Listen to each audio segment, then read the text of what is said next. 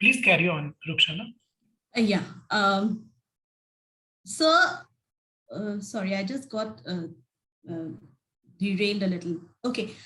The vision of Sir of what anthropology should be like has been reflected in many of his works, like The Future of Anthropology in Economic and Political Weekly way back in 1999, or when he wrote about the states of research culture in Indian universities in 2017 in Social Change.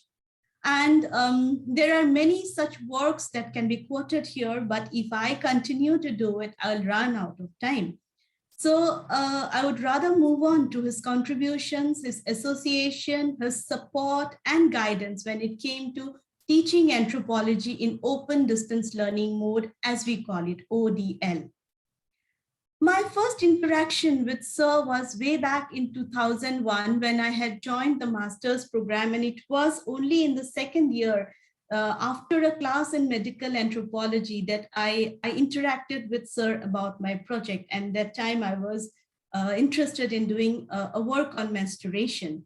And so that is how my interaction started, but it was a very brief one. And then after I joined IGNOU in 2010, that was the time when I became aware of Sir, not only as just a great teacher and an orator, but as a great academician, a visionary, and of course, a very humane being with a warmth and humbleness that just can't be explained in mere words.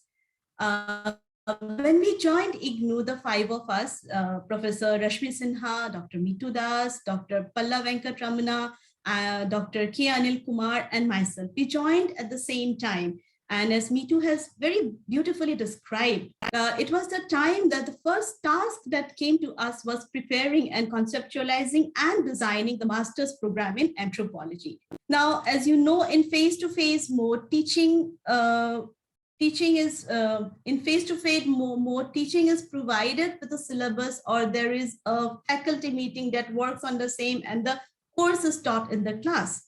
However, in IGNOU, we are creating a very different genre of students. We are catering to a very different genre of students who do not have face-to-face class, but meets and interacts with their teachers through the course material that is being provided to them.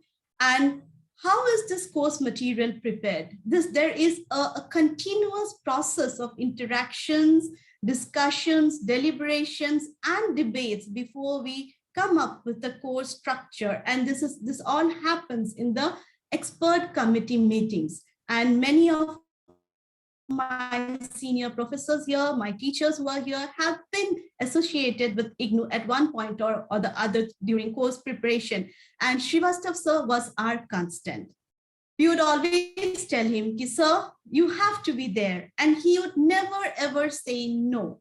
However busy he was, he would never ever say no, and he would be there for us. And only on a few occasions, he must have missed the expert committee meetings owing to other engagements, urgent engagements. Now,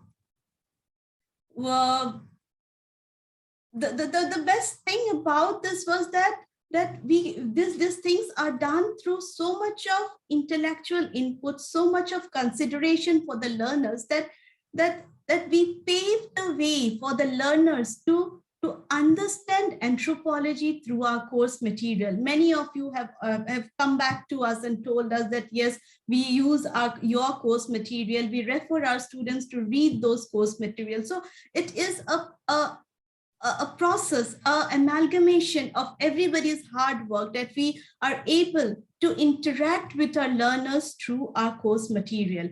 And that is also one of the reasons why we have been successful in implementing the coursework on fieldwork. Like, as we all know, that anthropology is incomplete without fieldwork. So even though we are teaching in the distance mode, yet we have inculcated in our learners the concept, the importance, the emphasis on fieldwork. And herein, before I go into how we started working during COVID and how we started having this Facebook sessions on fieldwork, I would just like to share a short anecdote with all of you regarding Sir. Now, Sir was not only involved as an expert committee member, he was also involved with us as an editor and also as a unit writer.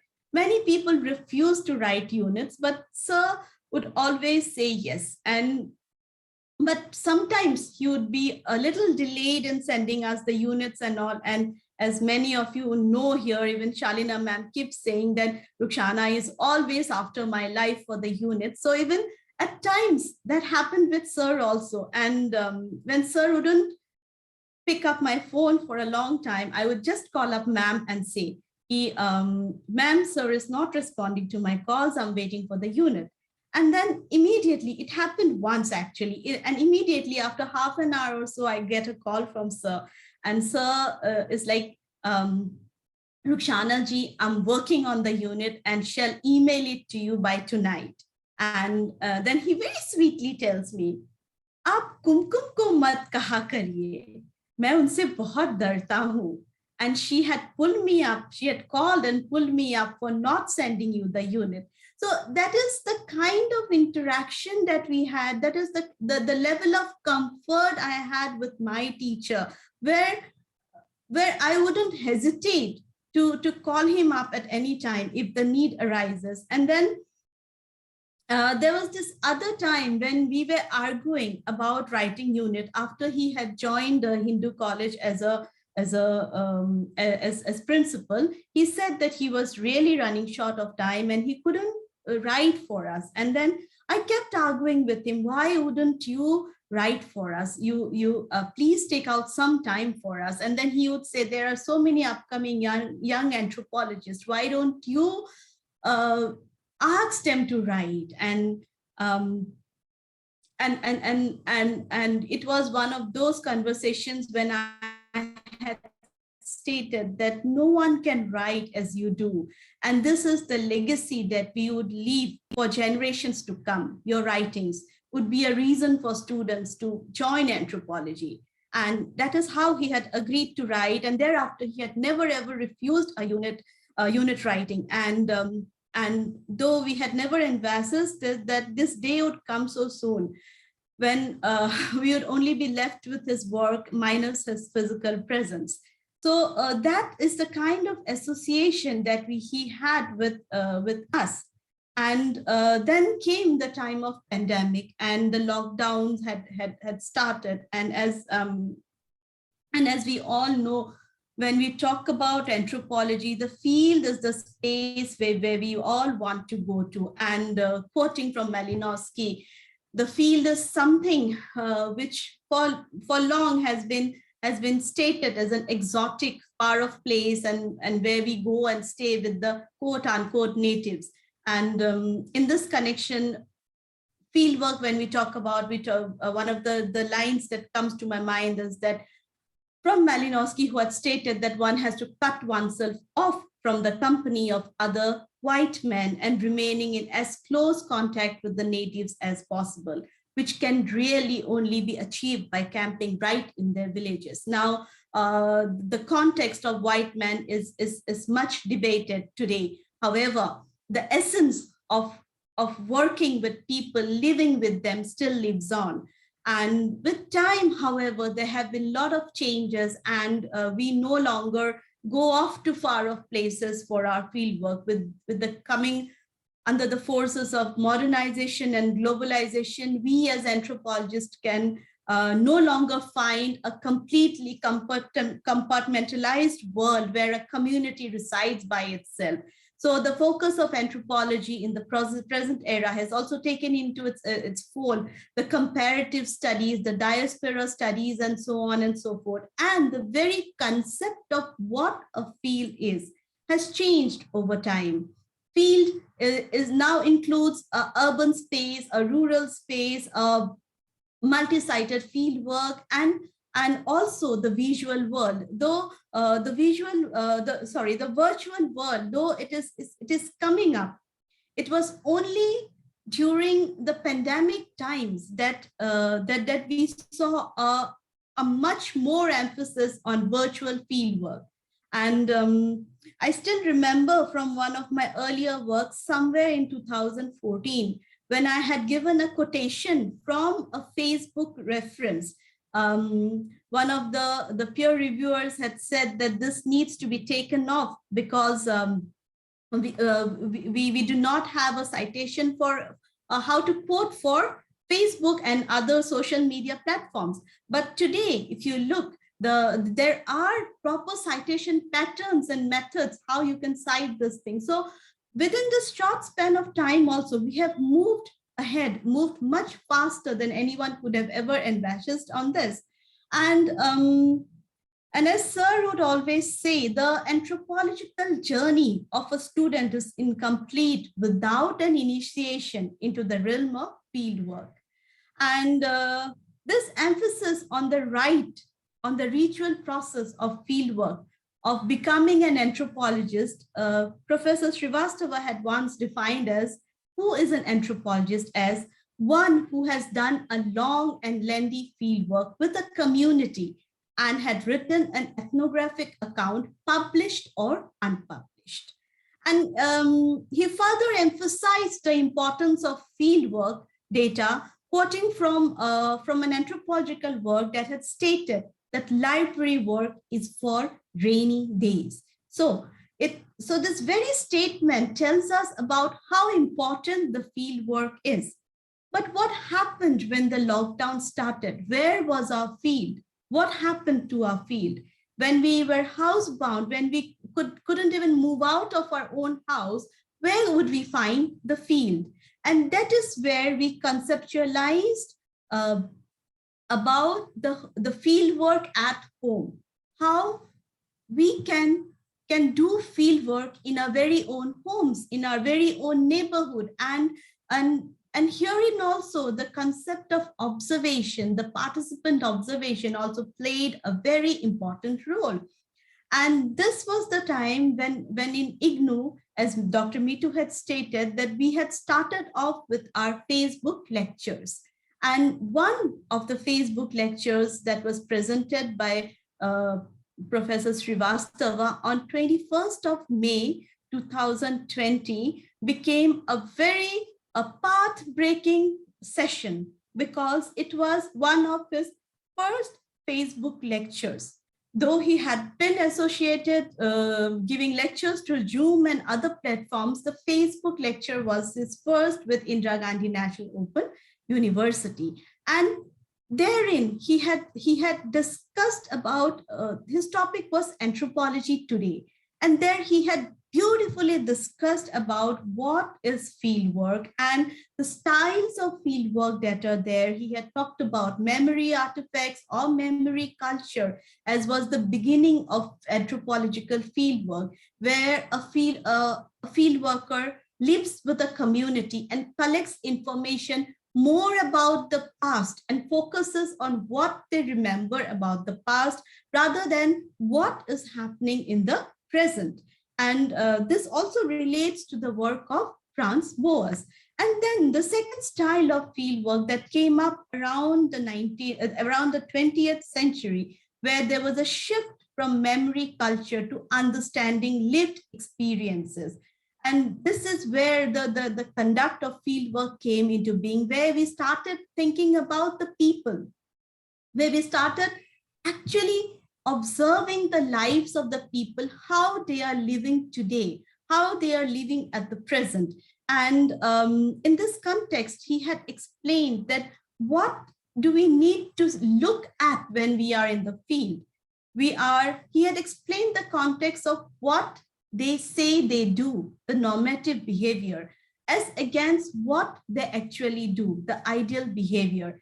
And this point he had explained with a very, very simple example of brushing the teeth at night. Now, he had stated in this way that if you ask a participant, if you ask a person, anyone, do you brush at night? Most probably the answer would be yes, because that is a behavior that is expected from you or from us. But then in reality, in actual stance, is that what you do? And that is what the emphasis of anthropological field work is, to find out the ideal behavior and not to go with only the normative behavior.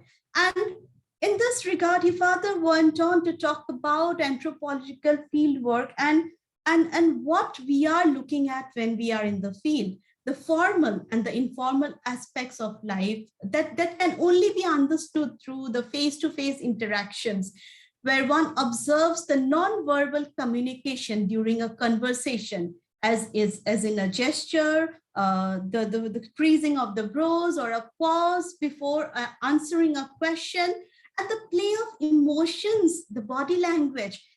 These are the things which communicates more strongly than words. And how do we do that? It is through the conscious sensing, which basically involves our 5 senses: what we look at, what we hear, what we see, what we taste, and what we feel. And then another important aspect that Sir had talked about in that presentation was about what should be the mindset of an anthropologist when he visits a field. And he talked about tabula rasa, which means having a blank slate, a state of mind where you completely wipe off your own knowledge, and then you try to capture what you are listening to, what you're hearing about, because that is more important in the field, what the people are saying and not what you already know or understand about anything, be it a phenomena, be it about everyday life. And as Kumkum ma'am had rightly stated yesterday, Sir would always say a good anthropologist is a person who listens more, observes more, and speaks less. And so these are some of the aspects which help us to build our understanding of how one can do field work at home. Because many of you might argue about the fact, what is more to learn about oneself? What is more to learn about what we already know? Like at home, I know my parents. So what is there now for me to observe? But the thing is, as we had talked about, when you are conceptualizing your home as a field, you as an anthropologist, you make your mind clear of everything that you know, and you observe the happenings in the house from that perspective, with the concept of tabula rasa. I do not know anything. I am an outsider here who's trying to become an insider, and I'm observing what is happening in my own house. And why did we have to come up with such a thing? We could have easily asked our students to go ahead and do the field work based on secondary data. Many of you can easily argue that it is already in the open distance learning mode. The learners are away. But then why do we need to emphasize on field work? Herein, I would like to quote from James C. Scott, who in 1985 had stated that an anthropologist is at work from the moment he opens his eyes in the morning until she closes them at night. So being an anthropologist, we are always at work, and even if it is locked down, why should we stop our work? We continue our work. We extended our own homes as our field areas, and that is where the concept of field work at home came up, and we encouraged our learners to continue their teaching learning process through this field work at home. And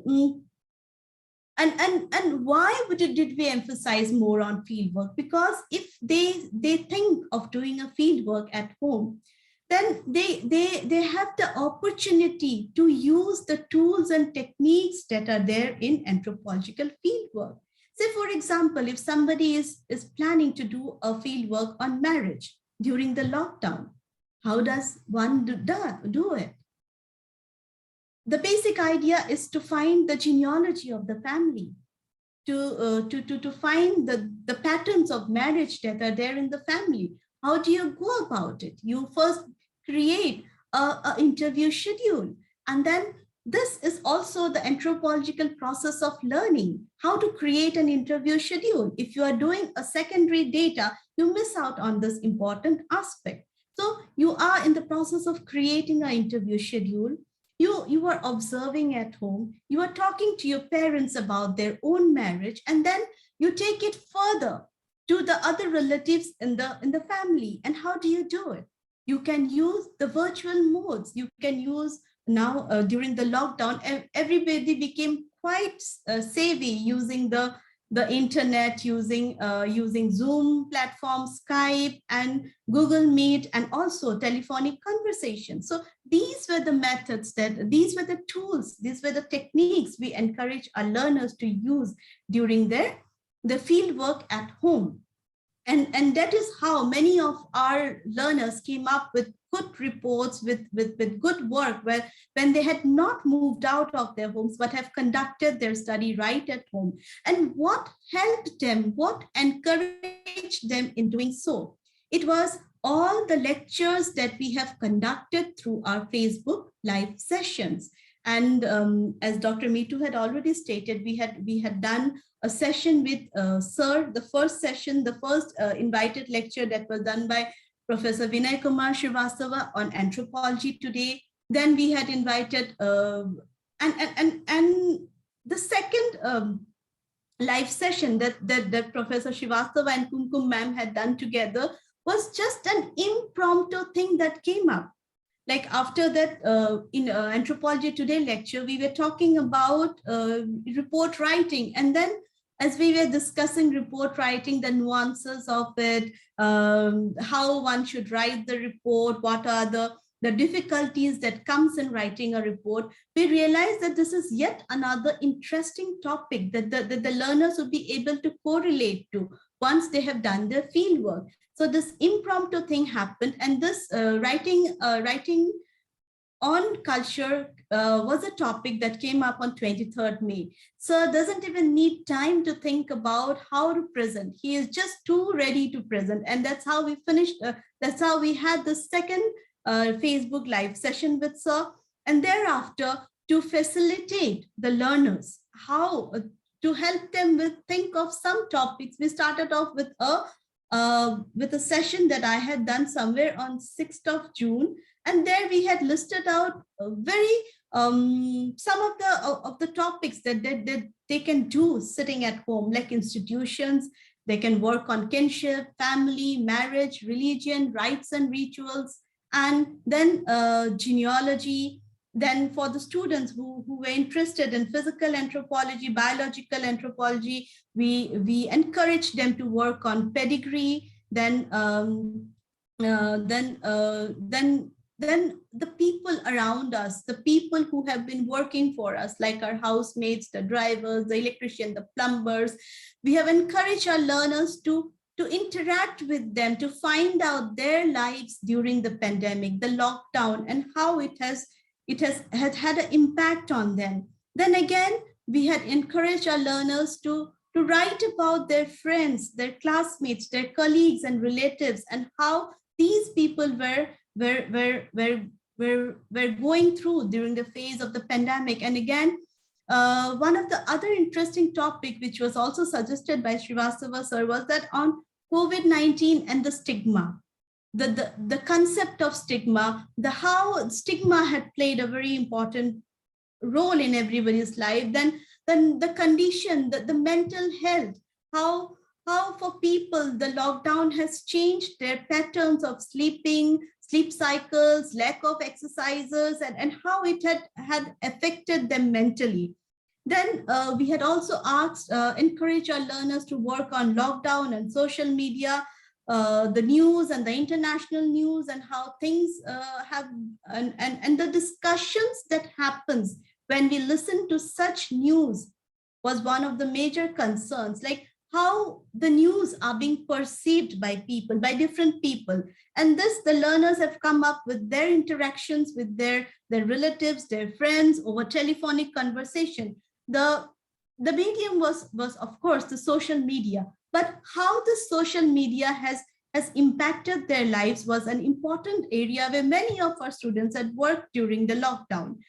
And as we all know about the migrant workers, the fake news, the role of social media during lockdown, that was being underplayed by many of the media sites, then Facebook, and how they were the setting trends on Facebook, like the trends that came up. Some of them were like the making of the Dolgana coffee. It kind of became a challenge. Then one was the selfie queen, that became a challenge. Then sharing your travel photographs, and how people were using the social media sites during this lockdown was another thing that we had encouraged our learners to work on. Then the other social media sites, like the TikTok videos that were being created, which was ultimately banned. And so these were some of the topics that we encourage our learners to work on.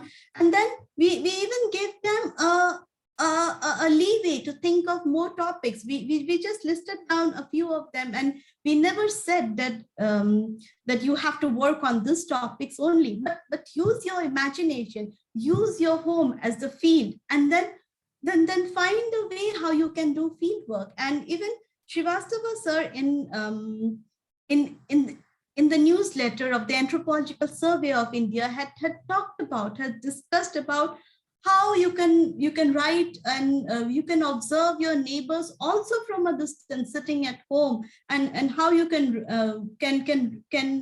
talk about them, observe them, and do a field work on that also. I guess I am exceeding my time, so I'll just conclude with this, that Professor Srivastava sir has played a very important role in all of our lives, and he has touched each and every one of us through his work, through his teachings, through his human nature. And even during the lockdown, he was a masiha for us in a way, when we readily agreed to do the Facebook live sessions, because as you know, during lockdown, social distancing was the norm. And even at that age, he was concerned about the learners. He learned the technicalities of using Facebook lives, how to do the streaming and everything. And it was, I must say today, that it was his lecture that have had the maximum views on our Facebook page, and we are so thankful to him for taking us forward, for always associating with us and our work. And thank you for this.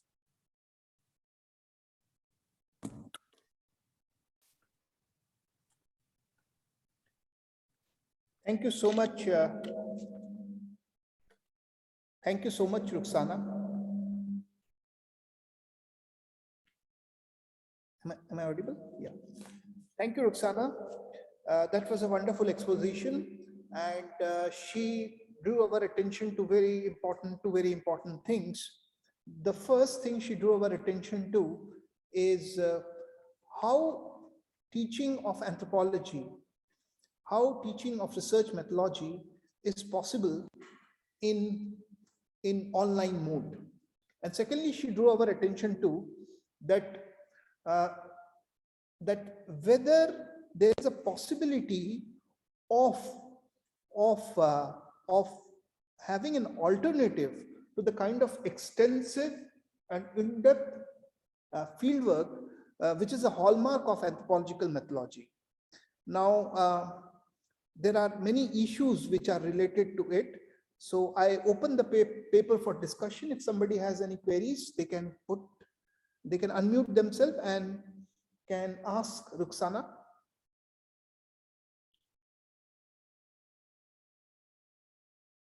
Is there any query? If not, then Dr. Rukshana, I have one query from you. Dr. Rukshana, you see, we can teach physics, we can teach chemistry, we can teach zoology, we can teach history through offline mode, through online mode, sorry. How is teaching of anthropological research methodology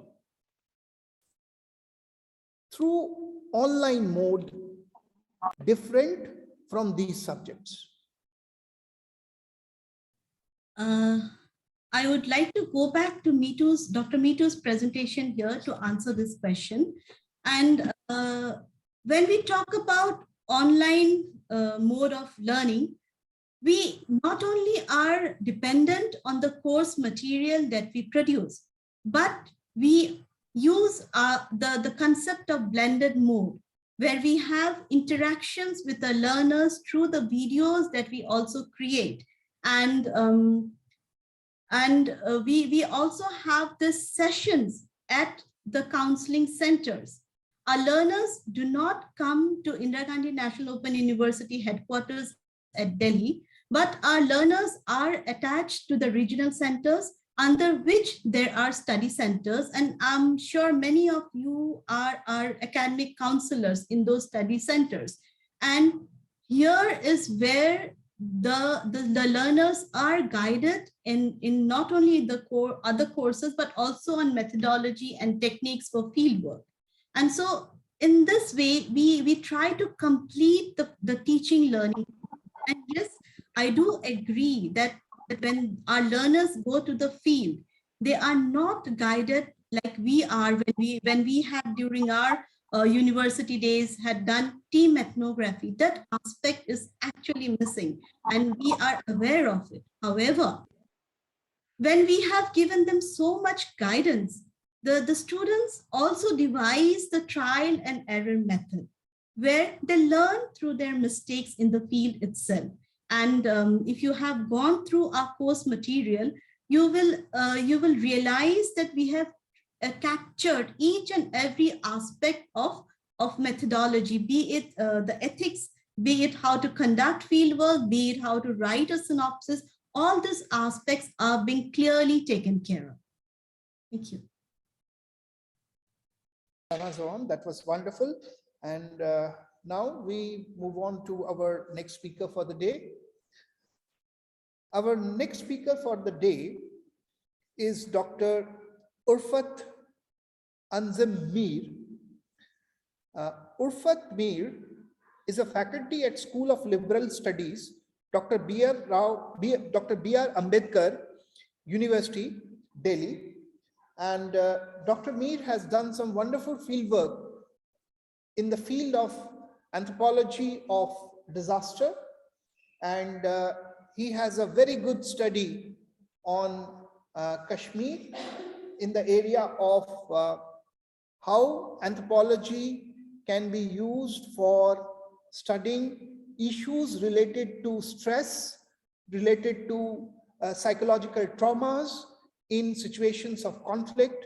So I invite Dr. Urfat Mir. He would be talking on doing fieldwork with adolescents in a conflict setting, methodological setting, and ethical consideration. I think a very important topic in contemporary times. So over to Dr. Urfat Mir. Good morning, everyone. Thank you very much, Professor Mitra, and in the co-convener, Dr. Chakraverti Mahajan, for giving me this opportunity to present my experiences here, in this seminar. I'll be in my presentation. I of course will be broadly talking about my experiences, discussing my experiences of doing field work with adolescents in a conflict setting. So primarily, I will do my presentation in three parts. The first part, in my first part of the presentation, I will try to briefly sort of locate study of childhood and young people in ethnography and anthropology, especially. The second part, I'm trying to look at the question of again the researcher positionality in field engagement, and the moments of negotiation in that field engagement, and also, share some of my experiences. So how the positionality of the researcher is very critical, especially in conflict situations, and also, when it comes to studying young people. In the third part of my presentation, I will specifically be, sharing some of the methodological considerations of studying mental health of adolescents in a conflict situation, the sorts of challenges, the methodology itself presents, because when we, think of methodology, of course, the choice of methodology has to be in relation to the context and in relation to the research goals, that we have set, for ourselves when we embark on the journey of research. And then I will be in this part also discussing some of the ethical considerations, some of the ethical challenges that are there that one as a researcher has to deal. And in that case, I will also be discussing one of the, especially in the context of Kashmir, one of the recent, issues that has actually come about, the questions of ethics of studying participants in conflict situations and the positionality of the researcher, that so how we are supposed to do it. So that is how I wish to, sort of make this presentation in the session. To begin with, when I try to locate this ethnographic, studies of childhood, even before coming to adolescence, I sort of, when we look at, this literature on studies of childhood, and of course, it starts with, the classical studies, where, start beginning with observations of Bronislaw Malinowski and Margaret Mead in 1920s, to later ethnographers, in two different strands. For example, in some of the ethnographers, anthropologists located in, Britain, and some of them, located, in US, sort of how they try to look at this question of, in certain terms, critique of developmental theories, at the same time also that how we find, the influence of Freudian psychoanalytic theories, and then of course, later suggestions by Edward Sapir and others on research on child's acquisition of culture. So what we find in this is that, in this ethnographic study of childhood, there is this descriptive account, of course, this descriptive account based on field observations and interviews, which are around the lives, activities, and experiences of children, in particular time and place, in particular social contexts, in particular cultural contexts, and at times in institutional and economic contexts as well. So that broadly makes sense of their behaviors there and then. So from that perspective, the ethnography of childhood then is primarily based on this premise of constantly re-examining, empirical research in relation to the conditions that shape childhood and tend to sort of vary also from one population to another. While there is that, the importance of locating childhood in a cultural context, yet at the same time, there's also that component of, that variation from one population, to another. And of course, this in the context of socially and culturally organized context. So that's where I think, ethnographic study of childhood also becomes very important. Now, when we, go back to this initial 1920s, attempt at describing childhood, what we also realize is that, that the later anthropologists, especially, for example, if one were to look at the work of Raymond Firth, and even Evans Pritchard, so what one finds is that, the relation of childhood in a context, the relational context of childhood, and the initiation of, child in a context is something which primarily occupies, the engagement, or it becomes the focus of the engagement of the ethnographers. So that is how we try to sort of, locate this. But then, one of the important aspects also in this is, for example, someone like, Edward Sapir, Ruth Benedict, and of course, Margaret Mead, when we try to look at that, that how they sort of come up with this new Freudian psychoanalysis, or maybe a model of understanding the childhood. And in that, Abraham Cardenas, this, who of course is a psychoanalyst and under the influence of Franz Boas, was also trained as a physician, but then gives this line of theory and research similar to new Freudian perspective, but replacing Freudian's biological drives, of in the course of early child development and cultural variable theory of ego development. So the aspects that actually inform this are that how childhood leads to adolescence and how we are locating adolescence in a cultural context. Now, when it comes to adolescence, the broader dominant understanding and the approach that is there is of actually, of treating young people as regularly scrutinized, monitored, and regulated simply because they have not yet reached adulthood. So in certain sense, maybe that agency of the adolescent is missing in the earlier literature, that discovery of the childhood in a context in terms of that agency of the child is something which one finds missing. But then in the later part of, maybe especially if one were to look at the sociology of childhood of at least last 2 or 3 decades, what one realizes is that this new sociology of childhood is recognizing this the discovery of children and young people as agents, and as some commentators also argue that that this actually places children and young people more centrally within key aspects of social science research. So we see this sort of an emergence of this focus on placing young children and adolescents in the spotlight, and that becomes very important. So from that perspective, what was essentially guiding my selection of topic and my methodology in the field is that, where, young people, for studying young people, ethnography becomes a natural choice, and ethnography becomes a very appropriate choice of studying young peoples and understanding their lives in a social context.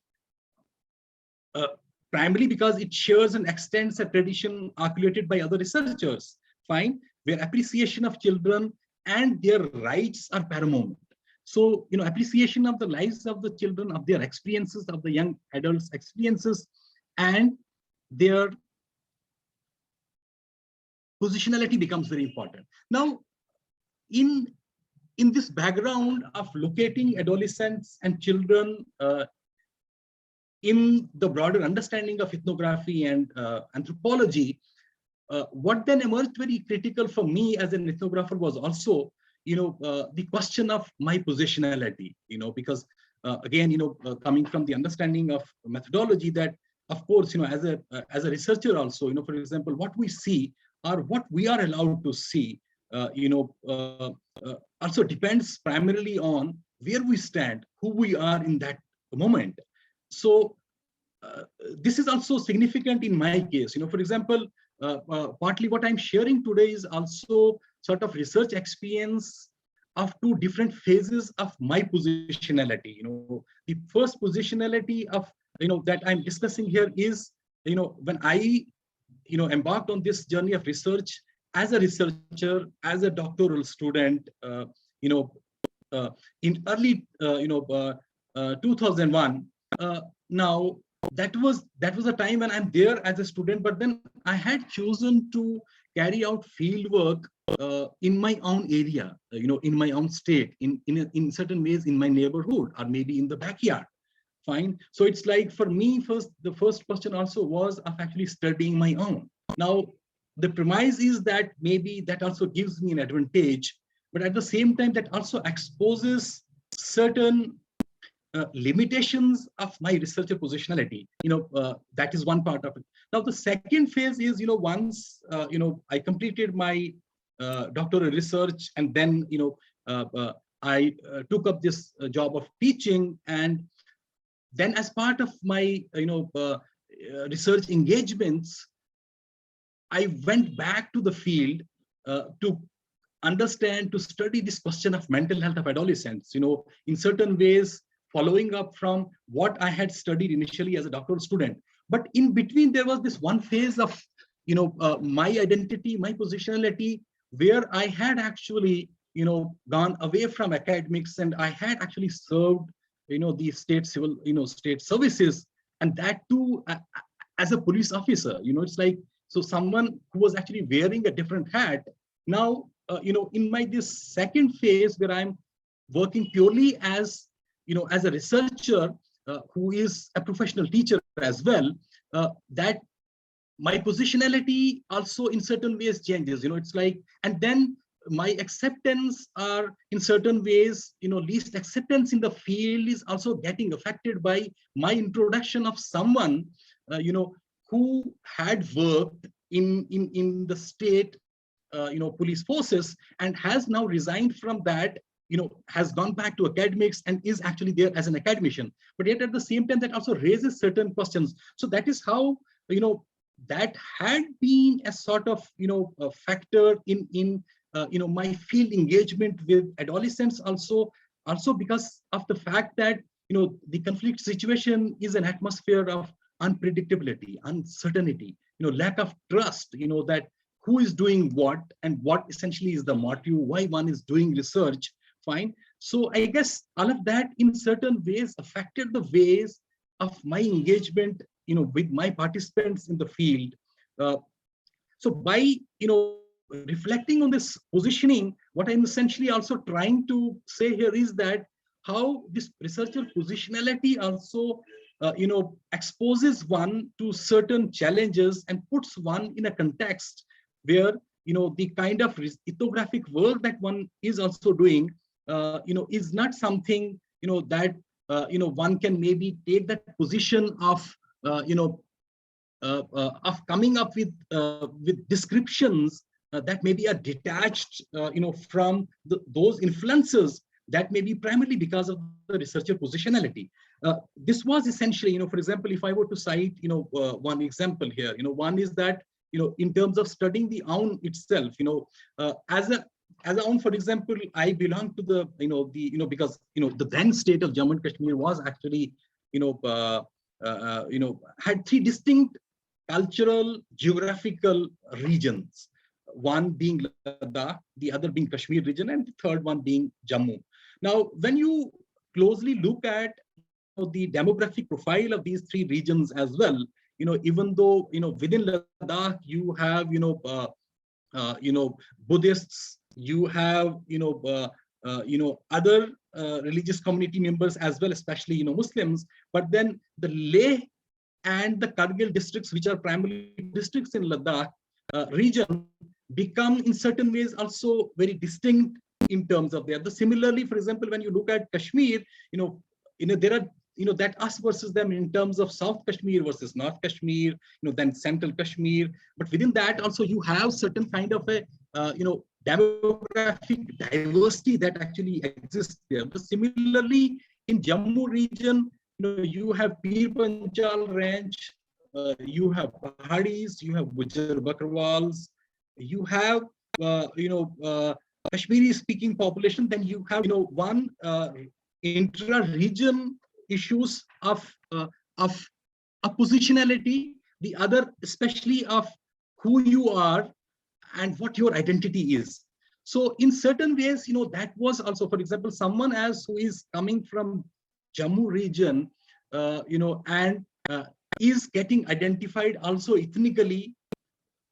Of course, I'm not getting into the question of, class, socioeconomic status, or maybe, other other social factors, but then that had an effect in my engagements with adolescents who were coming from different socioeconomic backgrounds and who were located in Jammu region as well as in Kashmir region in different contexts. And I strongly believe that had a bearing on the quality of the research, the engagements that I had, and the whatever I was able to grasp and elicit from the field. So while, even though my original assumption at the beginning of the research was of studying my own and assuming that my own means, coming from the state of Jammu and Kashmir itself gives me an advantage. But then that also, when, I went to the field, and otherwise also, had its own challenges. So what I'm trying to essentially say is that how, as a researcher, we have to be actually very conscious of these facts, and how, these contestations of, the contestations and variations that exist in the participants of the researcher, and how they view us as researcher, even if one supposedly belongs to that context, even if one claims to be on, but then one, while being on, also stays as an outsider, is considered as an outsider simply because of the positionality, simply because of the circumstances that are prevailing there in that context. So that is where, what I feel is very important for a researcher to be aware of, this. Now, this was clearly evident in my moments of negotiation in the field engagement. The sorts of tactics or interpersonal skills that I had to actually employ to earn trust of the participants of the research, to gain my acceptance in that context, even though, I was being able to identify with them, yet at the same time, I was not being accepted as someone, who was on. See, that was simply because of my positionality. Someone, firstly, who was doing doctoral research from Delhi University, when the conflict situation was at its peak, that someone who had come. Then in the second phase, someone again now who is working in Delhi is coming back to carry out research work. Now, what does it imply? So this positionality, I guess, at times maybe we assume as a researcher, certain acceptance or certain, even in the field of ethnography and, qualitative research, where, we claim to be in certain sense, superior in understanding the subjective interpretations, the thick descriptions, the meanings, the subjective meanings, and where we try to sort of, gain certain legitimacy in matters of intersubjectivity. Yet at the same time, the positionality, I guess, affects our engagement.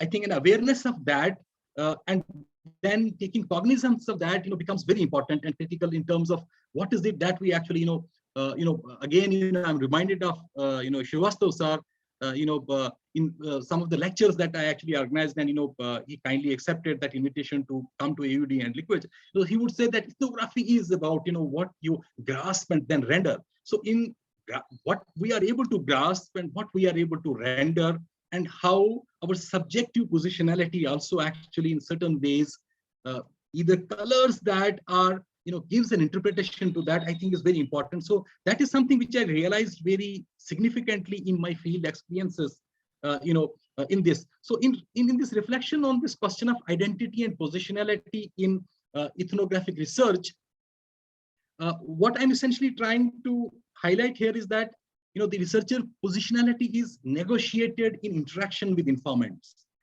There is that negotiation that takes place in the field, and that's where the interpersonal skills become very important. But at the same time, that's where the honesty of the researcher becomes very important.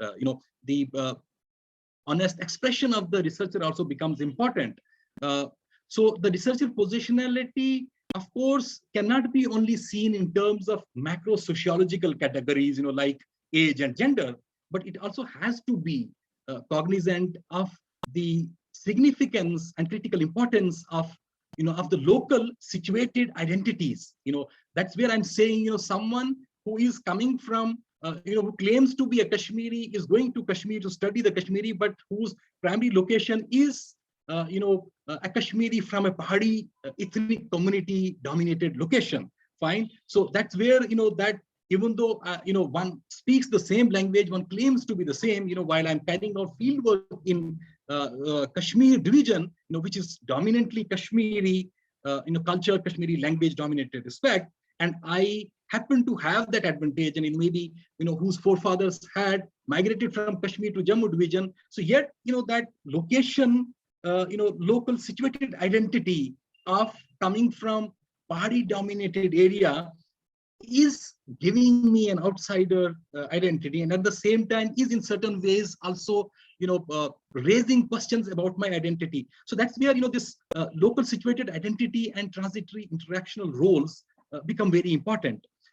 And of course, the positions and identities are not stable. As I told you, in certain ways, what I realize is that my earlier phase of a doctoral student versus my later phase of someone who is an academician, but at the same time someone who also carries the baggage of having served as a police officer, for the state, puts me in a different frame in terms of my position and identity for the researchers, for the participants of my research, not only the adolescents, but also the family members of the adolescents, the local community members, which essentially defines my field where I'm carrying out my research.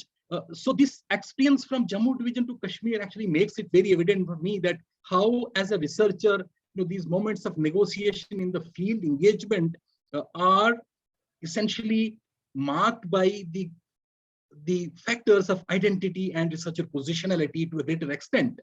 And a description of that, which I try to actually in one of the presentations in one of the seminars, and then I'm trying to actually get that published also, is that where I'm dealing with this question of that while claiming to be pure qualitative ethnographic research, but then how that also has been maybe to large extent influenced by this question of identity and positionality of the researcher. If I were to just simply also go into this question of my field research and the field site for me, the field site for me, essentially my participants are adolescents, but then those adolescents who are not only individuals, in isolation from the context, but individuals who are there in a context, but that context also, which in its own ways is diverse, is culturally diverse as well, at the same time also has certain elements of homogeneity, in those local contexts. Fine. So what essentially was important for me was that it was not essentially field in terms of geographic limitations.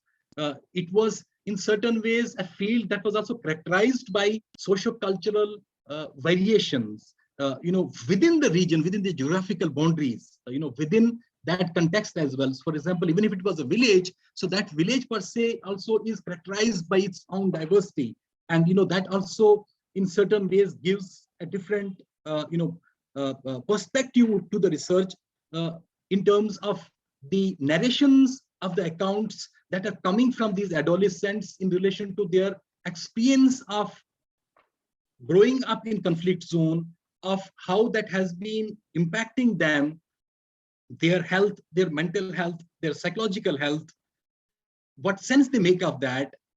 Now, that context, which essentially is actually a new normal, where the normal is trauma all around, where trauma on daily basis, on everydayness basis defines their life, where it is not an aberration, but it is a normality. Fine. To the literature that emerges, I'm also locating my study in terms of literature to the literature that is emerging from other contexts where the trauma is an aberration in that functionality, in the normal.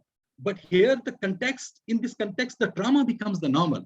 Fine. So what sense they make of this? So that is where, the questions, methodological considerations become important for me. So the first is, of course, what types of methods, the first question was for me that, what types of methods do I need to employ to, carry out my research on adolescents? Now, since I am trying to look at essentially the mental health impacts of conflict situation, and mental health impacts of conflict situation, or otherwise mental health impacts on adolescents or mental health of adolescents, is largely coming from the understanding of biomedical model of health, of psychiatry, of psychology. Fine, where the universalization of symptoms, medicalization is what is dominant.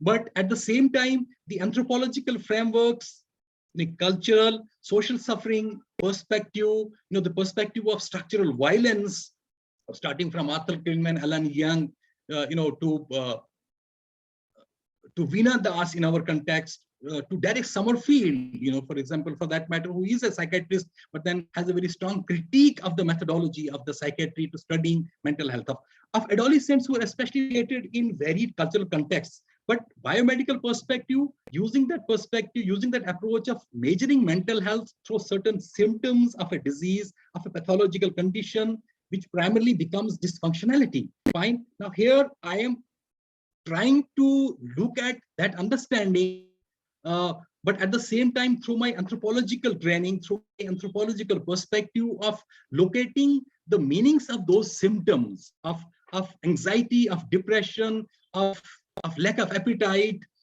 of lack of concentration, the manifestation of that in that everydayness, of what sense that makes to them, of those adolescents in that context. So that's where the important question for me was also that at one level I have to firstly look at maybe one of the criteria for me was that those adolescents who in certain ways have had an experience of directly or indirectly experiencing a traumatic event. So that's where as a social anthropologist having some experience of work, getting exposed to psychological psychiatric understanding by my location and affiliation at one point in time in Institute of Human Behavior and Allied Sciences, I tried to sort of have a screening criteria of post-traumatic stress disorder. Fine. So that's where I'm essentially using that criteria, which can be used by non-practitioners as well, to make sense of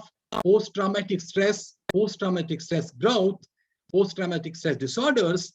But yet at the same time, then beyond that, by using my own methodology of interviews, of interactions with them, of engagements with them, mostly unstructured ones, I'm trying to make sense of the idioms of expression, of stress, of distress, of well-being, of normality, abnormality. So that's where the methodological question here is that is one especially trying to look at it through the perspective of that dominantly psychiatric psychological approach, or how one actually blends that with this anthropological framework of trying to look for those embedded meanings of that well-being or normal or new normal. And in fact, one of the challenges also that we as anthropologists and social anthropologists studying mental health also face is that in terms of that how it at times also becomes very difficult to convince these psychiatrists and psychologists also about the subjective importance of subjective meanings of cultural contexts. Recently I was making a presentation in one of the international conferences also, especially that was held in India only. And one of the questions that was asked was that you were talking about this, but then in terms of the quantification of this suffering, how do one make sense of it? For example, so again, it's about actually medicalization, universalization, generalization, but then the subjective meaning is something which is very important. So what essentially is the subjective meaning of mental health, of the impact of this trauma for the adolescents in Kashmir or in those contexts is more important. I think that's where our contribution primarily has to come from that, because so it is not essentially the same understanding, the same impact as maybe in other contexts. Fine, like I give an example, it's like one individual who may have experienced a traumatic event once in a lifetime, and that shock and that trauma, that stress becomes so such an experience for the individual. On the other hand, at the same time, one's not trying to belittle the significance of this, because that is why even this post-traumatic stress disorder also has been recognized as a mental health problem. So, in terms of war veterans, Vietnam War veterans and other World War veterans as well, because they suffered flashbacks, they suffered from hyper alertness, hyperactivity, flashbacks of that memory. So it's also that. But at the same time, in contexts where this normal is trauma on everyday basis, fine, the questions of resilience, the questions of coping with it or making sense of it. So there has to be a narrative. I think that's where we as anthropologists have a significant role to make a contribution in grasping that and rendering that understanding. So that's where I have been trying to make my attempt to actually do that. So methodologically, I think there are these questions also, that what methodology one uses and how one can actually come out with one's own understanding, interpretation of that. The last part of my presentation, which is actually about ethical considerations. Now, in terms of ethical considerations, one of the things which I struggled with in my research also was this situation in my engagement, where actually in certain by recall the experience of trauma, which had huge emotional pain. Now, this emotional pain of recalling the trauma, as a researcher, for me, my objective is to actually get that account, get that narration, but that account is actually making that adolescent revisit, recall that. So maybe momentarily that adolescent may have actually forgotten that, or maybe may have left it behind, but I'm actually forcing. So ethically, how do we deal with these situations, while we have to make sense of this? So I think, in those kinds of engagements, then those moments of silence, that's where I think, alongside the interviewing, the observation becomes very important. The observation of the mental state of the adolescent, the observation of the context, of the surrounding, of those who are actually there, the family members or others, the expressions. So how we take those field notes of those expressions, of those states of minds. And I think that, in a big way, supplements the understanding of the trauma, meaning, experience, than actually just only the question of, focusing on the narratives or accounts, because I think the large part of the data is about that silence, of that pause, of that disturbing emotional state, emotional experience, where that person gets disturbed, that adolescent gets disturbed because that adolescent has an agency. So that's, I think, again, very important in context, these. The other is, in a conflict situation where, as I was earlier discussing, primarily it is about, the lack of interest, lack of trust. For example, who is doing what, who is a state actor, who is a non-state actor, who is working for whom, how that information is going to be used. Now, this question of, carrying out field work in conflict situations, in war zones, especially, gained significance also, post this war on terrorism, this war on terrorism that was launched by, America and supported by NATO. So that's where, this concept of humanitarian teams actually became very important. Now, this concept of humanitarian teams was essentially in the context of that, these, natives, where, the terrorism was actually breeding, were the ones who were actually supporting in certain ways those who were actually engaged in acts of terrorism, whether it was Iraq or Afghanistan, especially Iraq and Afghanistan. Now, that's where the Allied forces thought of actually engaging and utilize the sociologists, anthropologists, psychologists to break, per se, the psychological resistance of these communities. So that's how, the cultural knowledge of these, ethnic knowledge of these communities could be used for eliciting information that could be used for carrying out operations. So in a way, it directly entailed causing harm to the locals. But, at that point of time, anthropologists, again, given their... Can you please conclude? Yeah, I'm just concluding in 1 minute. I'm, in the last, please. Yeah, I'm in the last slide. So I'm just concluding. Yeah, thank you. So what I'm saying is that, anthropologists, given their baggage of colonial history, were the ones who actually did not come forward and participate in, in making contributions to these humanitarian teams. But psychologists and sociologists were, and then, the sociological association, academic associations of America had to actually issue, ethical guidelines to desist the, social scientists from actually contributing to that, because that was leading to loss of life and other, harms for the local community members as well. Now, the same in certain ways is also that, where the researcher comes under the lens of the suspicion. Now, this for this, I'm giving this case study of especially the recent Saiba Verma as a seasoned researcher, anthropologist, who is based in US, but then did very interesting work on mental health of population in Kashmir.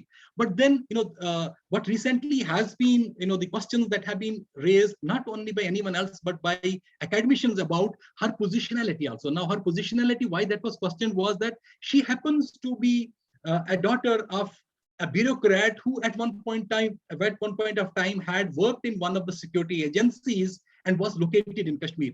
Now, the primary question, ethical question that's getting raised here is that whether, because she had not disclosed primarily her location, her positionality to the participants while eliciting the information, whether that compromised the safety. So that's where I think we as anthropologists are now coming under severe scrutiny for our actions as researchers, as social scientists also, and we need to be very careful. So that's where the questions of consent taking, the questions of explaining the research motives, of explaining the positionality of the baggages that we are carrying as, and the identities that we have, I think becomes very important. So this, I just wanted to highlight that, in ethical considerations, not only about, informed consent, but also within that who we are, what we are doing, I think, and a description of that also becomes very important.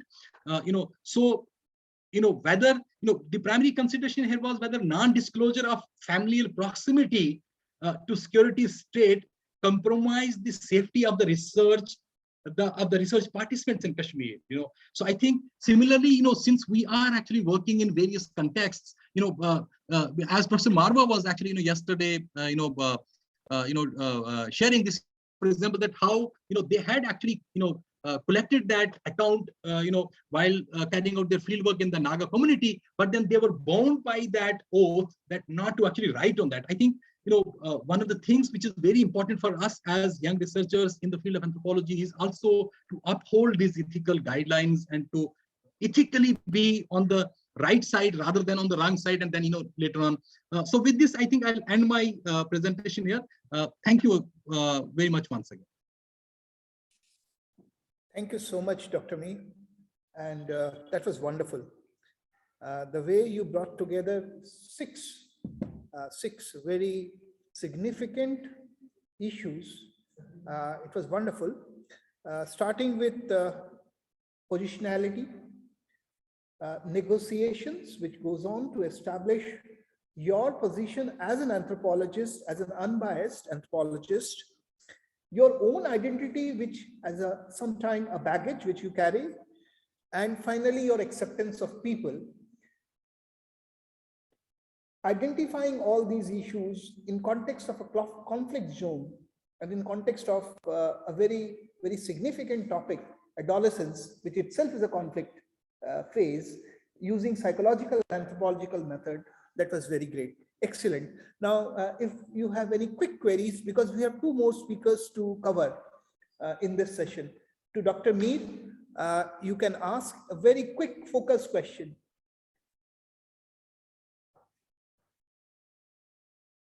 Thank you so much, Dr. Mir. There is no query from you. Now we go on to our next speaker for the session, Dr. Kalindi Sharma. Dr. Kalindi Sharma is a PhD from Department of Anthropology, University of Delhi, and she has done some wonderful work in the area of anthropology of disaster. And right now she is with Amity Institute of Anthropology. So I invite Dr. Kalindi for her paper on art of field note-taking in the 21st century. Dr. Kalindi, it's over to you. Thank you, sir. Thank you so much. Very good morning to everyone.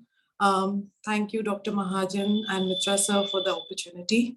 And I would also like to take this opportunity to pay my regards to Srivastava, sir, who happens to be our field guide for during our MSc dissertation. And it was quite an experience to be accompanied by sir and to be guided by sir. It brings back really wonderful memories of him guiding us. And I would say that the formative years of me as a researcher were informed by Srivastava sir immensely.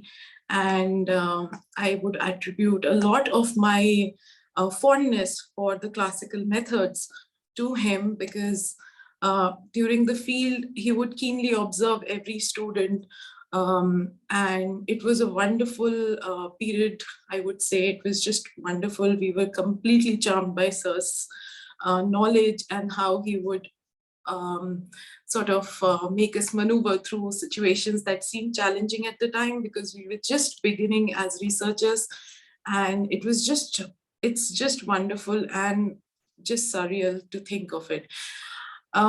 So my paper is on the art of field note taking, which is a result of a session that I had taken in Ambedkar University in a workshop for research scholars that was an early career researchers.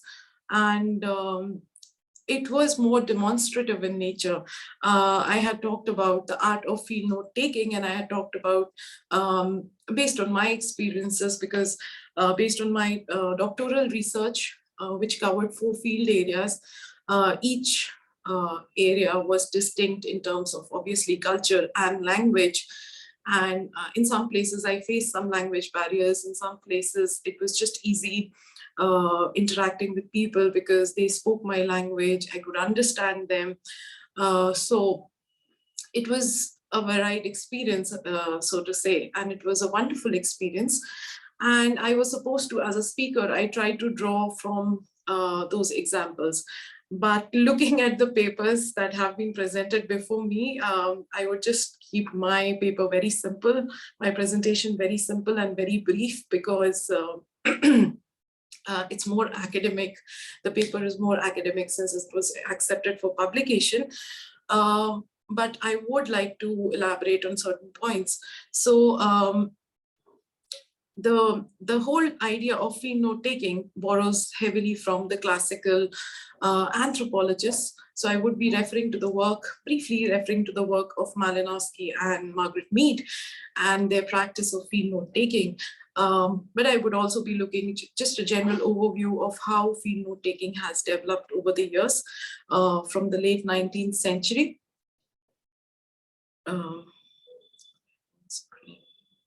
Just a moment.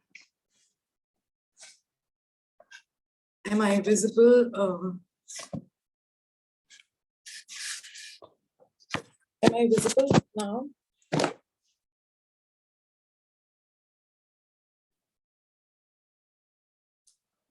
Okay, thank you. So I would be briefly reading from sections of my paper. The practice of ethnographic note-taking is considered to be an immersive practice and an osmotic process for the researcher. It is a crucial dimension of the anthropological episteme, which is an act that is as old as the discipline of anthropology itself.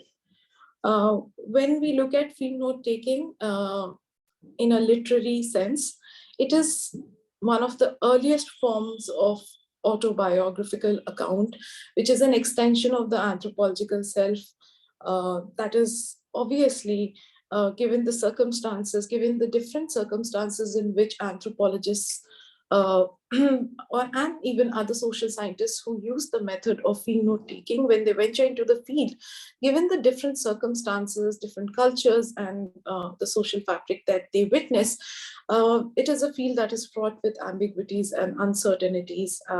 And the researcher learns to negotiate with his or her daily realities in the fields and sort of creates an account of these realities in the form of field note taking. Now, it is obviously a reference material for subsequent research, but at the same time, it is a journey into the selfhood of the researcher who visits the field for the first time, begins with an almost journalistic account, rather non-academic approach, but a journalistic account of the people and culture that he or she familiarizes with in terms of the space. Later, anthropologists and social scientists like Robert E. Emerson have categorized field notes into 2 kinds of information they provide, one being the descriptive information and the second being the reflective information. It's been a challenge for the practitioners of field note taking to negotiate between these 2 categories. While the descriptive note taking and the descriptive information writing is something which is rather simple to understand, it is the reflective note taking which becomes challenging to negotiate with. The former obviously is an organized documentation of factual data and an interpretation of the social and natural setting of the field.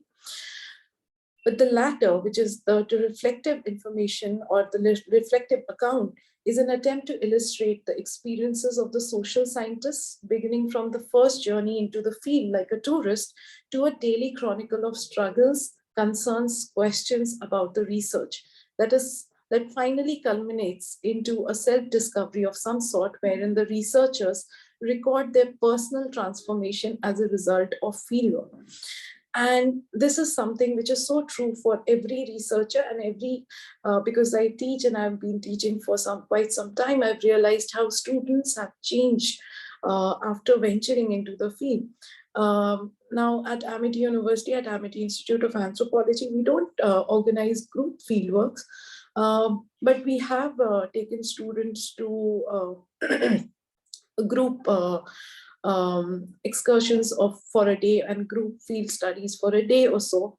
And even during that experience, when they have interacted with their subjects, so to say, they have come back more experienced, and they have come back more, I would say, more reflective of what they went through in the field, even though it was for just the duration of a day. Now, research around ethnographic field note is replete with variety of examples ranging from a record of archives to roadmaps to graphic illustrations, sketches, transcripts of interactions between the researchers and the people in the field, and even for that matter, objects and articles collected in the field that may trigger a memory for the field worker once they are done with the field work. So consequently, the field notes become a synecdoche for the entire fieldwork. It is something which is an extension of the entire fieldwork, even though field notes may not be an entire methodology of conducting research. The exercise of field note taking thus does not come with a training manual of how to go about recording events, episodes, and observations in the field. There is no singular way of saying that this is how you go about doing field note taking, or this is the process in which field notes are to be taken, or this is the order in which the data is to be recorded by you personally. So this has resulted in fair amount of controversy surrounding the content and the context of fieldwork. In the words of Jean E. Jackson, field notes are a symbol of professional identity for an anthropologist in her essay, I Am a Field Note, where she carried out intensive research and interviews among anthropologists and even other social scientists about what they consider to be a field note. Simon Ottenberg distinguishes field notes between head notes that are essentially memory notes or remembered observations as opposed to written notes. The notes recorded in the field have diverse meanings for its practitioners, who sometimes view it as a scientific methodological tool that makes them overcome personal biases, because they are carrying forward the practice of rigorous and exhaustive recording of their experiences. As a result of that, they consider it to be an objective and scientific methodological tool. However, there are many oppositions to this idea as well, where people have questioned the academic rigor of such a practice, because it deals a lot with derived meanings and perceptions of the researcher. Of course, it is also a mnemonic device that allows anthropologists to reconstruct events in the field once they have left the field, once they have exited from the field. So they act as triggers for memory of the researcher. In fact, there are many researchers who don't even write daily logs for that matter, because they believe that their memory is enough to keep an account of their experiences in the field, or they do not prefer to make it accessible to the reader, a section that I would be talking about now. So in 1985, the central theme of the American Anthropological Association Symposium was field note taking. And this was a subject that was greatly debated upon from various perspectives. The statement of concern for American Anthropological Association Symposium was anthropologists create their own documents unlike other social scientists.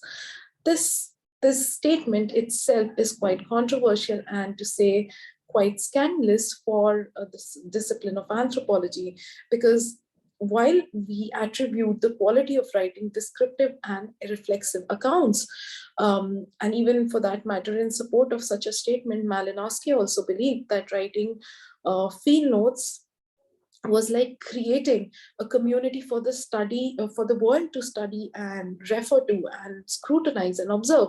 So as a result, this notion of fabrication of data came into the discussions, and it was realized that anthropologists may actually be accused of fabricating stories around their subject. It is definitely a regressive and a reductive assessment of this practice, but at the same time, this practice of writing a reflexive account is something that has always been under constant scrutiny by the practitioners themselves, as well as the people who have read the works of anthropologists, some stalwarts in the field of anthropology.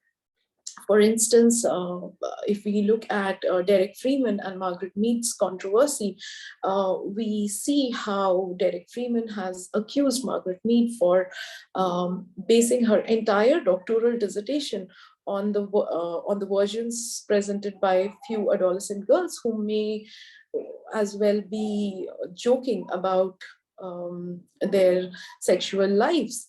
And this is something which Derek Freeman focused on immensely, and in fact called her entire work, Margaret Mead's entire work, immensely fabricated by her own experiences.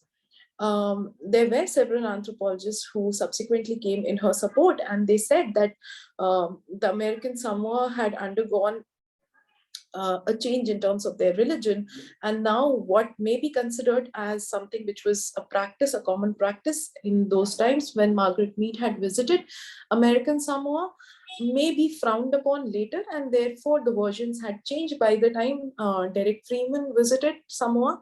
And this was something which was quite controversial at the time. So given these circumstances, the whole idea of field note taking has always been considered rather ambiguous, and therefore there is no ready manual for the same.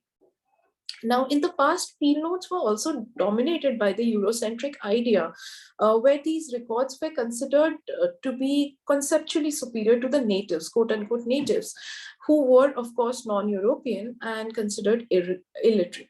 Now, it was a tool for many to practice cultural imperialism. And in many ways, it defeated the identity of an empathetic, moral, sensitive, hardworking observer and listener that was the role of an anthropologist.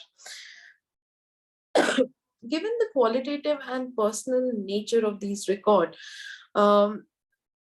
this area of ethnography has always been in debate in terms of whether or not this should be accessible to the public eye, because a lot of anthropologists consider their field journal and field logs to be a rather intimate account of what they experienced in the field.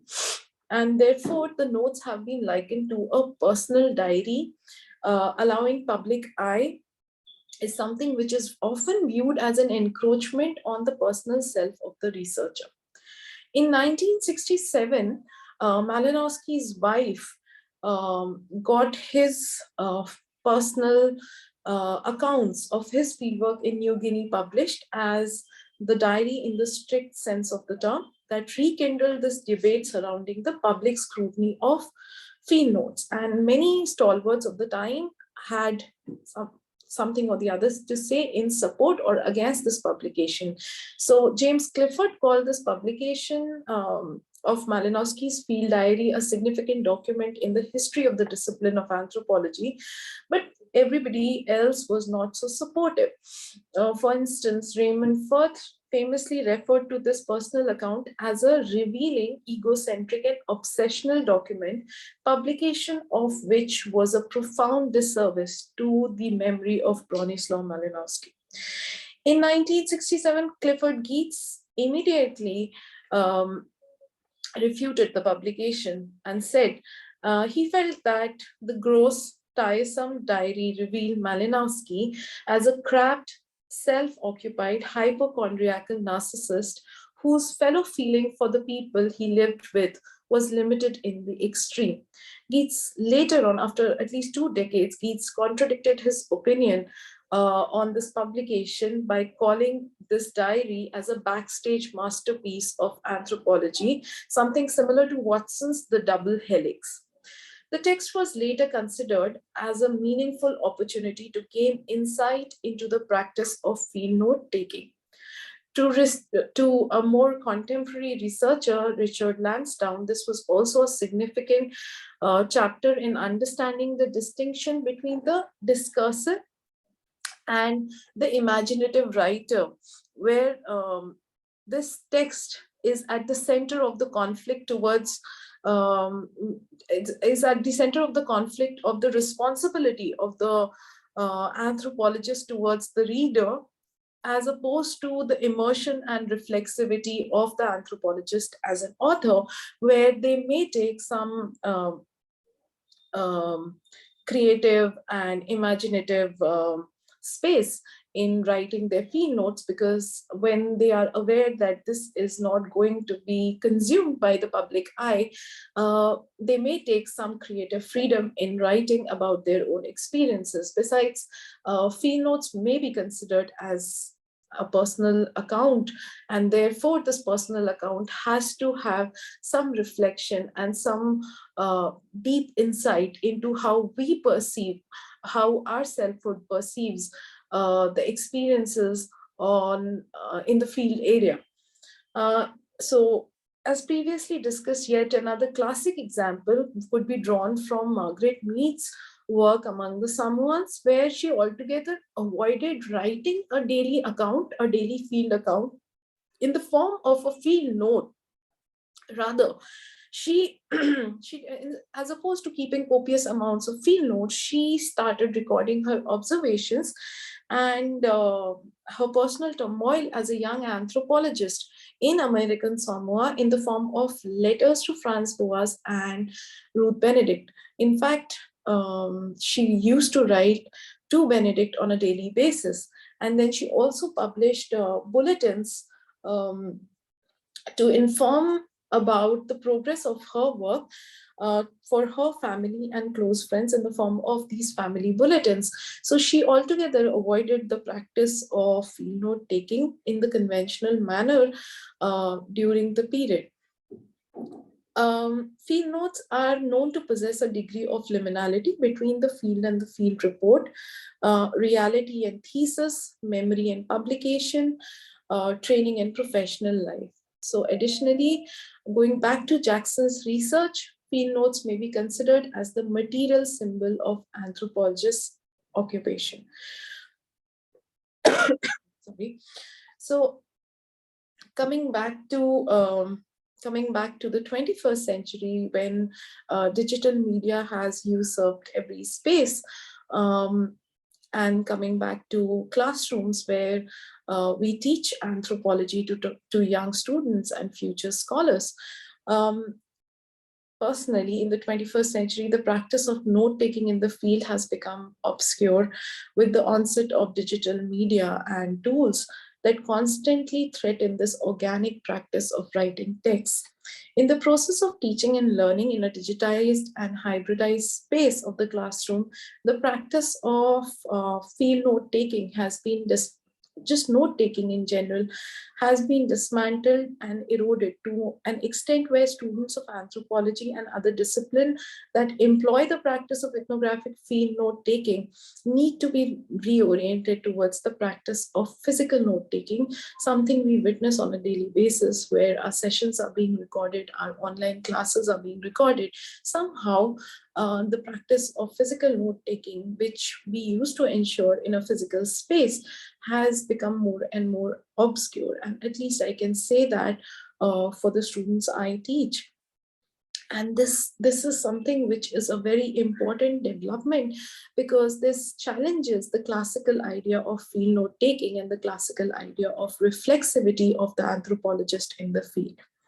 So this calls for several discourses surrounding now the code of ethics, and also reorienting the code of ethics in an age where we talk about the rights of people who are being recorded, but at the same time, every individual has access to mobile phone. Almost every individual has access to mobile phone. And therefore, the rampant visual and the rampant verbal recording of researchers, these young researchers, is something which, without taking proper permission from the people, is something that I have personally witnessed. And we have talked immensely about this code of ethics in our classrooms. But somehow, because there is not enough focus on the practice of physical note-taking, and because it's easier to reach out for these technologies and record conversations, the whole idea of introspection and the whole idea of reflection is also becoming bleak and more obscure and more invisible in many ways for not just the student, but everyone who has been associated with the discipline that employs ethnographic field note-taking so extensively. So it is something which we need to really address, because when we look at it, this in many ways reorients the relationship and the bond that people, the researcher shares with the researched. Because when it comes to noting information, when it comes to physically noting information, it is also the researcher's wisdom to record what they deem as important and what they deem as insignificant. There have been instances where respondents have been at the center of telling the researcher what they need to be noted by the researcher, because they consider it significant piece of information, even though the researcher may be considering it as irrelevant for that matter. So given these circumstances, I feel that the practice of field note-taking needs to be reintroduced, and students of anthropology need to be reoriented to the practice of physical note-taking in some manner or form, in order to bring about a more deeper insight into the practice of anthropology. So in a time when we are talking about smart ethnography, we really need to still talk about these classical methods of practicing anthropology and practicing ethnography. So thank you very much.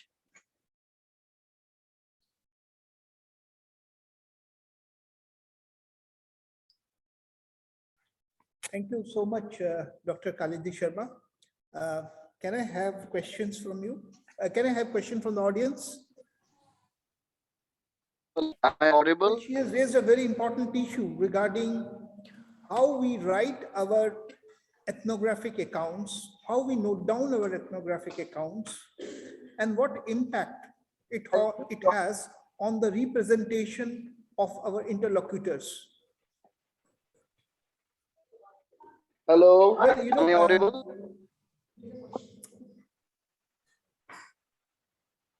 Yeah. Hello. Question? Yeah, we can hear you. Please ask your question.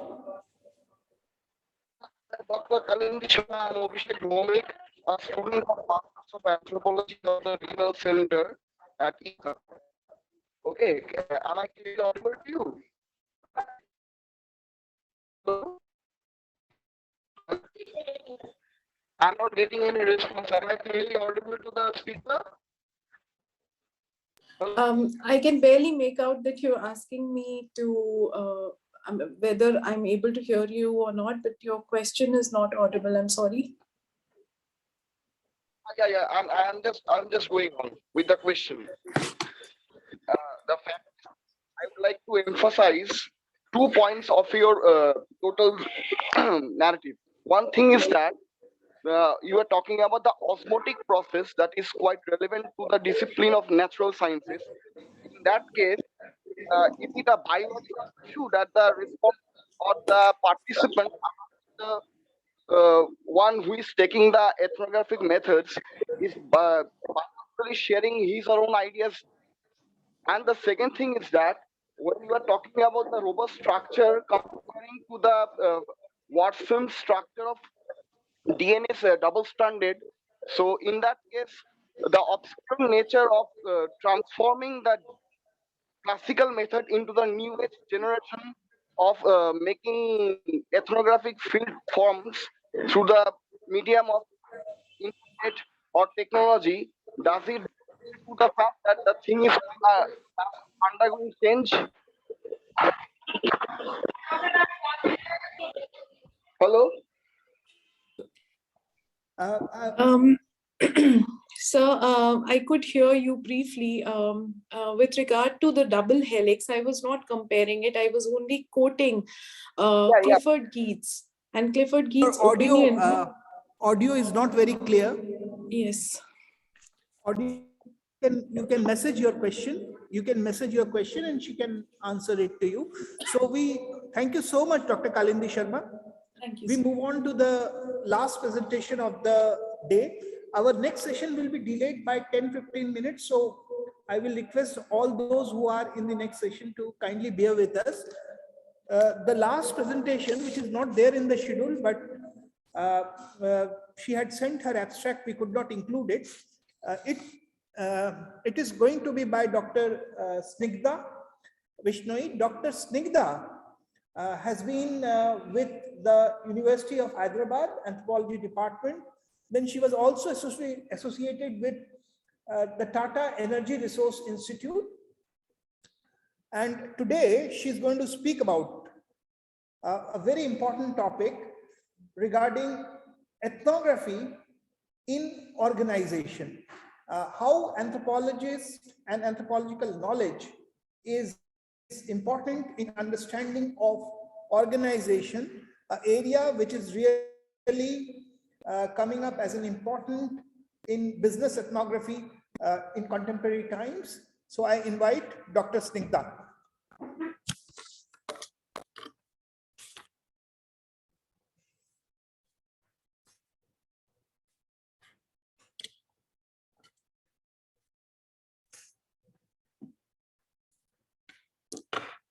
Am I audible to everyone? Good morning, all of you. I welcome everyone to my presentation on fieldwork in organizations, some reflections and recommendations I would be sharing as a part and parcel of my deliberation here. I would like to thank all the organizers for this humble presence and for this humble inclusion at the last hour. So to begin with, I would like to thank Professor Vinay Srivastava for helping my imagination to uncover what is present and what is absent and what is visible and what is invisible in the organization's world. And how can anthropologists be a part of this? I had always been intrigued by the various taglines of various corporate organizations. By saying across, I should name a few like Hira Hai Sada Ke Liye by Diamonds de Villiers. There are things like Amul, the taste of India. I would always be intrigued by certain bracketing the identities and also the image, also the brand management of all these organizations. How do these organizations, different kinds, mostly in the capitalistic sense, how do they uncover, how do they manage, and how does the work inside these organizations look like? Do they have a different life? Do they have different kind of accommodations from what we see in the communities that are operationalized in our traditional fieldworks? Well, to begin with, I would also like to tell you that this was one of the projects that Professor Vinay Srivastava had begun before his PhD at Cambridge. He was very passionately involved in the study of work cultures in the government organizations. So my imagination and my passion towards the understanding of the social life of organizations was fueled by his passion. Nevertheless, one of the important mention has to be made that he the kind of person he was, the kind of academician he was, he never interfered particularly in any kind of methodological changes or interventions for that matter. He always tried to encourage one's own creative expressions to the level of exhaustion, and then his expertise always helped us in the kind of background development of questions, the background development of our research ideas. And this is how this particular gathering means a lot, in which I will be able to share my own experiences in terms of some reflections, some recommendations under his guidance, under his blessings. Thank you, everyone. To begin with, the very first question that comes across while we take the name of Anthropology of Organizations is that whether the methodological and the analytical ideals that we use for our traditional fieldwork, are they similar to what we apply to the organizations? So this is in addition to some of more internal information I would be talking about, but my presentation should be able to illuminate our listeners on the understanding of the exchange between anthropology and organizations, what kind of complexities, what kind of interventions, what kind of inputs anthropologists make there. Second, talking about the practice of doing fieldwork in organizations is mostly called as corporate ethnography. It is also popularized as organizational ethnography interchangeably. So what are the nuances? How do anthropologists go about it? Thirdly, the challenges which are very much inducted in the system. You can say it being a new branch, it being a fertile area of research that is coming along. So there are bound to be certain to be encountering a field of tensions that, if I may borrow a word from Vinay Srivastava's understanding. And coming across, I think our all research papers that are available so far and all over the research studies that are coming along should be able to help us illuminate some kind of better preparation, better kind of recommendations, and better kind of understanding to approach this world of organization. So I would again like to begin with helping you imagine a context where a fieldwork enters a typical village and a fieldworker enters a typical state of organization. Both of them would apply the same standards of fieldwork in terms of the understanding, or if I may use some analytical ideas such as total immersion, participant observation, the idea of holism. Well, fieldwork ideals are same for one and everyone, but how they are utilized and how they are marketed and how they are executed at different social settings makes all the differences. To add here, I would like to say that anthropologists have been crucial in highlighting few of the unsaid lives of these organizations. They are able to bring in focus the importance of histories of these organizations. What kind of hold, what kind of influence, what kind of activities do these histories of these organizations do actually play a part in deciding, in influencing the life, in influencing the work that goes along, and influencing the approach that these organizations have towards people who come across with intents of understanding them. They could be anthropologists, they could be psychologists, they could be sociologists, and they could be management professionals also, who could be expressing an intent to understand these organizations. But anthropologists operating from their idea of contextually explanations, they always include the history, they always include the context in which these organizations are played to help your understanding. I would like to say whether these organizations are government, private, whether these organizations are which kind of place, what kind of setting do they operate in, what kind of sector, is it manufacturing, is it IT, is it social service? Again, all this context building has a lot of important interplay with the kind of activities that go around in the organizations, and who better than anthropologists who could bring in this focus back while you're trying to understand this world. Also, one of the important interventions listed by S.P. Bate in one of his articles, What Happened to Organizational Anthropology, tries to bring in the context of the importance of understanding the organizational culture as processual processual aspects as well. For that to matter, it is not an appreciable intent to understand culture as a static idea. How do we understand culture as a process? How do we understand culture who is self-evolving, who is so fluid, who is changing, who is inviting the interventions of each and everyone who is actually being a part of that organization, rather than keeping just the management as the beholders of all these understanding of organizational culture, as it is also understood by some of the leading disciplines that are social sciences, which is most of the times expressed in the research papers. So while anthropologists talk about the historical aspects, the contextual aspects, the processual aspects, and lastly, they tend to be more actor oriented. They want to bring along the aspects that the insiders highlight in the understanding of these organizations.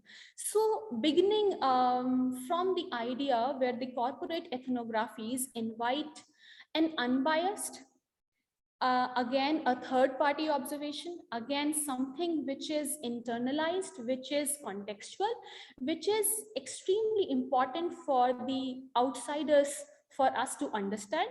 So taking an understanding from the S.P. Bates idea, how do anthropologists can bring along a completely different picture of organizational life? It could be culture, it could be policies, it could be products, it could be the communities that these organizations work with. So beginning from that kind of background of organizational ethnography, again, I would like to re-emphasize that the ideas, whether they are methodological, whether they are theoretical, whether they are metaphorical, all of them will tend to be the same for any kind of field work that you imagine. But to again settle some brief idea about the sense of organizations, I would like to highlight that for people who do not know or who have a brief understanding of organizations, they are these social groups which are highly structured. They are spatially oriented, and also at the same time, they are extremely mindful of their membership, as in who could be a member of the organization and what kind of work are they expected to do in that kind of setting. When a social scientist or specifically an anthropologist enters into the system, having an understanding of the ideas of participant observation and to the ideas of holism like this, we progress on taking on our very basic nuances of ethnographic method to the state of these organizations. And again, moving on from here, I would like to emphasize, I would like to share some of the problems, some of the challenges that anthropologists face while they set out on their studies of anthropology of organizations. So being there here, I think the important pointers is something that we have already discussed, whether the being there, whether the idea of belonging means the same to an anthropologist working in a village or in a market or in an organization. For an office, you could imagine the offices of any technical services providers, for that matter, Google, IBM.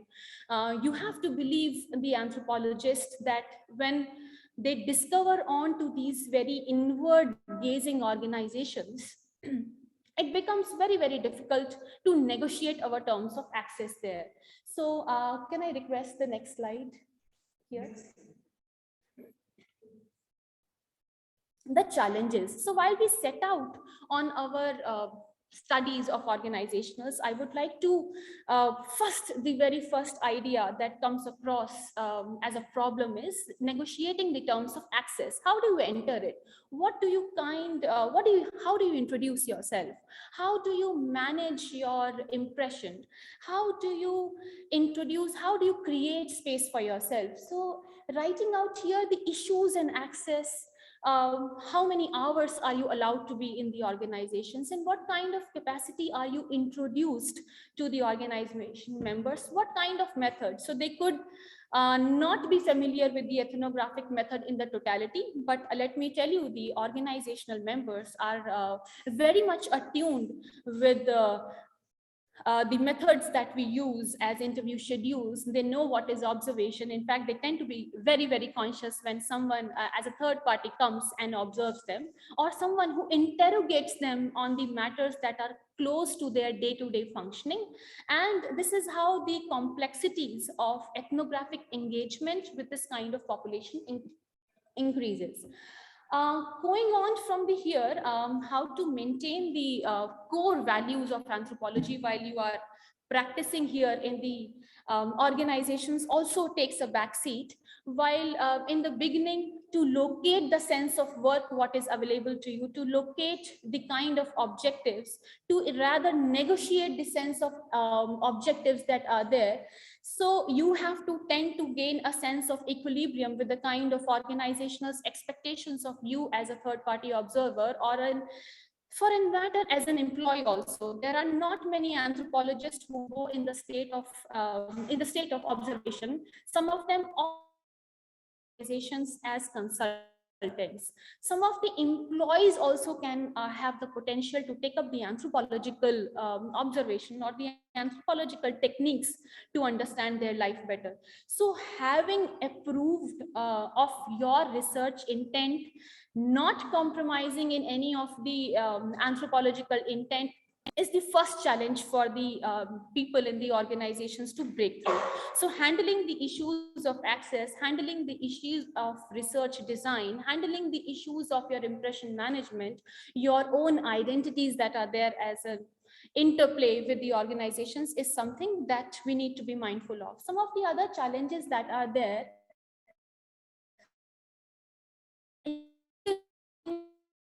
is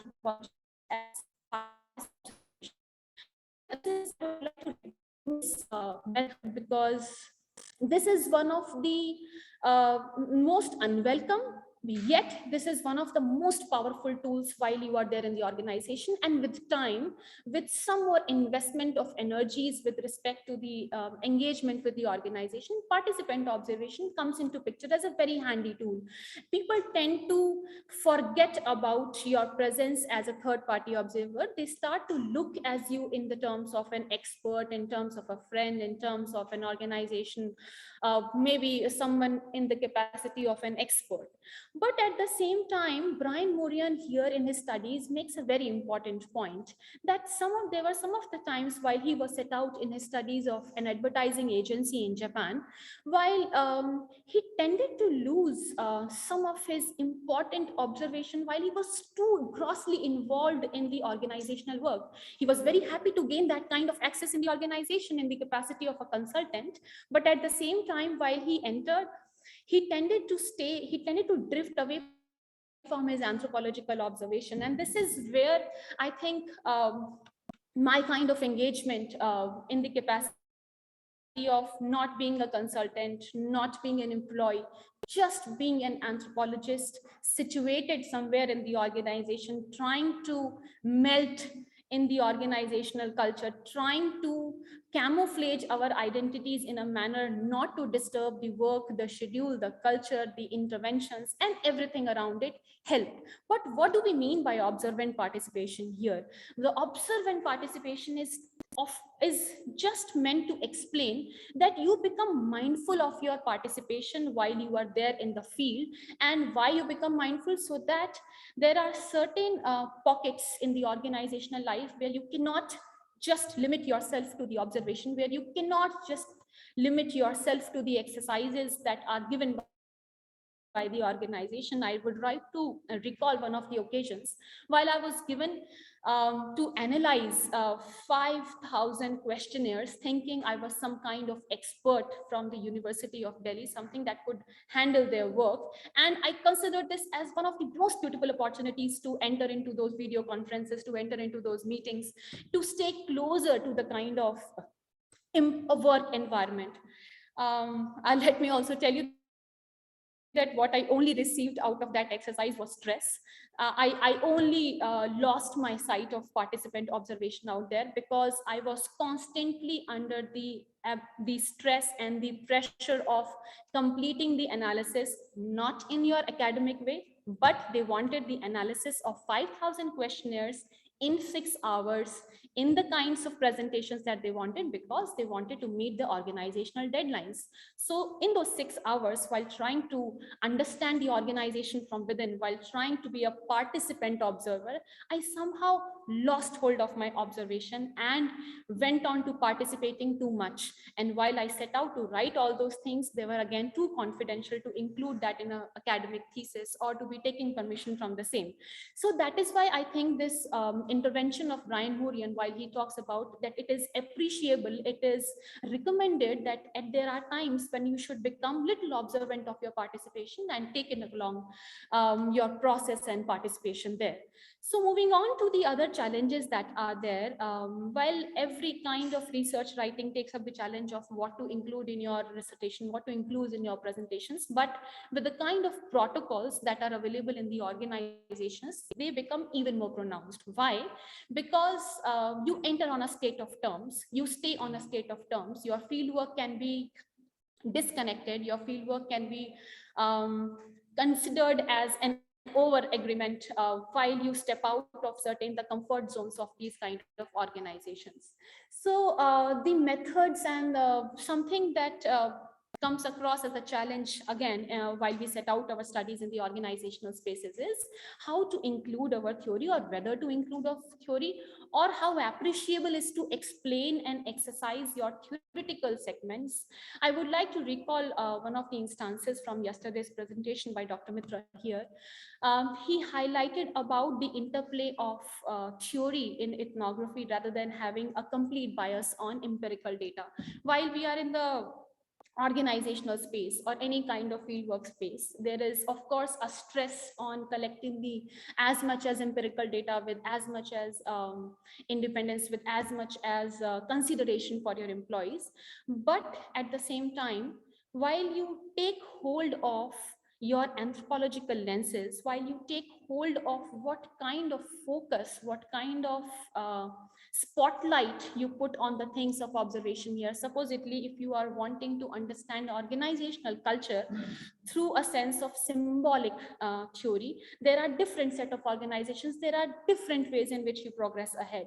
There are different kinds of ideas where you're setting out to study the projects, the teams, the cross-cultural management, which comes out to be inspired from Malinowski's ideas of culture and Radcliffe-Brown's idea of culture. So different kinds of theoretical lenses. I particularly found a bent of organizational studies and in anthropology towards the symbolic ideas. My PhD thesis was also dedicated towards the understanding of symbols because they were the most easiest to detect. They made people lesser conscious in terms of the organization's engagements with the anthropologist. Moving on to the next section of my presentation, I would like to take everyone's attention towards some of the preparation tasks that each of us or anyone who is interested in the organizational and anthropological exchange should be able to do. That the research design. The research design has to be focused. Why? Because it has to have a clarity of what all events you want to cover, flexible in terms of the methods and in the time frame and in the kind of spaces that one is allowed to do the fieldwork. Second, approaching the organizations through different kinds of channels, by different kinds of people, by utilizing what is there in your network settings for that matter. At the same time, also giving across your inputs at different platforms for that matter. We have all heard of gatekeepers in our traditional fieldworks, how people tend to keep the information to themselves. Well, this mostly happens in our traditional fieldwork when we enter the fieldwork. Here in the organizational spaces, you are encountered with the gatekeepers even before you enter the field. So the pre-field negotiations are one of the most important considerations in the anthropological fieldwork, and one should be very mindful of preparing a research setup, a research design, which is mindful of both the anthropological considerations and something which can get you through the admission process in the same. We have already discussed the idea of the mutual terms, coming across the mutual terms in anthropology of anthropological fieldwork and the organization. But is it exactly possible? How do you not contaminate your research design and yet please the organization, please the timings, and encourage everything to be fitting into what is expected of an anthropological fieldwork, or what is expected out of an anthropologist, of a organizational semi-employee, if I may call you, because they only give you access when you give across some of the when you give across some of the ideas that are expected out of you. But that doesn't happen in all the case. Some kind of preparation, some kind of negotiation, some kind of repeated presentation, sticking to your grounds always helped. I was always keen on taking a role in organization, for that matter of a role of a receptionist, or for in studying the social media. But Professor Srivastava always guarded me against it. He always said that anthropological studies are supposed to be not representing anyone's interest. You are supposedly an unbiased account of the life that is going on there, because you are going to take up a role in the organization. If that hinders with your methods, if that hinders with your ideology, if that hinders your engagement with the employees and your discipline, better not take that role and take it up when you get the desired setup to do this. I would like to add some of the very important input here, in addition to, with your permission, Dr. Mitra. I think you very clearly admitted that how we amalgamate our normative questions with the oral text of the organizations, and how do these both sets of data combine to give us a very fruitful, a very informed picture of the organization. I would like to add my humble bit here, that being reflective, being a little aware of how your positionality, how your own gender, how your own presence contaminates or kind of influences the kind of research setting, that is only going to increase the quality of your engagement or your interaction with the employees. Coming on to the final part of my presentation, the recommends continue that you have to be conscious against the working role or an independent consultant, or and simply an anthropologist working in an organization. There are difficult takers. The road is long, but it is not impossible. Many of our research scholars have done it. It just takes a little more time off and the preparation for the do the same. And with a kind of just a little input here to also not forget the importance of informal activities at these organizations. What might be presented to you in terms of meetings, in terms of papers, in terms of brochures, in terms of the meeting minutes might not be all about organizational life that an anthropologist would like to entail here. And with this, I would like to close my presentation here. There are certain limitations that we have already discussed. Again, I would like to thank and present my acknowledgements to my Professor Vinay Kumar Srivastava, whose undying faith, whose sense of creative freedom, who only wanted to put his interventions at the last, completely changing the game all after, and his faith and his complete freedom provided, his complete sense of faith in the anthropological ideals led me to the kind of consultancy assignments, the kind of assignments that I could do with absolute justice at the time of my extended fieldwork. My organization extended the fieldwork from 8 months to 12 months, from 12 months to 15 months, just because they understood I was of no harm. I was not disturbing, yet I was trying to do something from a very scientific angle. I would like to thank my teachers here, Professor R.P. Mitra, and my one of my colleagues, Dr. Siva Prasad. He was of the instrumental value while he was trying to help me with his experience, what not to do and what not to do. Professor P.C. Joshi was always very critical and was always very pushy of engaging me in some interdisciplinary conversations rather than limiting to just anthropology. And with this, I would like to take an exit here. Would be happy to answer your questions if there are any. Thank you very much.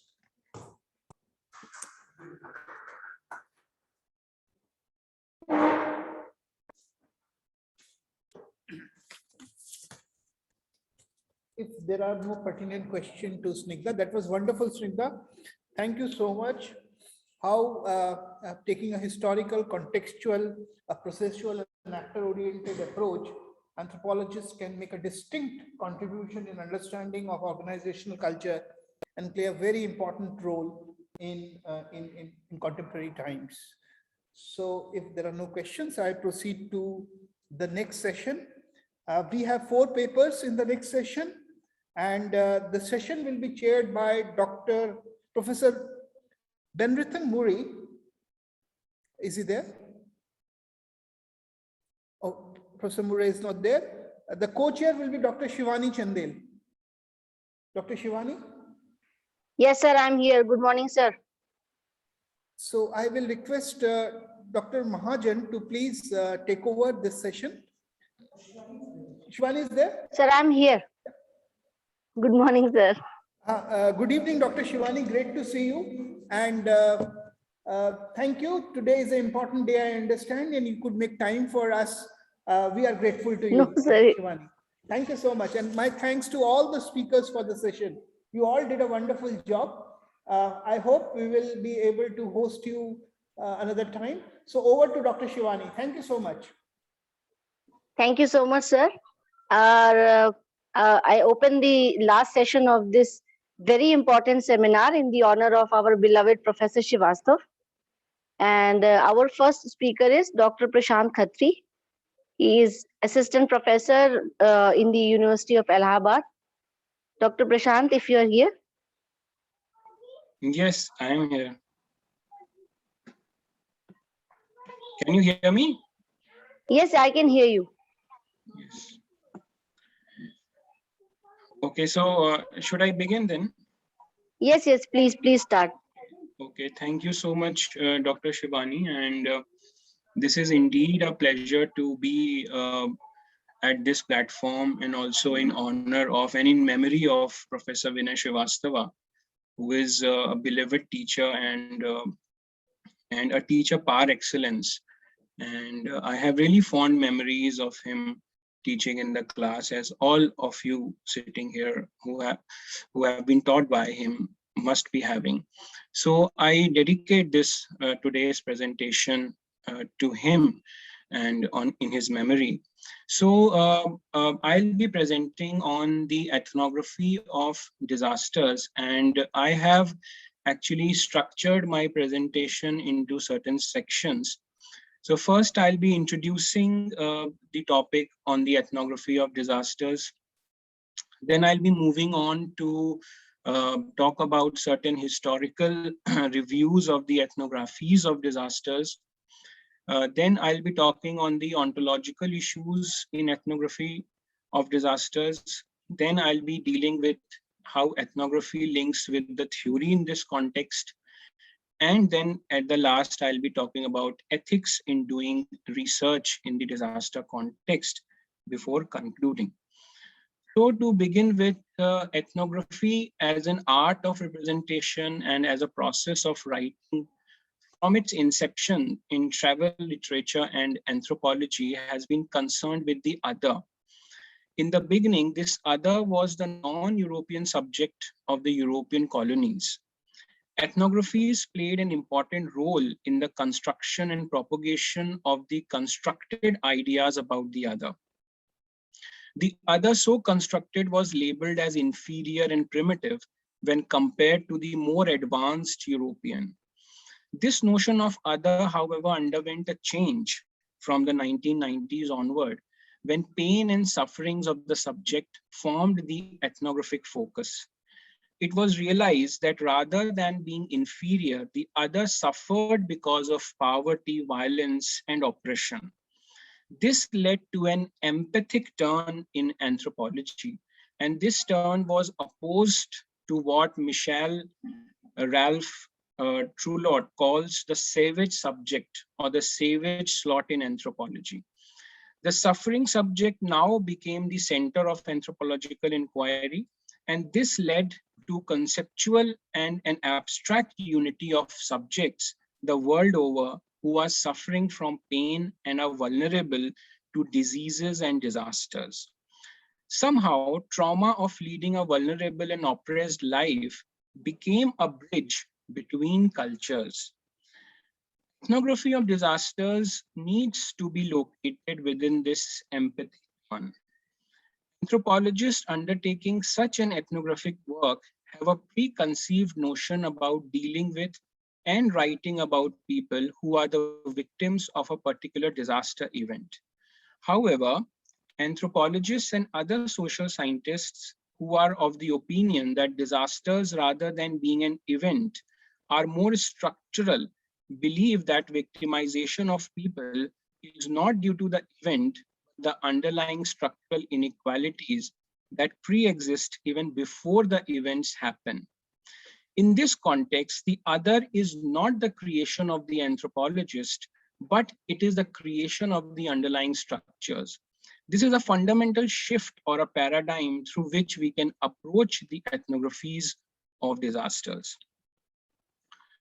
Now, the field of disaster studies can be visualized in terms of Nietzsche's Apollonian and Dionysian binaries. It is an integration and amalgamation of both these tendencies. If the Dionysian tendency is represented through the pain and sufferings of the people, then the Apollonian tendencies may be located in the resilient post-disaster phase. During this phase, people and state tend to rebuild and reconstruct the lost and the damaged.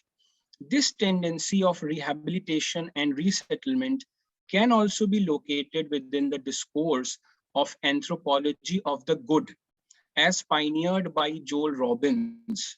He was of the opinion that after the discourse on suffering subject, the discipline of anthropology should also relocate its focus on the tasks that people do in order to minimize or ameliorate the suffering. In his article that is titled Beyond the Suffering Subject Towards an Anthropology of Good, Robbins argued that anthropological focus should also shift towards looking how people create the good in their lives. The new focus that he is talking about takes into account the dimensions of well-being, empathy, care, hope, and change. The ethnography of disaster then in itself from the very beginning contains the binary of suffering and healing. However, more recently, the dimension of doing good has fallen into some disrepute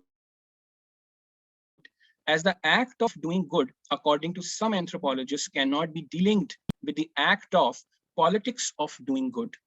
The naivety with which the concept of anthropology of good emerged could not hold its character in the context of disasters. The entire act of rebuilding and reconstructing is not devoid of the purpose of doing good.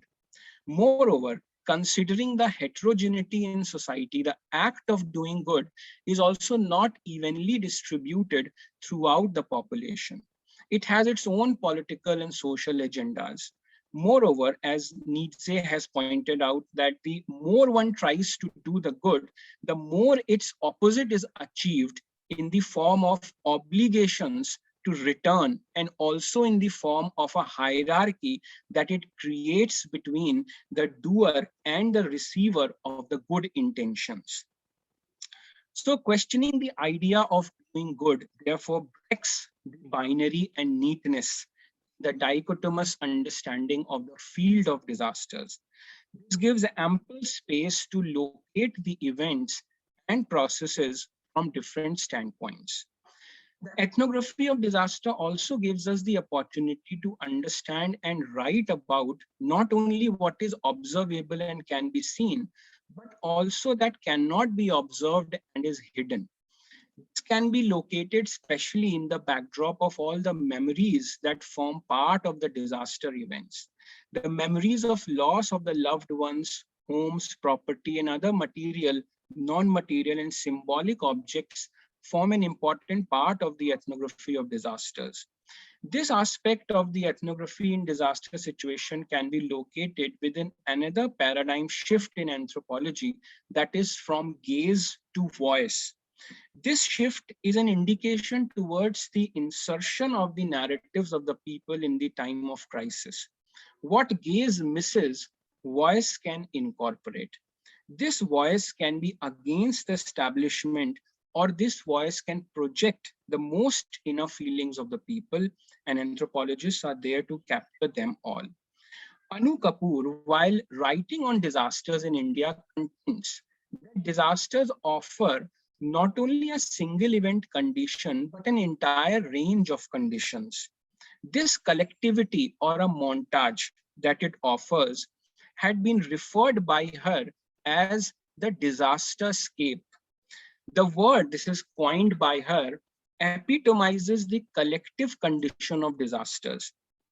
It is in this context that rather than understanding a shift from gaze to voice as a linear process, it should be seen as something that coexists. Therefore, disaster escape can be understood more holistically with the help of both gaze and the voice. The concept also gives us the opportunity to capture the uniqueness of the disaster situation that she contends is devoid of leisure.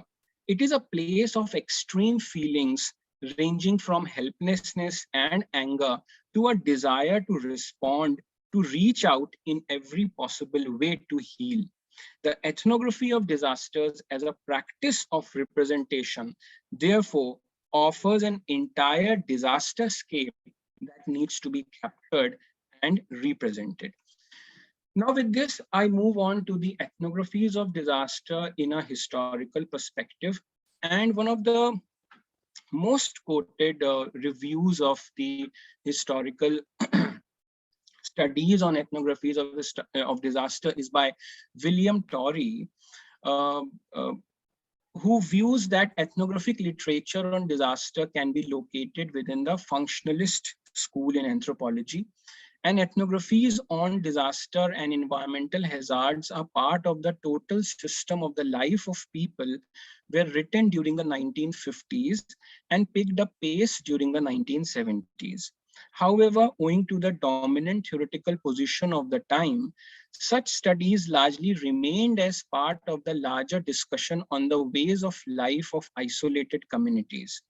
Environment and environmental hazard figured in some classical studies in anthropology that subscribe to the homeostatic or the equilibrium model of the society. Within this model, resilience and institutional arrangements made in a particular society to tide over the crisis created due to harsh environment form the major theme in ethnographic description. Evans Pritchard, for example, in his notable work on the Nuer of the Anglo-Egyptian Sudan, documented the seasonal movement or dispersal of the tribal group due to fluctuating water levels. Their lifestyle has been described as transhumans.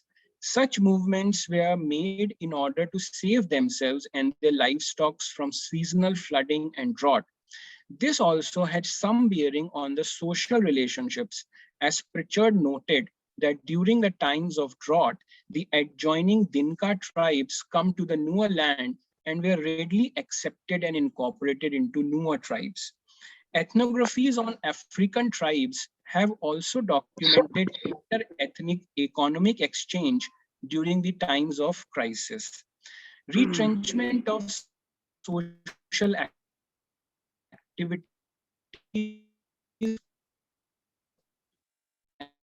another way of tiding over the crisis.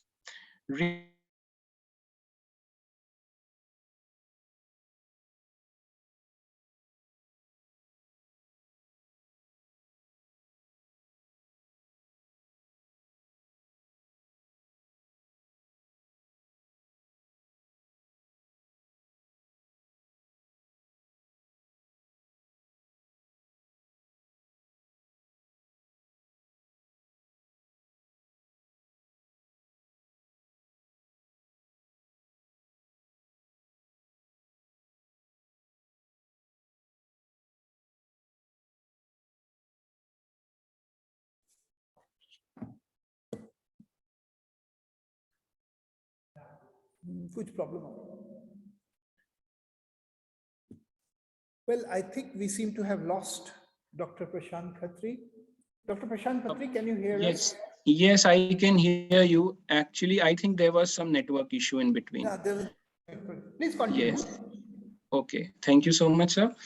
So I was talking about Raymond Firth and how his description of the Tikopia is centered around the at the disaster context of hurricane and drought, and how several restrictions were imposed on various activities in order to recover from the damages. Now, another institutional arrangement that can be located in the context of maintaining social order during disaster is in the form of magico-religious practices. Such practices were functional at two levels, the psychological and the sociological level. At the psychological level, they helped in rationalizing the loss and damage caused due to disasters. And at the sociological level, they helped in maintaining social solidarity. Therefore, magico-religious practices could be seen as functioning in the maintenance of social order during the time of disruption. Wendy James, in her study among the Uduk people of Sudan, highlighted the importance of rainstone owners who were supposed to bring in rains in the case of droughts. She shows that times of disasters are politically charged and the political clout of the rainstone owners diminished if they failed to bring in rains. Therefore, she talked about rains as symbolic idioms of political power. The ethnographic literature has also documented intertribal raidings during the time of crisis and depletion of resources like food, livestock, etc. was the main reason behind such raids that was considered as a well-accepted way of replenishing these stocks. Now, despite such references in the ethnographic literature, William Torrey contends that during the mid-20th century, there were only two detailed ethnographic case studies on natural disasters. One was by Raymond Firth and the other one was by Spillis. Moreover, as mentioned earlier, most of these ethnographic studies dealt with the problem of resilience and order in the times of crisis. Vulnerability of the population was not on the agenda. Structural reasons and factors causing loss and damage were not considered as worth studying. Now, another anthropologist who can be credited with giving the necessary theoretical impetus, although he may not have written on the subject, but he has given a necessary theoretical impetus to the ethnographies of disasters, is Victor Turner. The ideas of transition and ruptures came up as central themes of investigation in Turner's conception of liminality. The liminal phase is one where there is a break from the previous continuity and a re-emergence of the new. This transition can be translated and extrapolated within the field of disasters, where the disaster events causes a break from the normal and creates a new normal. There is disruption and reconstitution that Turner tries to capture within the concept of liminal. Now, it was Wallace who is credited with doing some early anthropological research on disasters, criticized the early 20th century anthropological toolkit for undertaking only homeostatic studies. He was of the view that anthropology was too much occupied with the study of normal patterns of behavior among the non-Western societies. And according to Wallace, too much emphasis on normality takes our attention away from analyzing the society during times when all hell breaks loose. The innermost workings, ruptures, and breaks within a society gets revealed in such situation. The internal logic and the essence of community living can be best studied under such circumstances. Now I move on to the ontological issues in ethnography, and I will try to locate the ethnography of disaster within the paradigm of within the relational paradigm.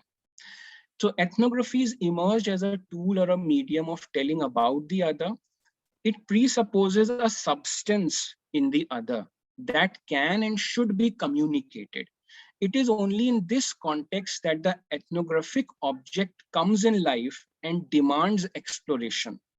Traditionally, ethnographies presupposed a bounded entity that is different from the Western colonial and the modern self. This self and other binary is the hallmark of the ethnographic description. Scholars have called this as the substantialist approach or perspective to the ethnographic craft. Within this approach, ethnographies have been produced either of the groups or the places. These groups and places almost always happen to be far away from the modern industrialized West. It is in this contrast to this approach to ethnography that Desmond outlines the contours of a relational approach that is best suited for studying disasters. Ontologically, relational ethnography, as the name suggests, gives primacy to the networks and configuration of relations rather than to groups and places as bounded entities. Marcus is of the view that the relational approach takes into consideration at least two actors or agencies that are placed differently in a social field, and they are either in a relationship of dependence or struggle with each other. Within the social field of the disasters, these two actors or social groups can be the victims of the event on the one hand and the state or the bureaucracy on the other. Desmond clearly mentioned that if characteristics of organizations or individual is the stuff of the substantialist ethnography, then intersections of multiple networks is the stuff of the relational ethnography. The relational ethnographies in the case of disaster, for example, a flood, may explore the point of contact and conflict between different stakeholders. State is the major apparatus that is vested with the task of dealing with disasters. It is the task of the state not only to work towards the reduction of vulnerabilities in pre-disaster context, but also to provide relief and manage the rehabilitation in the post-disaster recovery phase. And it is here that the state enters into a very crucial relationship with the people most affected, not only by the disasters, but equally by the state policies and actions. Conflict is the major theme that emerges in a disaster context between people who are resource constrained and are competing for limited relief that is provided to them. Already existing societal ruptures in the form of class, caste, race, religion, ethnicity, gender, they come to the fore during the time of crisis, and relational ethnographies helps in exploring all such themes. The relational dimension can also be gauged from the emergence and re-emergence of the self in different geographical and socio-cultural locations. Substantial ethnographies also presuppose an intact and unchanging self that can be communicated through the language of the ethnographic representation. In contrast to this, the relational ethnographies assume that the self-other binary is not fixed. Within this dynamic relation, the self undergoes a change in the context of the disaster event and also in the context of ever-changing geographical and socio-cultural locations due to forced migration. Now, I'll take a small example of Bhopal gas tragedy. During the normal times, the presence of a multinational corporation did not evoke any serious response from the local community living in the vicinity of the factory. However, this notion changed soon after the disaster, as now new meanings came to be associated with the global. The sense of local space got transformed in the light of the disaster, as now people wanted to relate their sufferings to the larger connected world and make sense of the entire event. The local community and the society suddenly transformed into a relational space that came to be inhabited by the global jurisprudence, bureaucracy, and technical medico-legal languages. Locally available knowledge suddenly became insufficient to comprehend the pain and sufferings of the people. And this gives a serious blow to the isolated and holistic idea of an anthropological space that traditionally was the focus of the ethnographies. Now I come to the next section of my presentation, and I'll be talking on ethnography and theory, how constructionism and deconstructionism as a theoretical paradigm in the ethnography of disasters. Now, during the late 20th century, precisely around 1980s, a new theoretical paradigm emerged in anthropology that reshaped the ethnographic enterprise. And this was the paradigm of vulnerability. According to this premise, disasters were no more seen as natural or something caused by the external agent. Rather, they were seen more as due to the underlying vulnerabilities of people that were a result of the social structures and inequalities that pre-exist in society.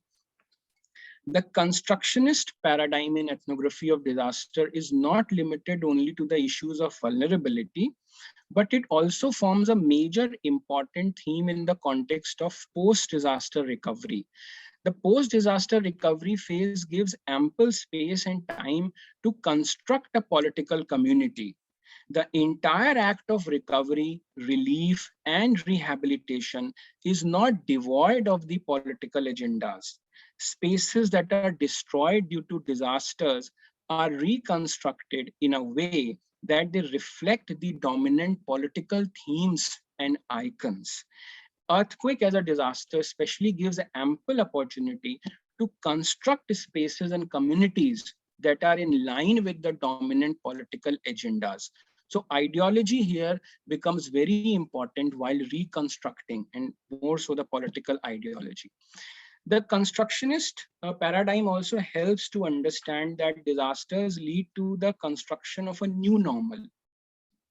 Naomi Klein writes that new doctrines are often introduced after a population has suffered the shock of an invasion or a natural disaster.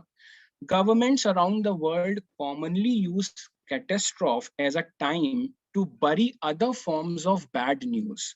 Similarly, on the religious front, new and dominant forms of worshipping may occupy the central place, and other alternative forms may be relegated to the backseat. Now, more recently, ethnographies of disasters are influenced by the postmodern turn in anthropology, and they have started questioning the dominant and taken for granted narratives about the natural environment itself. Especially in the case of natural disasters like floods, scholars have started questioning the vulnerability of the area that is flooded annually. Ethnographers enter the field not with a notion that the natural environment is given, but with a skepticism that the environment might have been transformed into a one that is observed at present. They try to understand various alternative ways in which the natural environment itself is seen and remembered in the public memory. There is an underlying assumption in this theoretical premise that dominant forces of colonialism and capitalism, they have transformed the environment in a decisive way. Therefore, in order to get a complete understanding of the natural world, a more historical account needs to be scrutinized for getting grasp of the various transformations due to the dominant and profit-making forces. This is the, and here comes the idea of the deconstruction ecology, where it is said that environment does not have an essence, but environment has a history. So how historically the environment has been transformed. Now I come to the last section of my presentation before concluding, and this is about ethics in doing ethnography in the context of disasters. So consequences of researchers' action needs to be fully understood in a disaster context. The field of disaster is a very politically active field. Many stakeholders are involved in bringing quote unquote normalcy to the disaster hit areas. Various governmental, non-governmental and international organizations are involved in this process. and everyone wants to be seen in a good light and project their efforts as the best. The presence of a field worker or a researcher becomes problematic in this situation. He or she has to be very careful while seeking and recording the responses of the people, and researchers' actions should not bring hardships on the part of the people who are already distressed due to disaster. Now, entering the research field in normal times, quote unquote, is not as problematic as during the disasters. From the researcher's point of view, seeking people's responses during the crisis future disaster management. However, people to the needs of the researcher. Field workers may need to postpone their entry or data collection till people are in a position to respond, and sometimes researchers might also involve in rescue operation or may themselves need help from the local people. The extent of probing in an interview brings more ethical issues to the fore. How much the researcher can probe the people affected by the disaster? Should certain questions be avoided that invoke strong emotional feelings? Beside these, practical issues may come up in the form of choosing the respondents for the focus group and convincing others that the choice of people is not going to affect their prospects of getting governmental aid and relief. Now, to conclude, I would just say that ethnography is a way of knowing. It is not based on normative or the dominant ways of looking at the phenomena. Rather, it talks about the alternative ways by which the meaning can be approached. Ethnography of disasters thus attempts at knowing the alternative meanings accorded to the disaster events and suffering due to these events. In most cases, this is different from the dominant views put forward by the state and its machinery. Ethnography presents before us a montage of meanings accorded to disaster events. More importantly, it attempts a subversion of the dominant ways of knowing and construction of the knowledge. It also entails an in-depth understanding of the social relations and structures prevalent in the society that make certain groups more vulnerable than the others in the wake of a crisis. And besides this, disasters are events during which basic social divisions, stereotypes, and social relations come to the fore and are laid bare. This gives an opportunity to have a close look at them and understand the nature of social relations. One such attempt is made by Aisha Siddiqui, who, with the help of ethnographic method, has tried to understand the relationship between the citizen and the state in Pakistan. And she took the floods in the Sindh province of Pakistan as a context through which she tried to examine the relationship. Contrary to the popular belief that the state is absent in the wake of disasters, and this space or void is filled by some extremist groups in Pakistan who provide relief to the people, she argues that the state is very much present. And she argues that scholars have often used disaster events as analytical windows that can help answer the societal and political questions. Ethnography as a method is used to subvert the dominant construction of the disasters. It tries to understand that how disasters are constructed by the people and what are the larger political implications of it.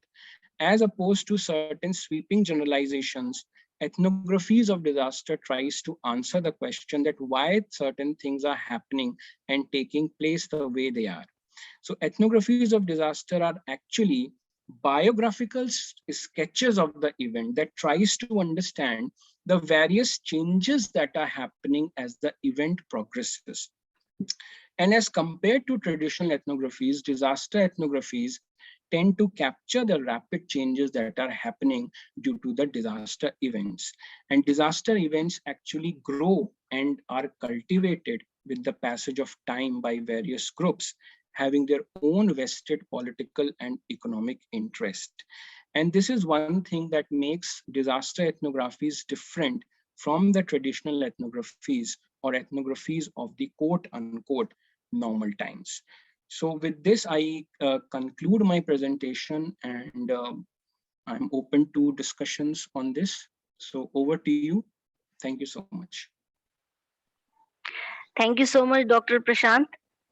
Thank you for your brilliant talk on ethnography of disaster. It was very informative and interesting. I believe many of the participants would be having a lot of questions, but as we are running behind the schedule, I would request the participants to please post their questions and queries in the chat box. And I would request the speaker, Dr. Prashant, to please read. I'm very apologetic that it's just happening because we are running behind time. So I would Okay, no request issues. the participants to please post their queries in the chat box, and speaker can read them and answer those. And very quickly, I would like to invite our next speaker, Dr. Sweta Tiwari. She is assistant professor in Department of Sociology, Mahatma Gandhi Central University, Bihar.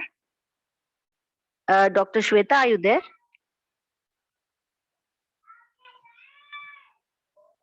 Dr. Sweta, can you hear me? Yes, ma'am, I can hear you. Am I audible? Yes. Yes. Please start your talk. So, may I share my screen here, ma'am? Yes, definitely. Please start sharing your presentation.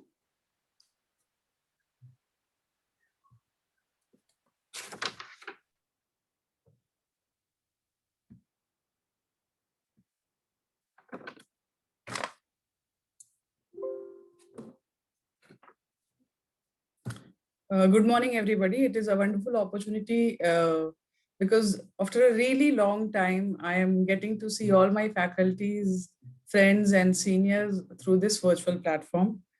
And thank you for giving me this opportunity to present my paper, which is a kind of idea that I have been developing for last 2 or 3 years. I'm trying to make sense of the space that we encounter during the field work. As we all know that the field work, in last 2 days, we have heard this term repeatedly time and again.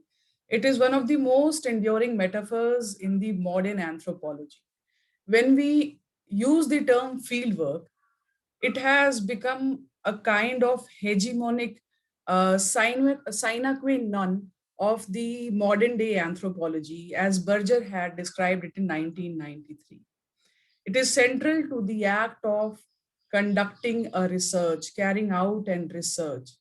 But when I started in the discipline of anthropology and coming from a science background with honors in botany, I had very little understanding of what fieldwork actually means. So today, what I am going to do here is navel gazing. This is what most of the anthropologists were told before 1960s when they used to describe their experience in the field, the relationship with the environment, excuse me, and the context in which the material they would gather. So I'll begin with navel gazing and highlighting a very important point that back in 2019, Sir had delivered a lecture and he was talking about the problem that the anthropologists face, that they are trapped in this ivory tower and they fail to reach out to the disciplines or the sister disciplines because they are contained within themselves. I'm trying to break that ivory tower today by understanding that fieldwork represents a mystery, an opportunity, as well as excitement. This might be probably a kind of cliche because this might not sound like an academic definition of the word.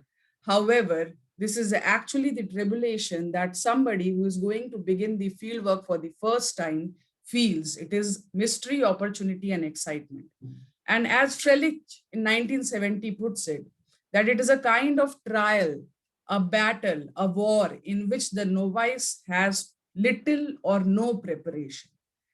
And as we have been taught by our teachers like Mitra sir and Srivastav sir, we generally remember this beautiful term, rite de passage. So fieldwork can also be defined as rite de passage for immersing oneself into the discipline, for becoming a student of culture to an anthropologist. Fieldwork is required.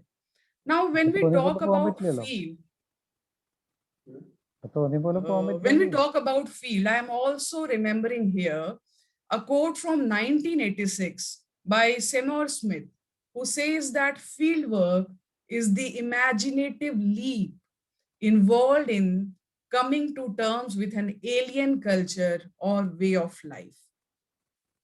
Now, when I'm putting fieldwork in the domain of being an opportunity, excitement, and a mystery, or when I am calling it an imaginative leap, I am here talking about the transgression that an individual makes into the spatial domain of the culture.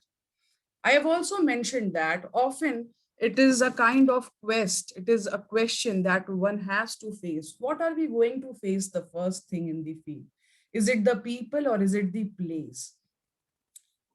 Now, as you see in this first slide, it is a beautiful ethnography on the drug peddlers, which was taught to me for the first time by Dr. R.P. Mitra, Street Corner Society, William F. White.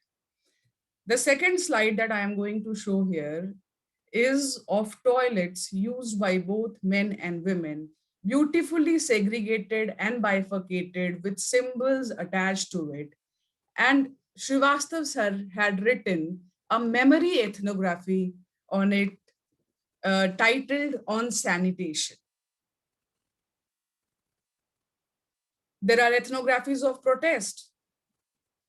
Then we had an ethnography named Liquidated by Karen Ho.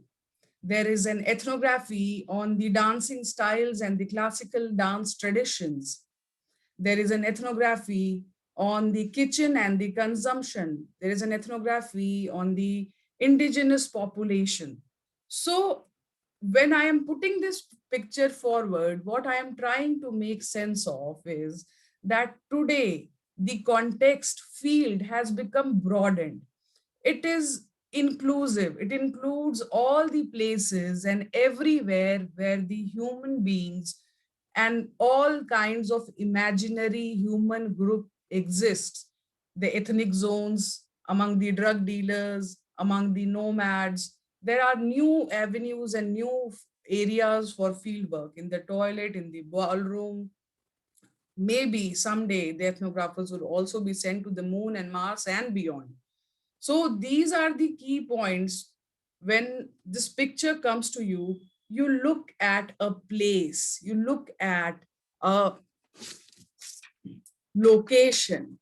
Now, often in social anthropology, we come across intellectual jargons like social, political, economic, historical, and to every layman, to even to a student who has just taken an admission in BA program or BA Honors of Sociology or Anthropology, these terms generally suggest that they have something to do with the human action and the motivation.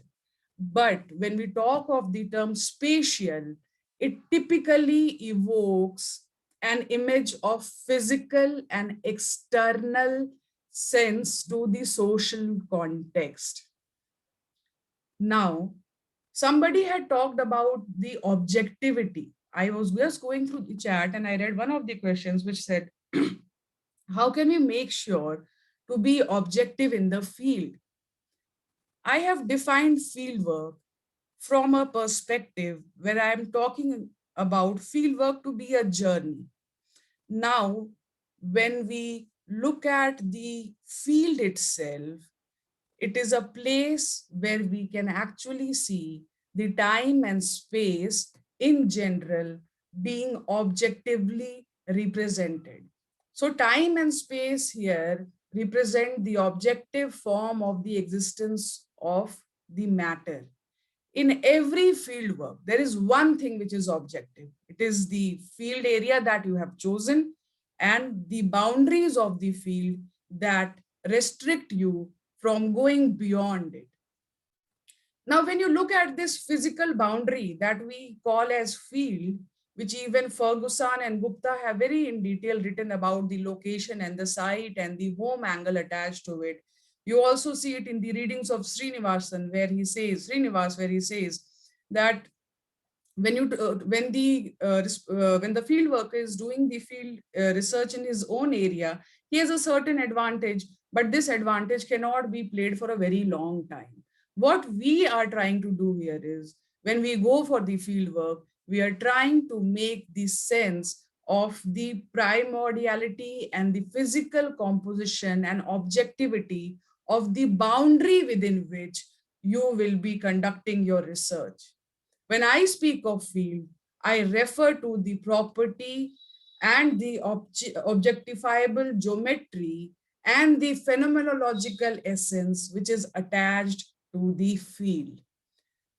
Now, many of you might believe or now would have gotten bored because I have been continuously using this term 4 to 5 times or maybe more, that field and the field area and the field work, which I'll continue to do.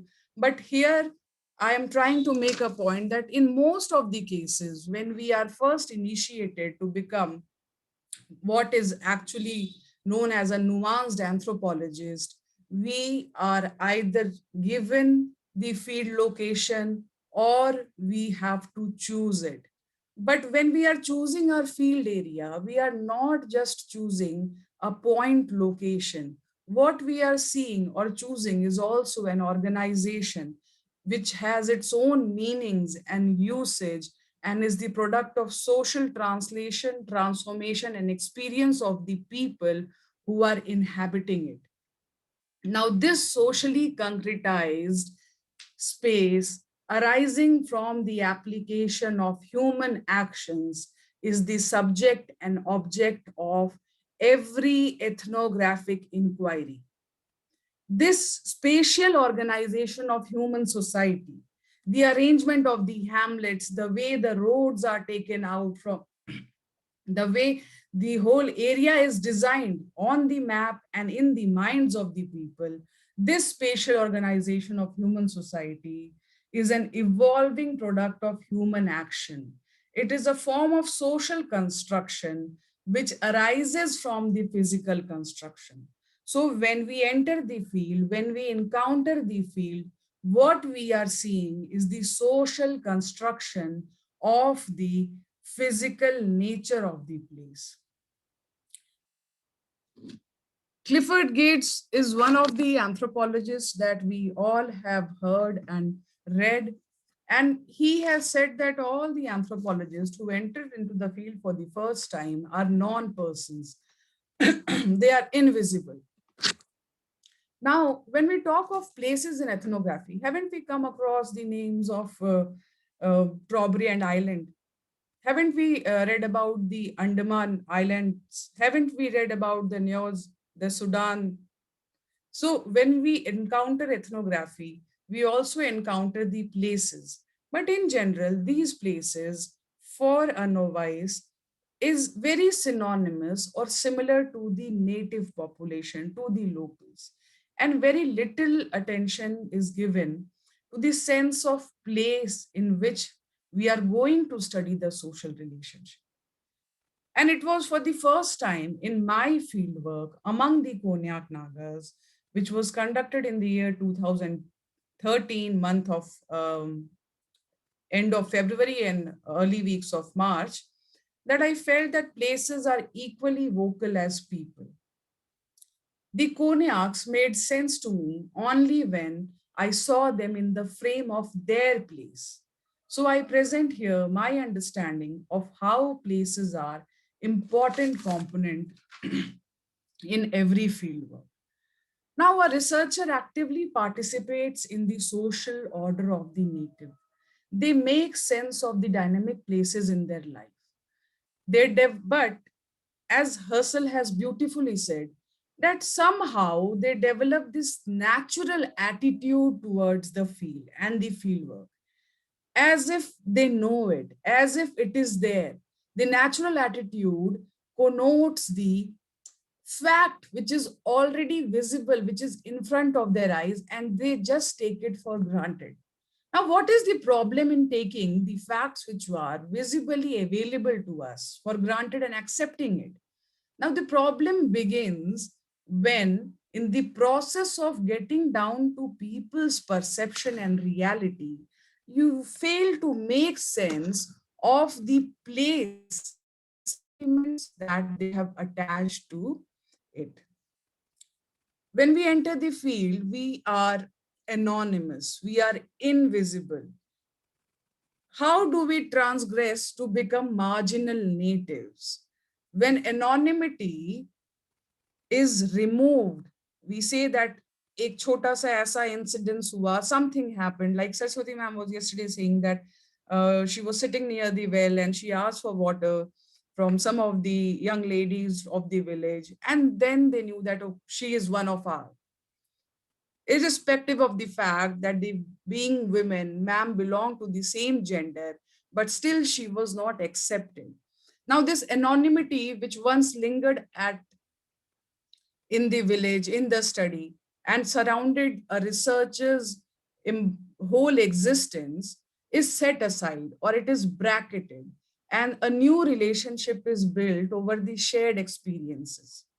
This is possible only because you are able to understand the meaningful places and the sense that the natives have attached to it. Lot of ethnographies in last 6, 7, 8 years we have read. And in all these ethnographies, one thing, it is not the ideology, it is not the intellectual jargons that are being produced, it is not the vocabulary and the whole discourse that I am talking about, because they might be conflicting. A Marxian discourse will never overlap with an interpretive discourse. An interpretive discourse will never overlap with the positive discourse if we talk in the terms of watertight, strict compartments in which they are presented in the academic text. But there is one thing which comes out very prominently are the dominant spaces, the dominant places in the various ethnographic works of scholars like Branislaw Malinowski in the Argonauts of Western Pacific, or A.R. Radcliffe Brown in his work on Andaman Islands. So what are these places? When he talks about the places of the kitchen, of the places that he was forbidden to enter, the entire Argonauts of Western Pacific fails to mention what women were doing in the kitchen, what was the access to sanitation and hygiene facilities. So probably these are the places that Malinowski was not allowed to enter, just like the places which Srivastav sir was not allowed to enter during his fieldwork. So these are representative landscapes which constitute the visual encapsulation. When we read about liquidated, we imagine the Wall Street with full technological advancement and continuous transaction of shares and stocks being done, which is beyond my comprehension. So imaginative angle definitely plays a role. And we as anthropologists have often read a lot of ethnographies which are located in place, but have failed to give due credit to the place angle until the beginning of the postmodernism, I would say. Now, geography is a discipline which has often talked about the Cartesian view of the place. So why is an anthropologist, and at times I am also not considered an anthropologist, the time from when I started teaching sociology. So why are other disciplines trying to comprehend place? Like I said, I'm trying to break that ivory tower in which we have been into very long time, especially in terms of Indian anthropology. I'm trying here to repeatedly evoke an issue which has its uniqueness, its contextuality.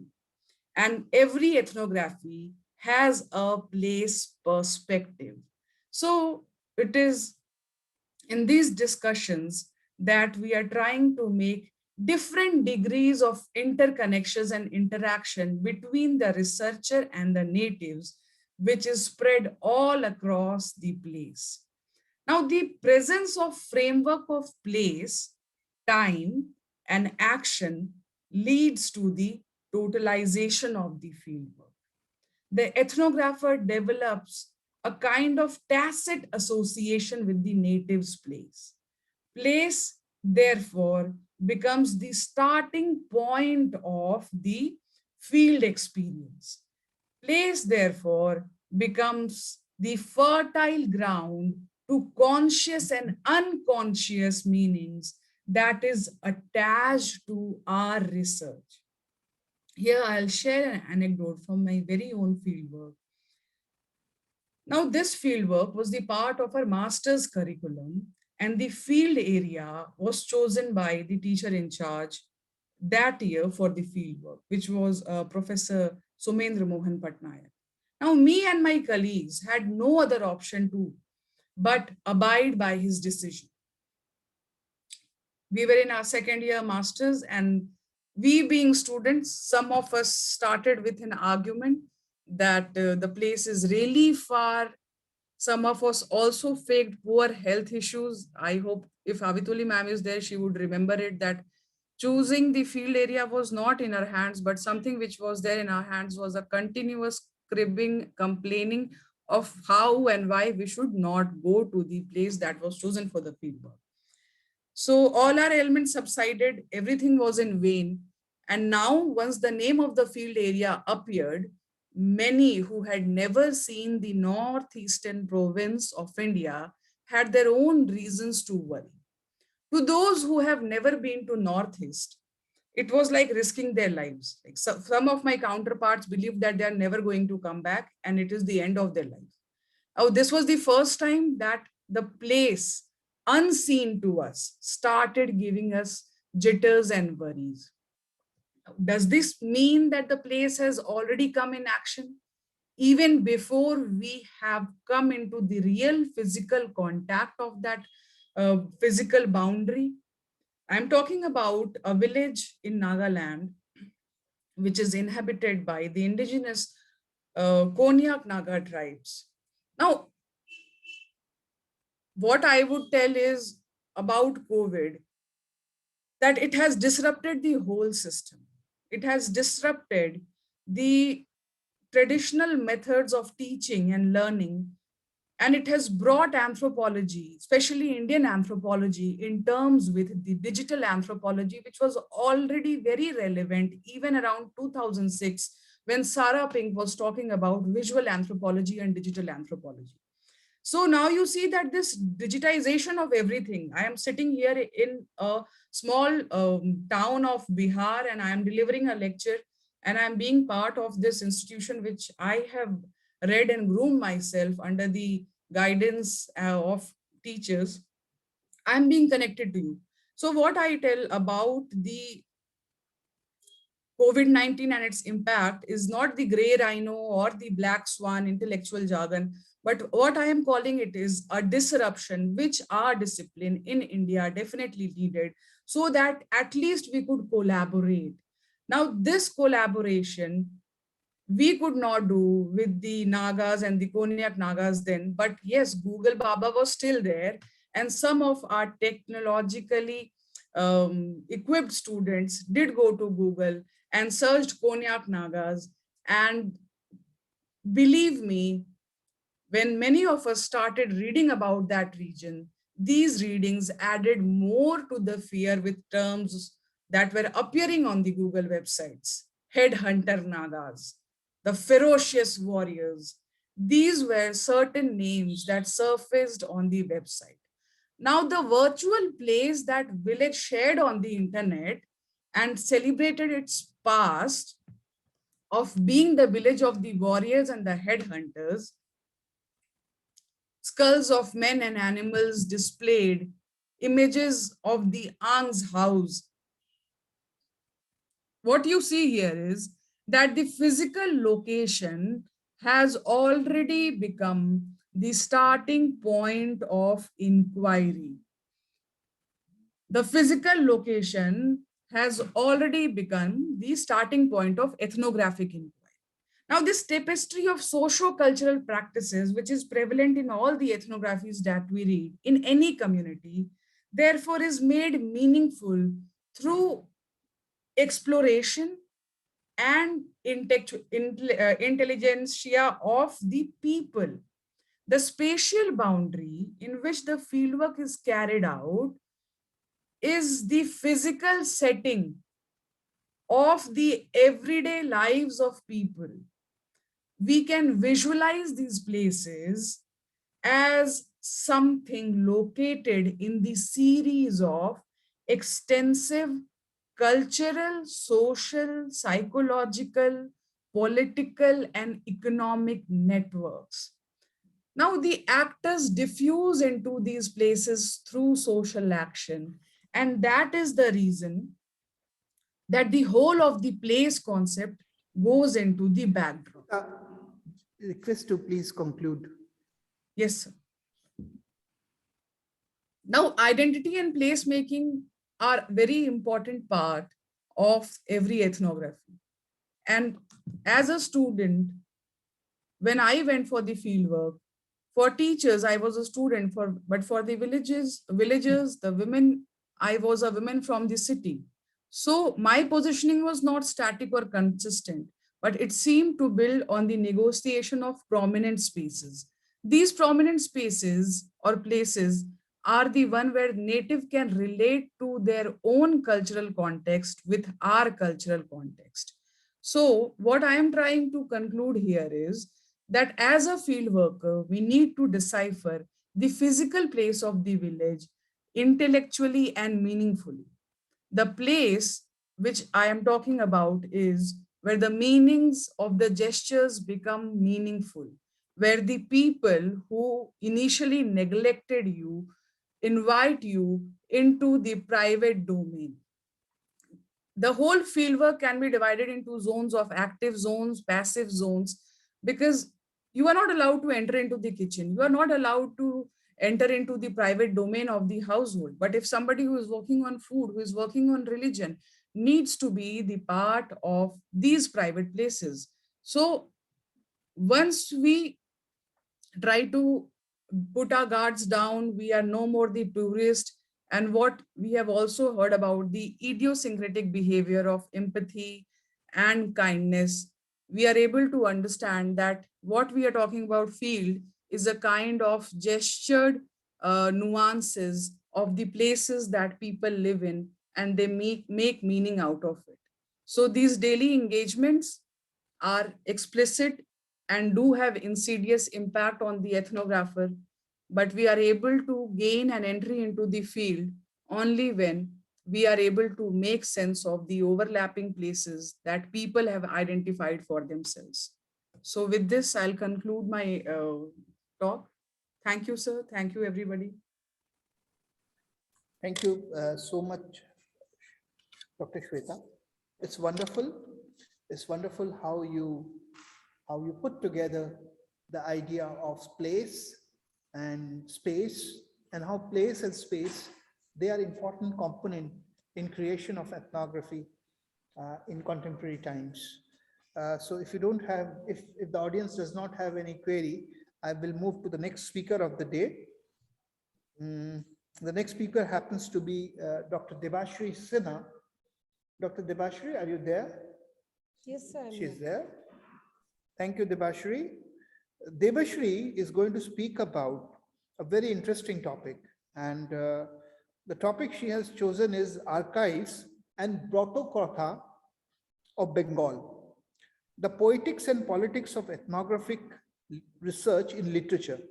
Dr. Debashree is assistant professor at Amity Institute of English Studies and Research. So I invite Dr. Debashree. Debashree, just a humble request, if you can sum up your thing in 15 minutes, because we are really running behind schedule. Okay. Thank you. Okay. Thank you so much.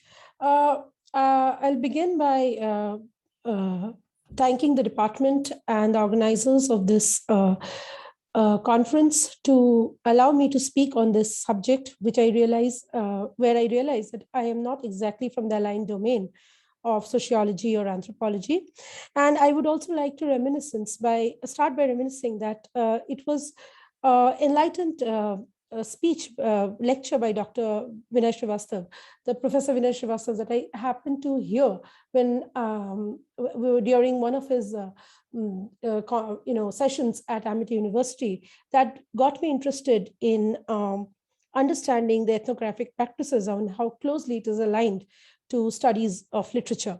Also, through those many conversations with my colleague, Dr. Kalindi Sharma, I developed this understanding of how closely ethnographic field note-taking and the concept of the field extends to our understanding of literature and literary texts. So the paper is divided into two parts, in which there are three segments. One segment that talks about the archives and how the notion of the archives, which is a location of or a repository of information, associates with the ideas of Brotokatha tradition in Bengal, and how ethnographic research then wheels itself into our understanding of these Brotokatha traditions in archives and literary studies at large. So I'll begin. I'll share my screen. Please let me know if it's visible. Is the screen visible? Is my screen visible?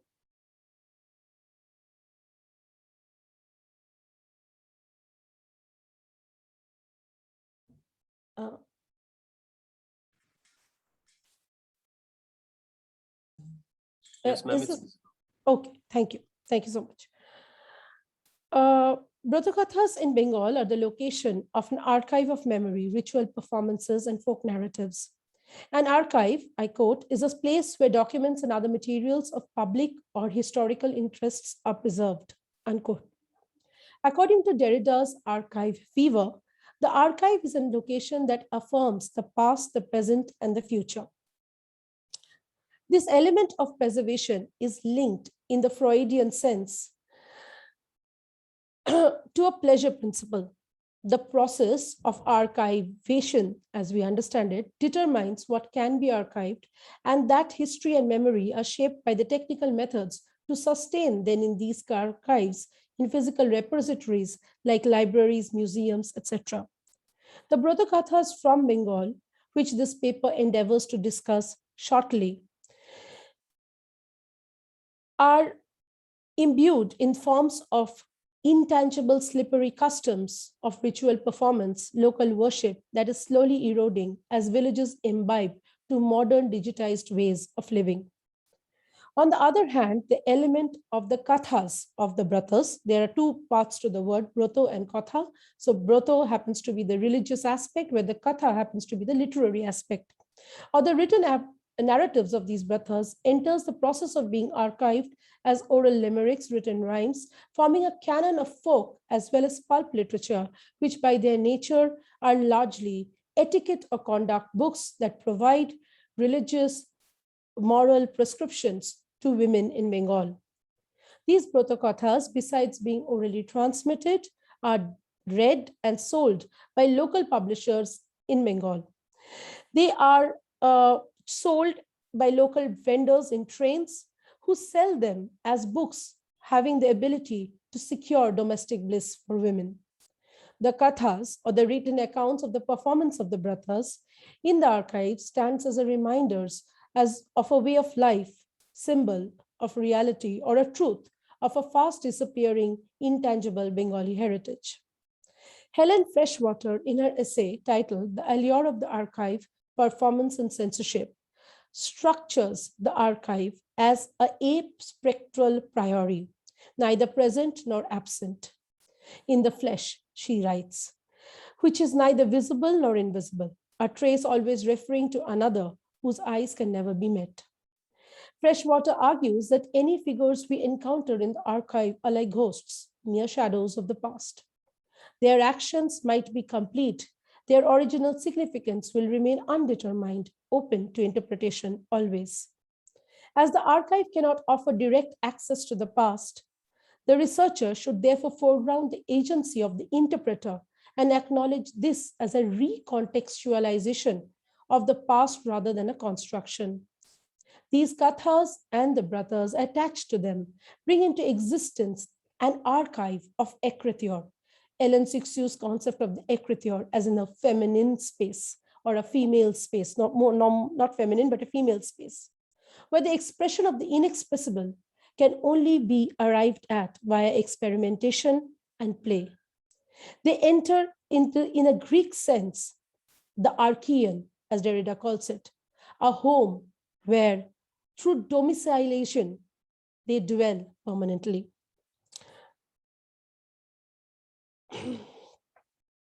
Gyanendra Mohan Das in Bangla Bhashar Obhidan defines brothos as rules and discipline, as pious ritualistic ceremony to be performed regularly to achieve wealth and other mundane comforts. Madhuri Sharkar in her book, Broto Samaj o Sanskriti, translated as Brotos, Society and Culture, has referred to the English ritual or rite, which she also defines as a prescribed form or method of the performance of the solemn ceremonies of the Broto. Broto Katha is the literature which validates these rituals. While worshipping involves a philosophy of higher standards, Brotos in most cases are concerned with the fulfillment of mere mundane wishes. I would like to say momentary wishes. That's why many of them can be observed at any time of the year, depending on the desire of the individual. Thus, religious scriptures explain the philosophy behind religion, and Brotokatha of the Broto explains the rituals to be performed, often when they are validated by stories, performances, which result in those magical achievements, without explaining the reasons or the philosophy behind them. As such, these rites can be found in peoples in different regions of Bengal, where these rituals, these ancient rituals, are performed with much elan. Such rituals are not, however, exclusive to Hinduism, but may be found in believers of Islam as well. In the Sundarbans, both the Hindus and the Muslims observe the Broto of the Bon Bibi, an image of which I have associated here. The Bengalis Hindus also observe what is known as the Satyanarayan Broto, which is actually the worship of Satya Pir. Pir is in the sense of the Islamic identity of the Pir. Ashan Bibi's Broto is also observed by the Hindus in Bengal. They are known as Banglar's Broto. Thursday, which is an amalgamation of the Aryan and the non-Aryan cultural practices, often occurs as a day in the week where such performances are held. The women are required to keep unkept hair at times to perform the ritual. The expectation of material and agricultural wealth is what drives them towards these performances. These rituals are not exclusive part of one's religious belief, but are reflections of the very basic requirements of human society. In course of this history, we have been able to understand that in Bengal, under the Brotokathas are divided into 5 main categories. Namely, Kumari Broto, observed by virgin girls; Shadhava Broto, observed by married women; Pauranik Broto, observed on the specific, observed or included in the Puranas; Purusher Broto, or Brotos observed by men; Barendrik Broto, which is observed on specific days of the week. The first 2 categories are meant for women. Pauranik and Barendrik Broto can be observed by both men and women, but in some of the cases, women have to be active participants, even if the male are performing the Brotos. Some of the rituals that I have not been able to include in terms of telling the story of each are namely Savitri Broto, Tara Broto, Joshoi Broto, Jishtashmi Broto, Bichirini Broto, Fagun Koinnar Broto, Lokhi Broto, Nil Shoshti Broto, Natai Chandri Broto, so on and so more. Now from Broto, let's come to the concept of the Katha, or the narratives, which are often attached to many of these rituals. The narratives are mainly attached to convince the listeners regarding the importance of the effect of the rituals. But these often manifest the society's take on gender, especially those on women, helping increase or create a stereotype of Bengali Hindu women, whereby practices such as menstruation are frowned upon. So, the representative narrative is clearly indicative of the male-female binary or hierarchy that the Brotokatha tradition in Bengal wants to establish. Most of the narratives conform to a patriarchal principle.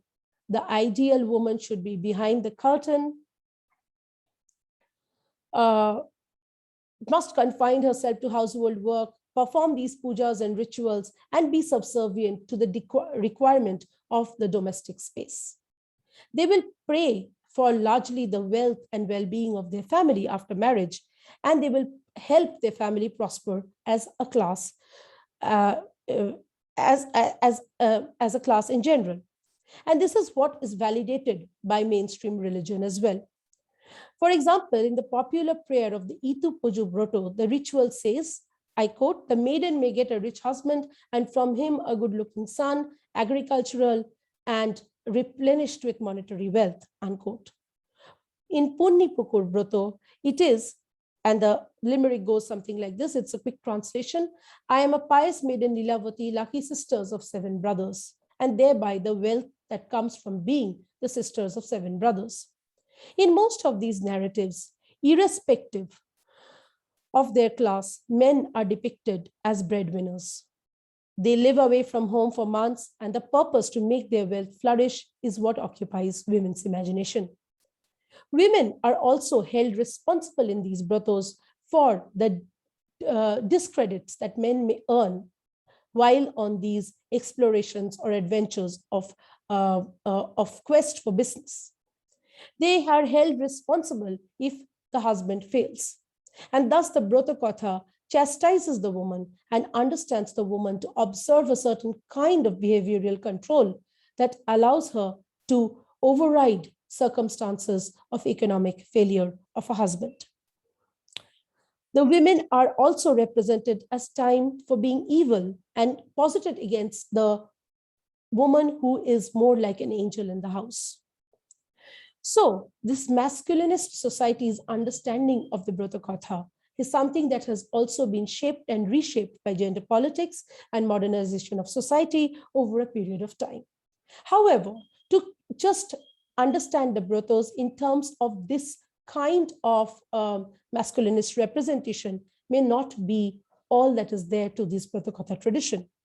In the essay, Broto as an intangible heritage of rural Bengal, strengthening the scope of gender tourism, Premangshu Chakraverti and Krishna Vishwas of Vishwabharati talk about the mixing of the Aryan and the non-Aryan cultures in these Brotakatha traditions, where a number of new gods and goddesses are introduced into the Hindu society with their distinctive identities and religious practices.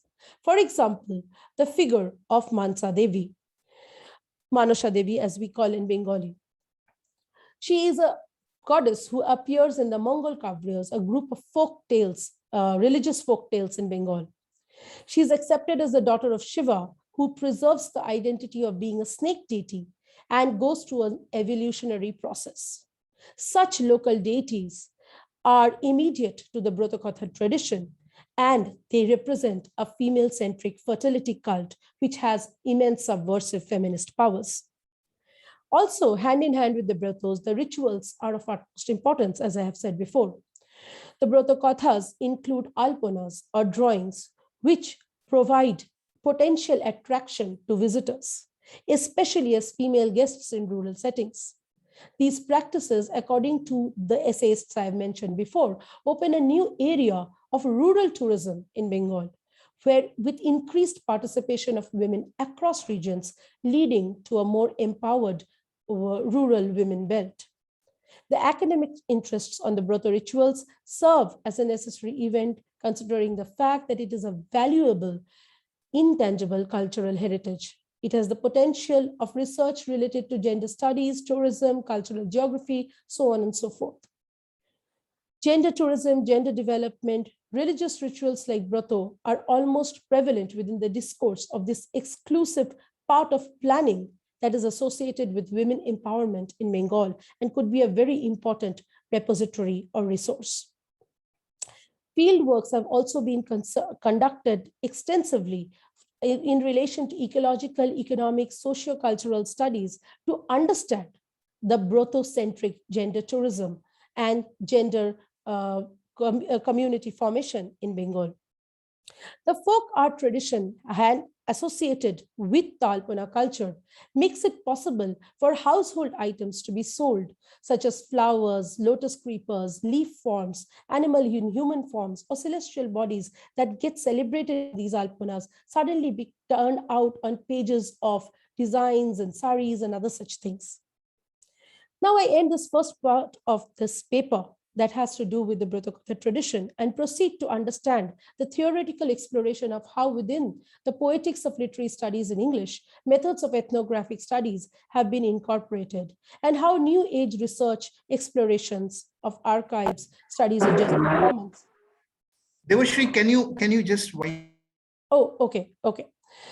So in the second part, I will just briefly argue that the cultural reader response theory has for a very long period of time attempted to understand how anthropology and sociological texts and ethnographic practices have tried to understand the element of writing that is central to an anthropological research.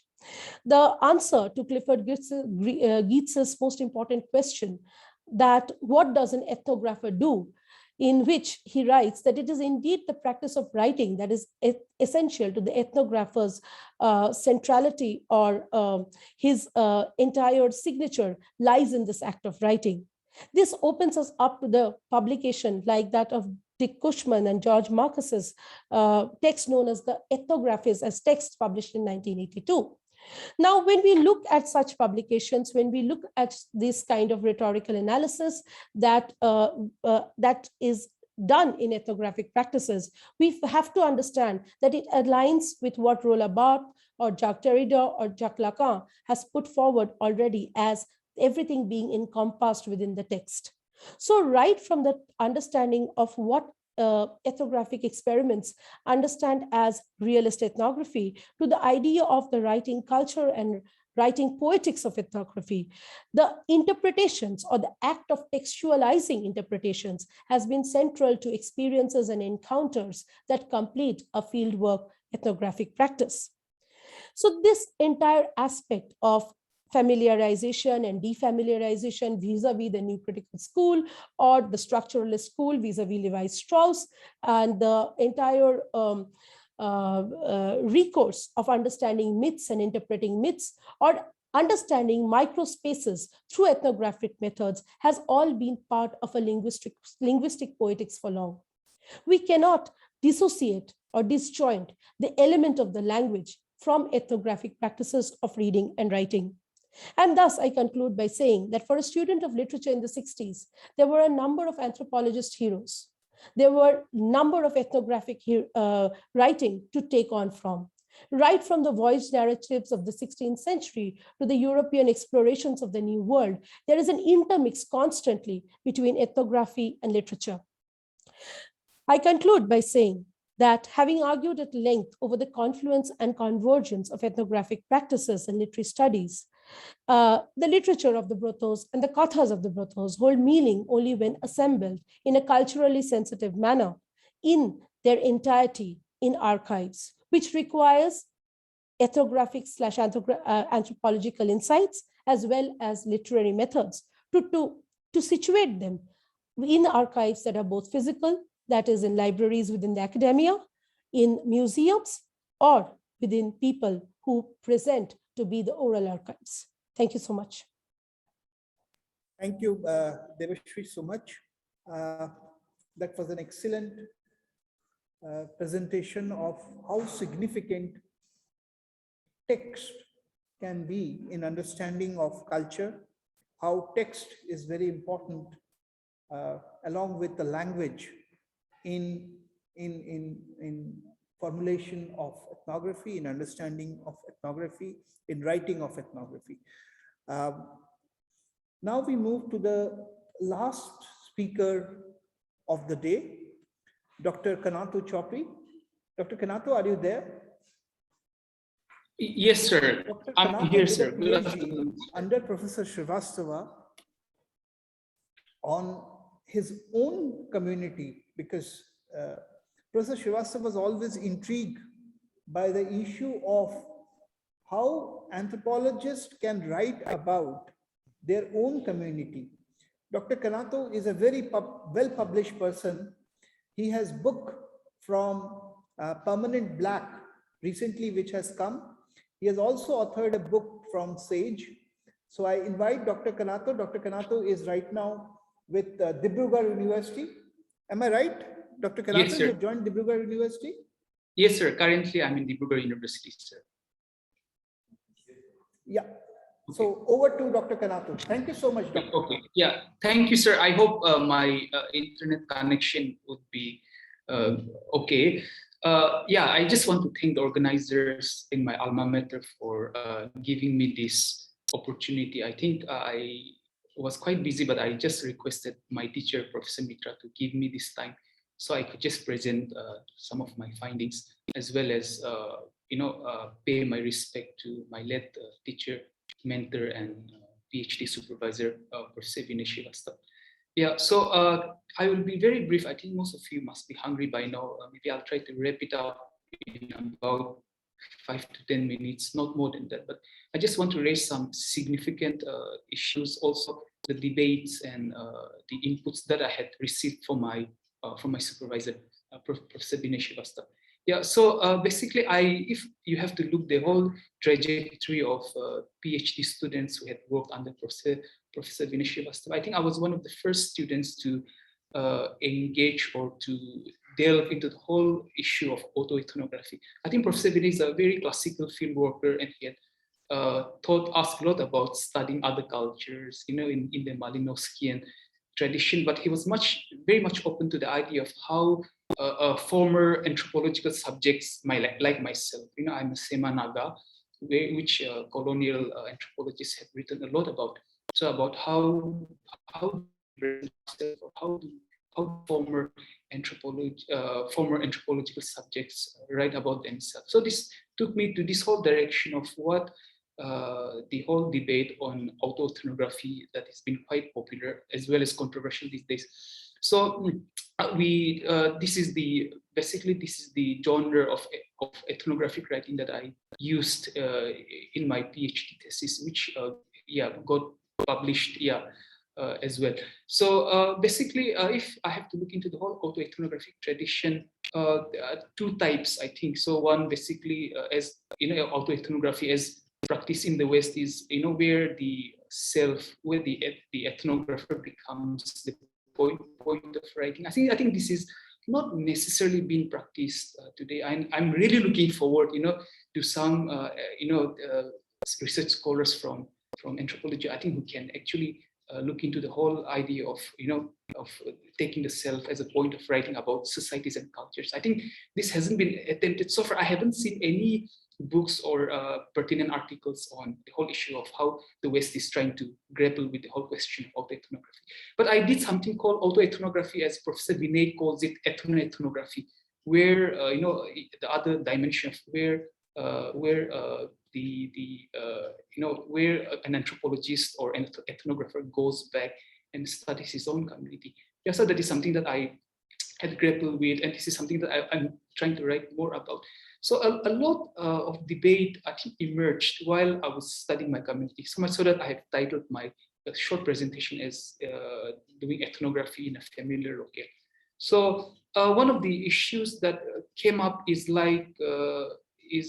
how as anthropological subjects, it becomes not just only a sense of restudying our community, but locating ourselves within the whole paradigm of how anthropological theories and methodologies have evolved, or how contemporary debates and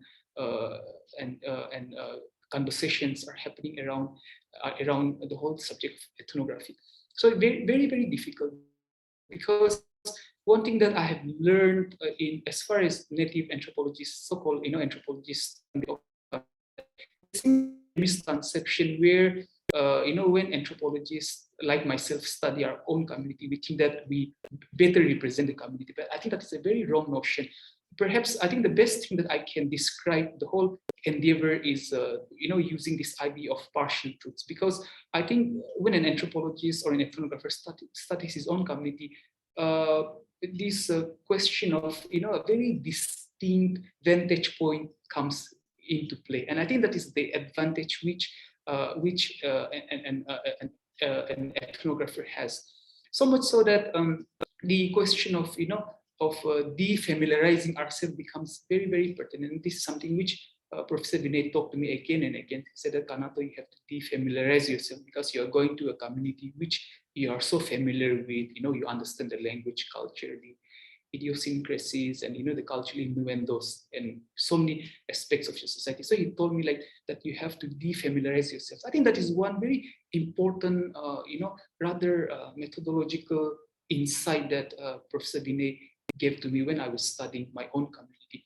So here I was an insider, trying to defamiliarize myself, not necessarily feigning or pretending to be a distant observer, but I think relooking our beliefs, our practices, our institutions, also rethinking and definitely re-introspecting on the whole dimension of my society from a very different vantage point. So this came to a much more very difficult, conversations, because it also talked about like how in certain instances that I have to remind myself that there are certain culture and social processes which I'm so familiar with and which might be very, very important, but due to my over familiarity, I tend to overlook them.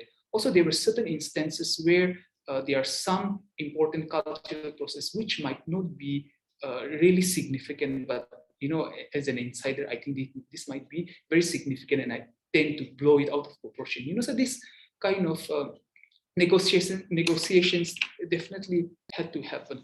So one thing that I learned while doing my ethnographic fieldwork within my own community is that I learned that the space between the self and the other became much more blurred. So here I have to come up with new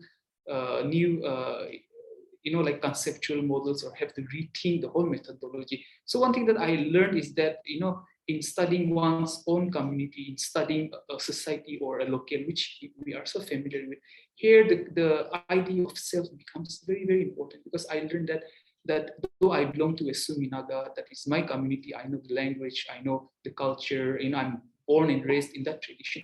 I think the question of class and gender, that me as my educational qualification, or even for that matter, even my family status became very, very significant. So if you actually read my thesis that I worked under Professor Srivastava, I think these are some of the important dimensions about the researcher self that I had been able to really talk about. Yeah. So like I said, I think one thing that I think anthropologists have to really engage with is not many people are quite very happy with the idea of anthropologists or ethnographers studying their own community. But I think this is one very important conversation that I think Professor Vinay started in the Department of Anthropology. And I hope and believe that that as ethnography diversifies, I think we will be open to much more new ideas, engage ourselves, and perhaps take the whole ethnographic discourse to a new level. Yeah, so thank you so much, sir, for giving me this time.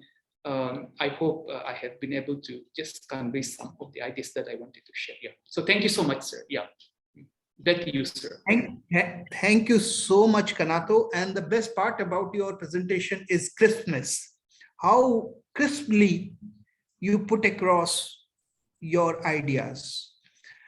You see, Professor Srivastava used to always say that brevity is the soul of the wit.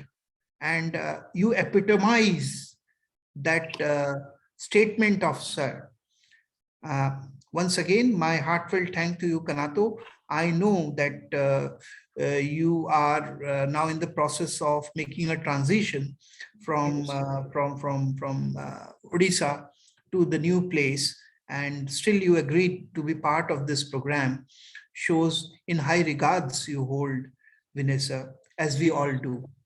Thank you so much once again. And thank you to all the participants who joined us for the morning session. Now we will take a short break, and we will reassemble for the final valedictory session at 2:30. So from Delhi University Department of Anthropology, R.P. Mitra and my other colleagues saying goodbye to you till we meet at 2:30 after the lunch break. Thank you.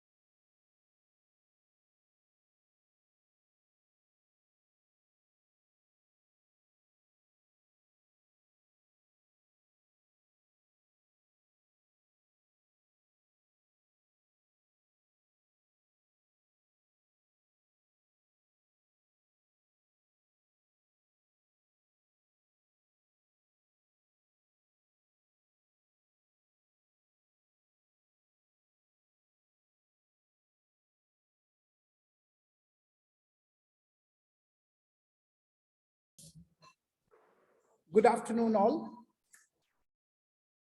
And we come together here for the valedictory session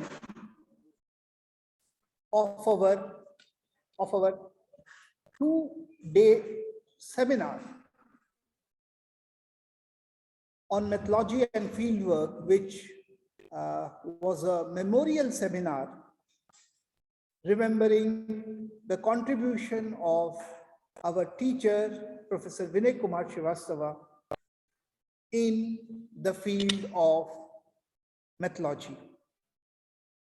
We started with certain problems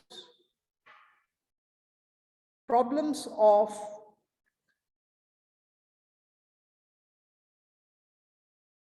how anthropologists and how do they produce ethnography. The ethnographic method, which came into limelight with Malinowski's masterpiece, Argonauts of Western Pacific, gave a new direction to research method and understanding of others. From 1929 to today, ethnographic method and fieldwork, it has traveled a long distance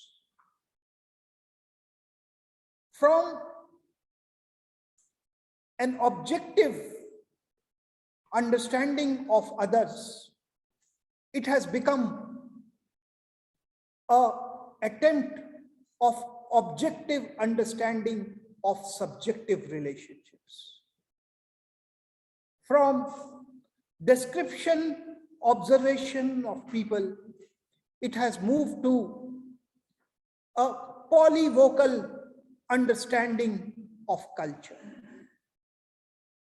The homogeneity, the contentment, the boundedness of culture has been replaced with an understanding of culture which is much more nuanced, culture which is no longer seen as a bounded, homogeneous entity. Ethnography as a method has moved on from the Malinowskian time of examining culture in terms of its bounded entity. In this regard, Professor Srivastava's book was an excellent exposition. Professor Srivastava, if you look at his contribution to methodology and fieldwork, you have to look at three important texts, starting with the book which appeared in 2004, which laid down the canons of how anthropologists, they do fieldwork, how do they use methodology for conducting and writing ethnography. Sir brought together some of the best pieces written on this issue, and the introduction to this edited work, which runs into 54 pages, was a classical chapter to be read by all those who are embarking on fieldwork ethnographic research. The second text, wherein Professor Srivastava laid the foundation of theoretical basis of anthropological study, was the edited book which came out from the SAGE, titled as Sociological Methods, Sociological Theories.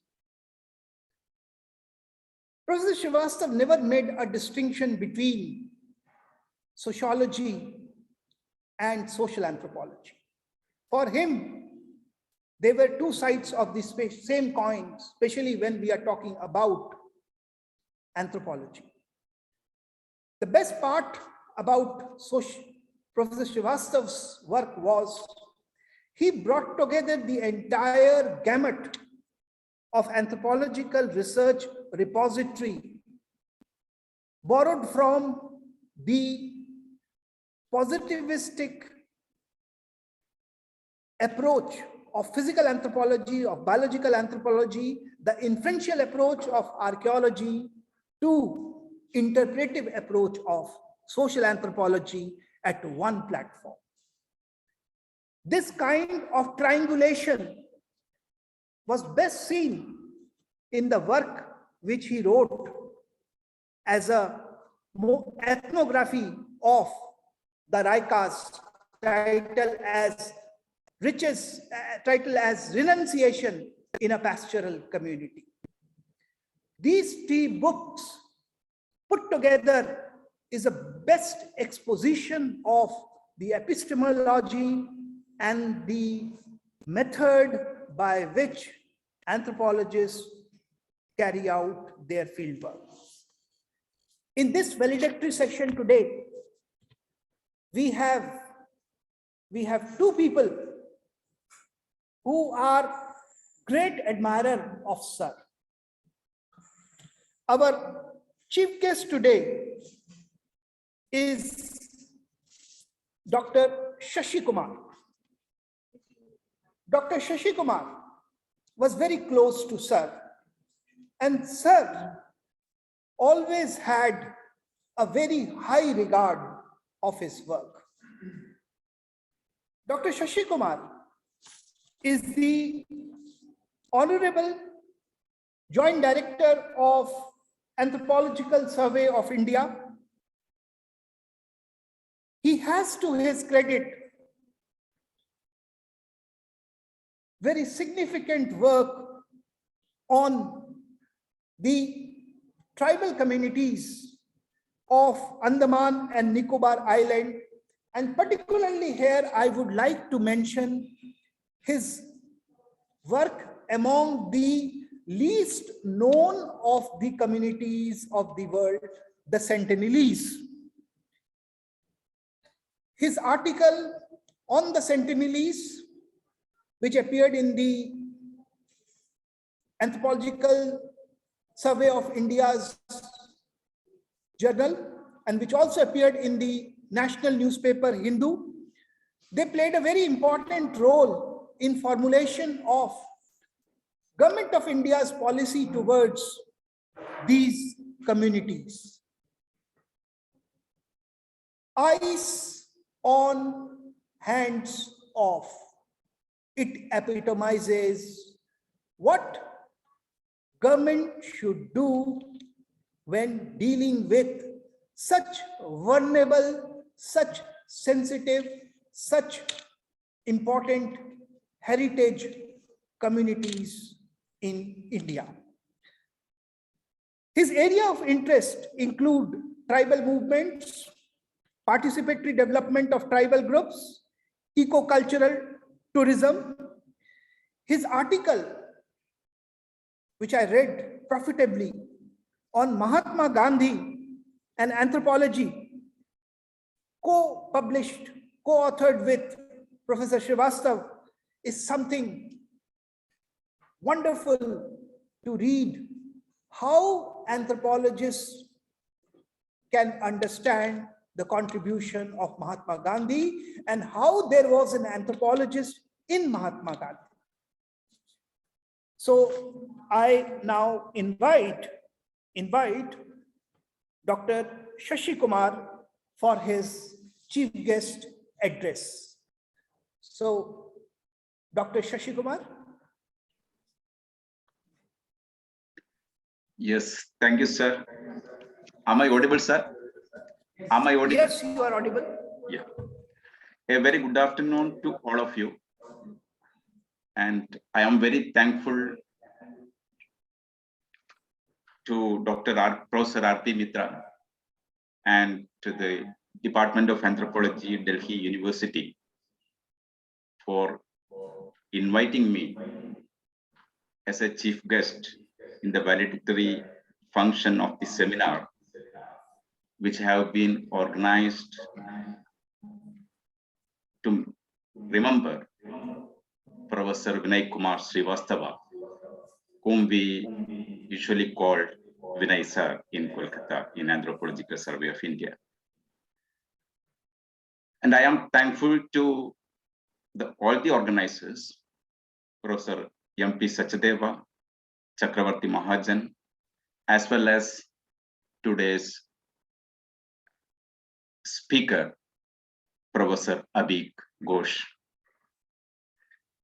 Last 2 days, we have heard a lot about the contributions made by Professor Vinay Kumar Srivastava from the different scholars, ranging from different fields of anthropology. And I don't have that much of expertise to speak about the contributions of Vinay sir, but I have had a very close association with Vinay sir for the last 3.5 years. I take this opportunity last 2 days, and I have listened to some of the speakers yesterday, the reflections as well.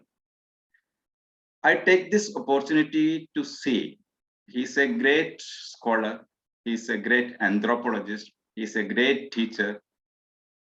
But another aspect which many of them didn't touch, that is Professor Vinay Kumar Srivastava as an administrator. I remember in 2017, when Vinay Kumar Srivastava sir has been finally selected as the director of Anthropological Survey of India, when it was final, I was in Delhi and I happened to meet Professor D.K. Bhattacharya. Bhattacharya sir is the professor of Vinay Kumar Srivastava sir as well. He revered him like a great guru. I used to go to Delhi in connection with the recruitment of the director and all that I happened to see Bhattacharya sir. Then one day he was mentioning Vinay Kumar Srivastava is great with chalk and blackboard, signifying that he is a great teacher, revered by umpteen number of his students. And he also said he is great with his pen and paper, pencil and paper. Yes, he is a great orator, and he's a great great author, and he's a great speaker. And but he added, we are yet to see Vinay Kumar Srivastava, how best he is with files. That is, how best he is as an administrator. I don't want to say here the contributions, all the contributions he has made for the Anthropological Survey of India during the short period of 3.5 years. But only one thing, we have a notion, I like to see a wrong notion, and most people hold that notion, including myself, that an administrator can become a good administrator is only when he should be a rough, tough, and should be harsh, and he should keep a respectable distance from others and all that. But Vinay sir was not like that. The name Vinay signifies the very signifies the quality of sir. What he did in Anthropological Survey of India, he within a few days he understand the entire system. He was joining survey after 15 years. Survey was not having a regular director. There were directors, in charge directors. Of course, their main focus will be, of course, the primary focus will be their own institutions, and this will be, of course, a secondary consideration. So Vinay sir joined survey after a gap of 15 years of no directorship, of a no regular director. He understood the entire thing within a few days, and he made a core group. The important thing is that in his core, and there is no periphery, there is no margin, each and every one member of the organization was in his core, and he understood the caliber, the quality of the deliverance of each and every staff of the organization, and he could a all-inclusive policy. And yes, we have sir have run it, and we could make several achievements, several milestones during his period. I don't want to say what he has done. It is now available. It is in the public domain. Everybody knows about it. But the only thing which I want to say, he is a great institution builder. Of course, Anthropological Survey of India, it has 77 years of legacy, but he rebuilt it. And the visibility of our organization have been enhanced several fold during his a brief period of 3.5 years. Now, Anthropological Survey of India is collaborating with several institutions and several commissions, including Niti Aayog and several scientific organizations, which is coming under science and technology organizations. All this brought to us because of the great work, the dynamic personality of Vinay Kumar Srivastava sir. So here I don't want to mention too much about his administration, but I want to know each and every one of us. Of course, it was an eye-opening to me yesterday. We know that the day 23rd December we know, but many of us don't know what is the significance of the December 3rd. It was the December 3rd is the birthday of sir. And yesterday we have not said to anybody that tomorrow is the birthday of Vinay sir. But the moment yesterday I reached my office, see, I've seen the people who loved him loved him like anything. They considered him as a father. Is the staff there, including the security people. They have identified. They have find out a photo of Vinay sir, and they have decorated, they garlanded it, and they were doing it like that. So how much they loved sir. It shows the affection and then the love sir has extended to all of us. Here, I just want to mention about the two of his latent area of interest, which he could not to culminated into a final stage. One was, as our R.P. Mitra ji was talking about the Mahatma Gandhi and anthropology.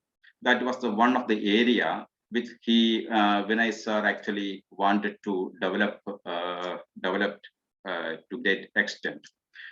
Vinay sir used to tell us, when you think about something, you may not get the idea at that point of time, but suddenly a spark will come, a thought will come, you develop it into a note and then into an article, and if possible into a book. Actually, Vinay sir, that the contributions that R.P. Mitraji was talking about, actually it was greatly the contribution of Vinay sir. It is not of mine actually. And of course, we were sir was discussing with all these aspects. He wanted to understand Mahatma Gandhi from the point of view of anthropology, from the point of view of the contributions made by Gandhi in this respect. He wanted to understand. He used to say there are his contributions to Indian freedom struggle and his understanding his role in removing untouchability, his understanding of rural development, and his the traditional understanding the traditional norms. And in all these respects, the economists, historians, and even the sociologists, they have made a lot of contribution. They have studied the Gandhian thoughts and the Gandhian philosophy, and to a great extent. But and even theologians and philosophers have studied, tried to understand Gandhi or Gandhism or Gandhian thought in a different perspective. And they always pick up seeds from the Gandhian thought and they develop it. Mahatma Gandhi, of course, he was not a specialist in any of the discipline. He was, yes, Vinay sir rightly tell, he was just like a general physician. And any one of us can find out seeds from that, and they can develop on the basis of their own discipline. And Vinay sir was interested in developing these aspects. So if we talk about Jawaharlal Nehru, we have a lot of literature available. It is literature available, his contributions towards the tribal studies, tribal development, in that respect to the discipline of anthropology. But how to connect Mahatma Gandhi, how to understand his contributions to anthropology and tribal studies, it was a difficult task. Of course, Professor N.K. Bose, who was the director of Anthropological Survey of India for some time, at a later stage, he was having a very close association with Mahatma Gandhi. And he was sometimes the secretary of Mahatma Gandhi. Yes, and he has written a lot on that respect as well. And what Vinay sir has done is he has analyzed. He tried to understand. The Gandhi's contribution, Gandhi's influence in two of his disciples, like Verrier Elwin. Verrier Elwin, we all of us know, he came to India in 1920s and became a close associate of Mahatma Gandhi, and as well as the A.V. Thakur, whom we call as Thakur Bapa. So he mentioned these two people as Gandhi's texts, and through them he tried to understand Gandhi's contribution, Gandhi's influence on the discipline of tribal studies, on the discipline of anthropology. Actually, sir wanted to develop it to a great extent, and in that respect, he started reading the N.K. Bose at one point of time. He was reading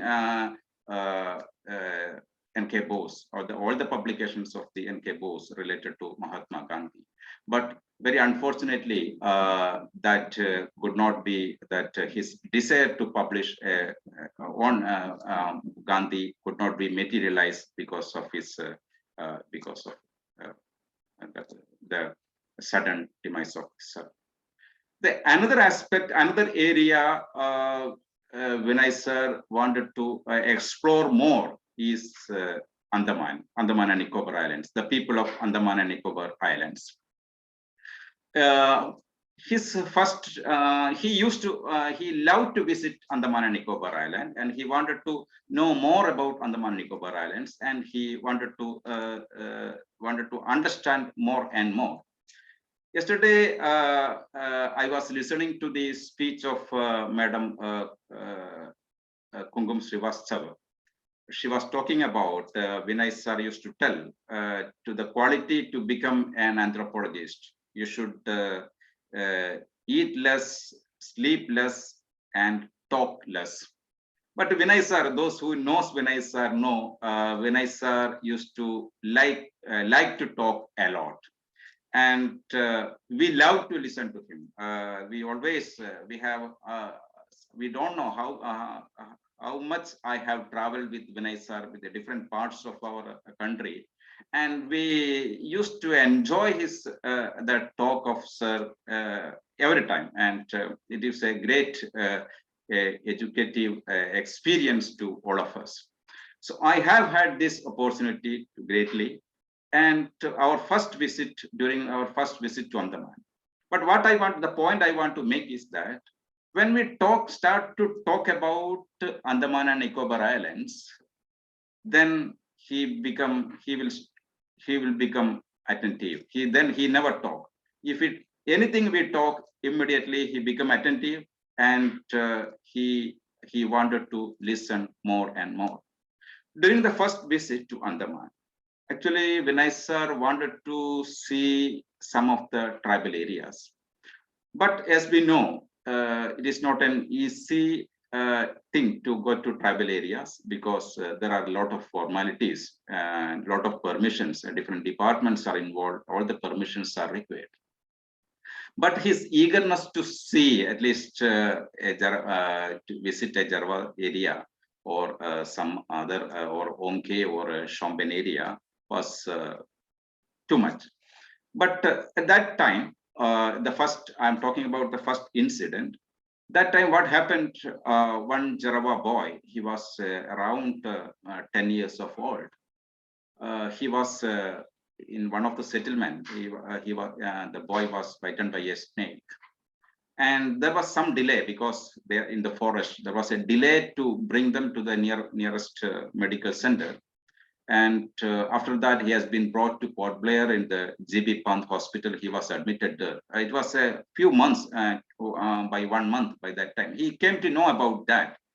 Then we thought that we will make an arrangement to take sir to the hospital. That also requires a lot of formalities that we could make it completed. And we have taken it to sir. That is his first exposure to a Jarva situation. Because since the boy has been taken there quite late, and finally his leg below the knee has to be amputated. Is from a Jarva area.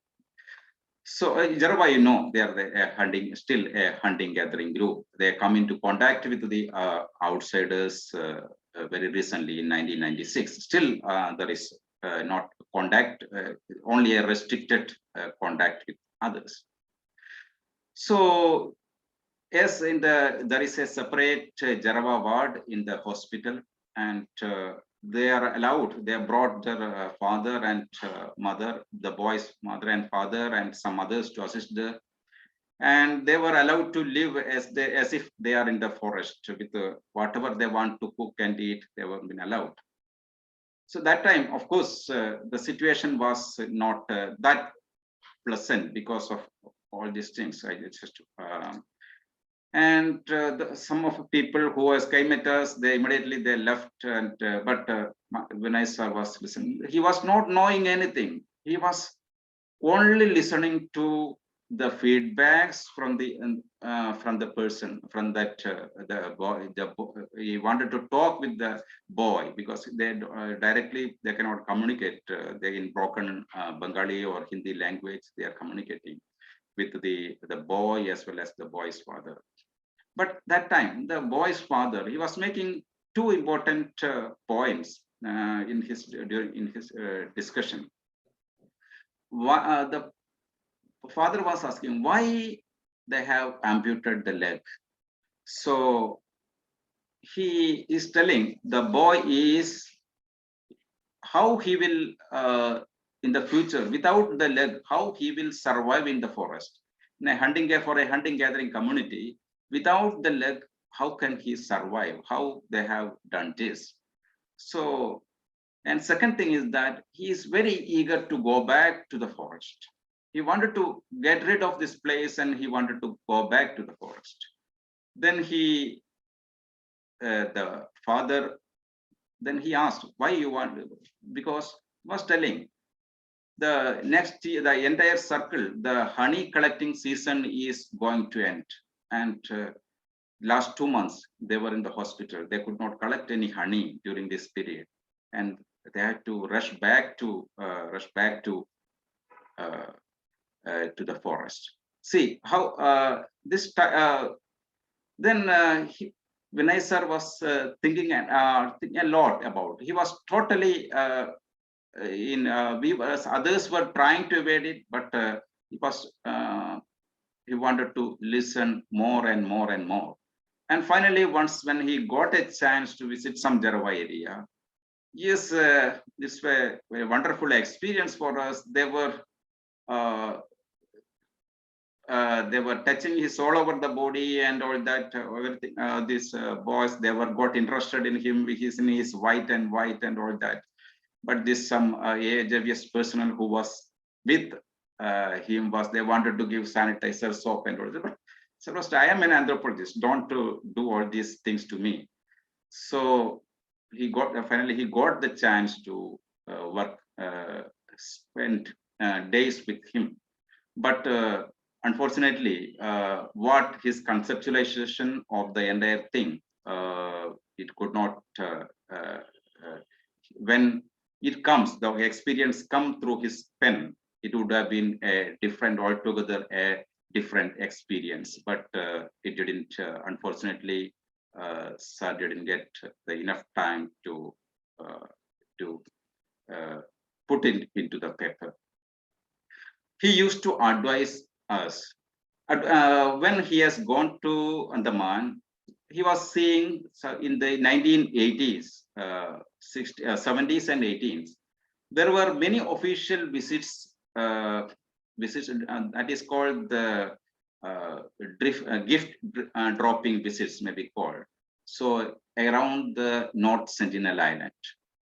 Then sir asked me, have you visited the North Sentinel Island? Then I said, I have not visited much. Twice I have circumnavigated around the island, and twice I have got the chance to the aerial survey of the island twice, and twice the circumnavigation.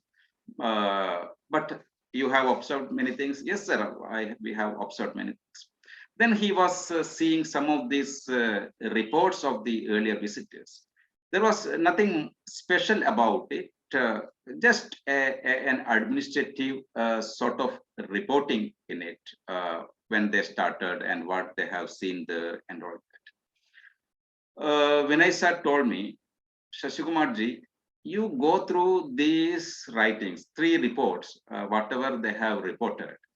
You go through it minutely and think about each and every aspect. At the first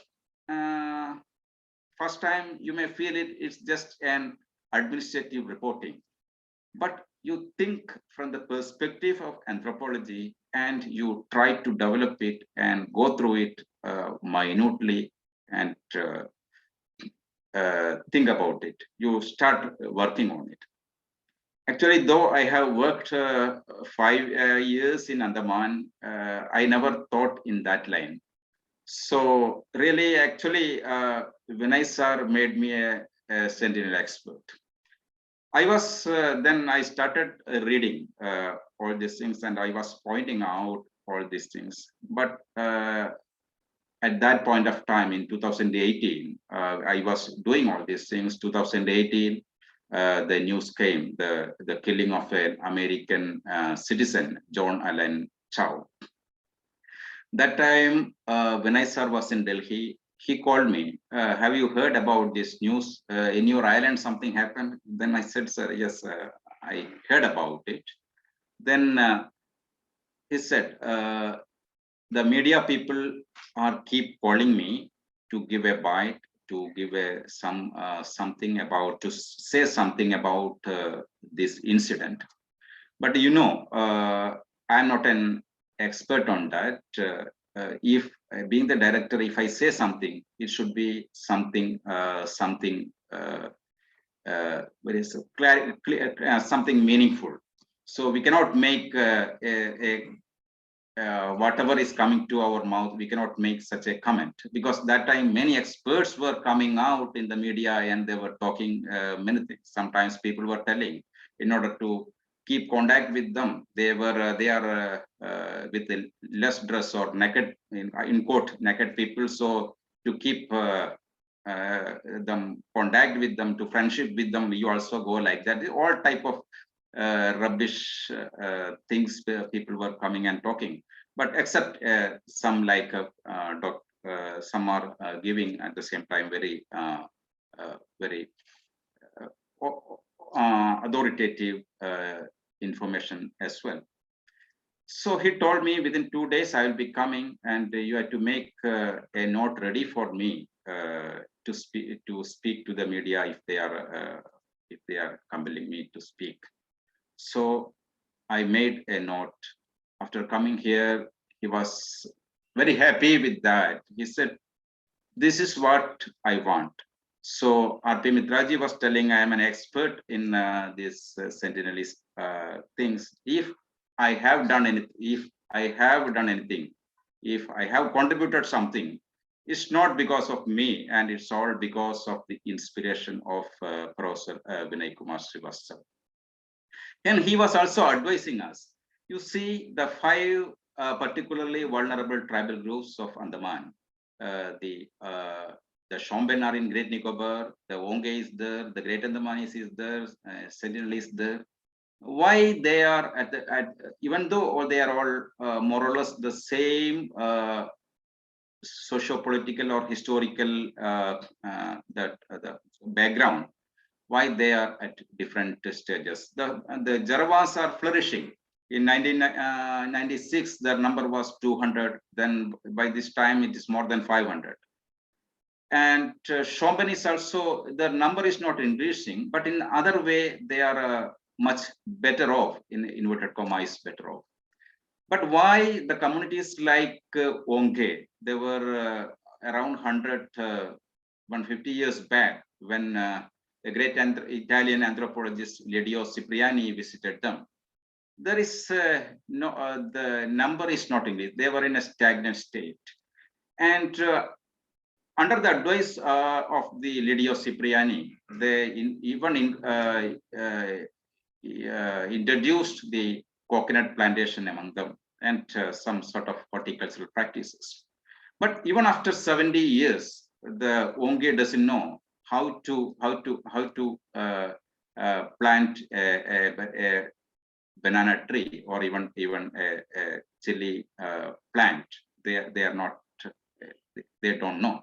But at the same time, the Shomben in the Great Nicobar, they are technologically speaking, in the evolutionary perspective, if we are seeing, they are backward in the sense evolutionarily they are much at a later stage, because they don't know the technology of bow and arrow. They know only their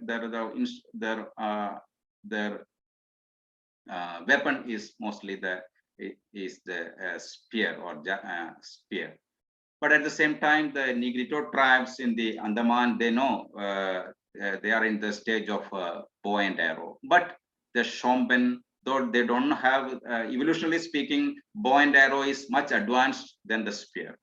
So, but they have adapted some extent of horticulture.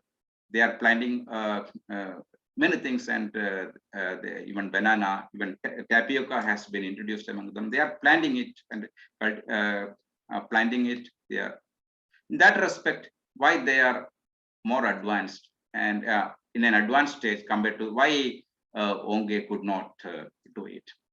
So when we speak about the evolution from the hunting gathering to the present day agriculture stage, it took more than 10,000 years 10,000 years. So in the case of the Onge, that is a direct, a sudden and abrupt, what is called, the traditional life has been abruptly stopped because of the British interference. But the Shomben, though a lot of efforts have been made by the British and the pre-British period to colonize the island, it was not successful in that area because of the climatic and other conditions. So, so these were some of the ideas he was keep discussing with us, and keep fuel us with his ideas and thoughts, and make us to think about it and work among them. So that is why we are something today. The great the amount of the influence Professor Vinay Kumar Srivastava has made on us, on all of us, is great. So he was thinking about what we can do, what to be done. Then he wanted to understand the situation in a holistically. So he will take up small projects which we can easily undertake. Initially, he has taken a coffee table book on Andaman. So it's a wonderful thing. If some of you might have seen it. So in that respect, he also, sir, being the editor, he also will be learning a lot of things, getting a second-hand information on all of the things. Then we'll be visiting, and he can capture it readily. So then he wanted to, there was a policy, a Jarawa policy after 1996, because of some High Court directives. The Andaman administration have made a Jarawa policy, but there was no such policy for other tribes. Then he was thinking, why should not we make a policy proposal? Yes, let us speak about it. If the administration wanted it, let them make use of it. But at least we can try our being the premier anthropological organization of the country. We will make some effort.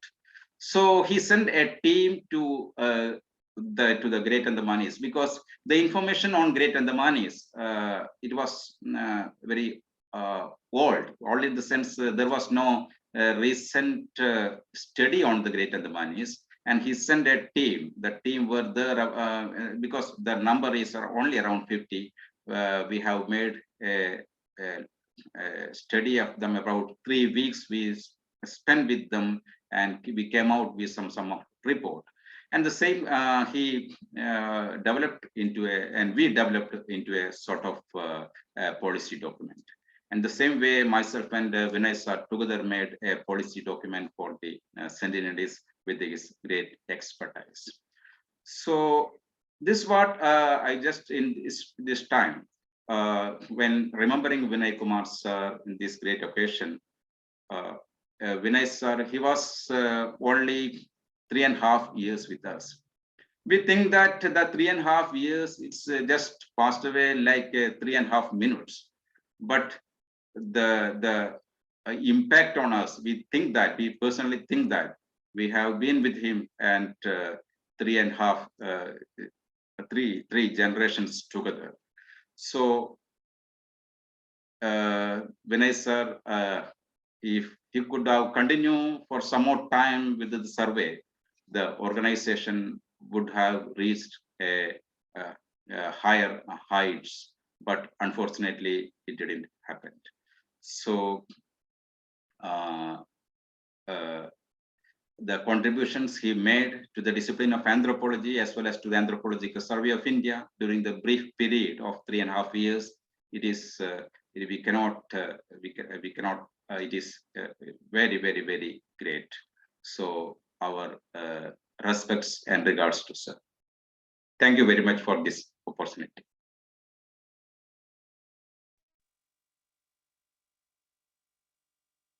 Much, sir.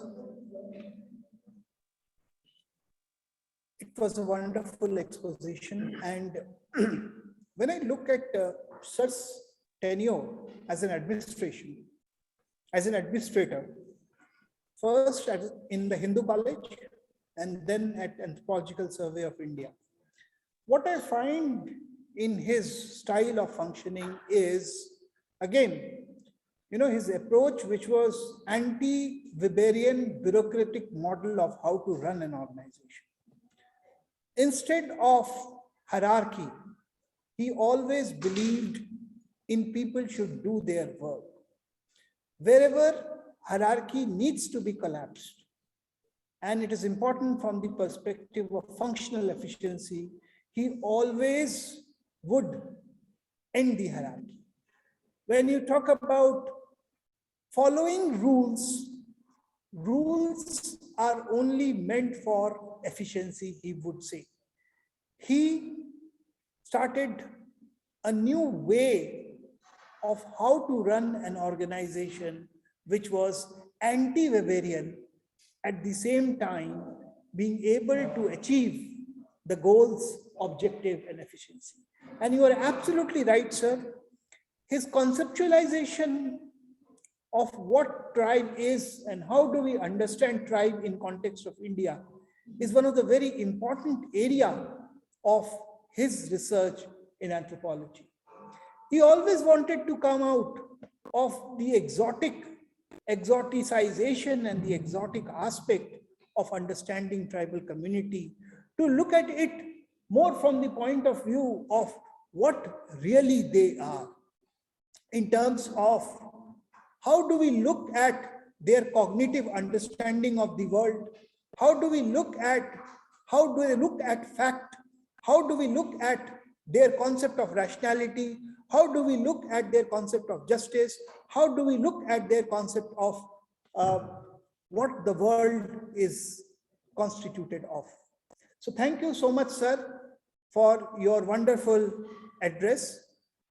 Now, our main speaker for the today's session, the valedictory speech, is to be given by somebody who is very close to all of us and a very well-known anthropologist. And to introduce Abhik sir, he's Abhik sir to us. He's not Professor Abhik Ghosh, because in a way he mentored us when we joined. He was doing his research in the department, and we always looked up to Abhik sir as our role model. And to introduce him, Dr. Chakraverti Mahajan, who is his PhD student, has asked me that he will have the honor to do it. So I give the stage to Dr. Chakraverti Mahajan to introduce Abhik sir.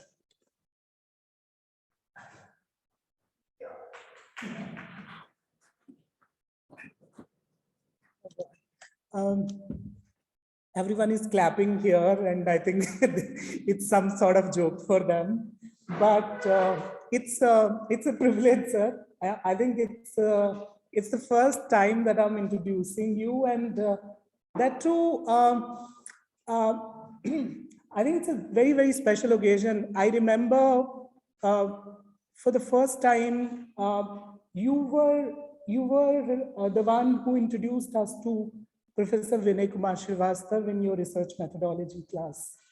This was year 2004, and you would often talk about your sir and his fieldwork among the Raikas. So, Professor Abhik Ghosh is a professor of social anthropology at Punjab University, Chandigarh, and he has inherited many things from Delhi University Anthropology Department. He would often talk about Professor D.K. Bhattacharya, who was his formal supervisor, and also Professor Vinay, who was his informal supervisor in some ways. And Professor Ghosh worked for his PhD among the Orans. He did his MPhil with Professor Marva. And he always took this special pride in introducing us to his teachers. He would very fondly talk about them, DKB and Marva Saab and Vinay sir, and all other colleagues and teachers of him. So, sir, I invite you to deliver this very special valedictory address in memory of Professor Vinay Kumar Srivastava. Thank you.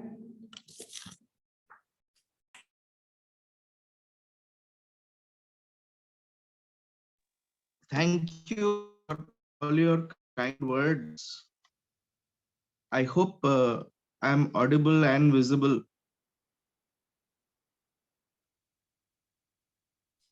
Yes, sir. Okay. So at the outset, I would like to thank the organizers and the Department of Anthropology, University of Delhi, for thinking about including me at such a prestigious moment.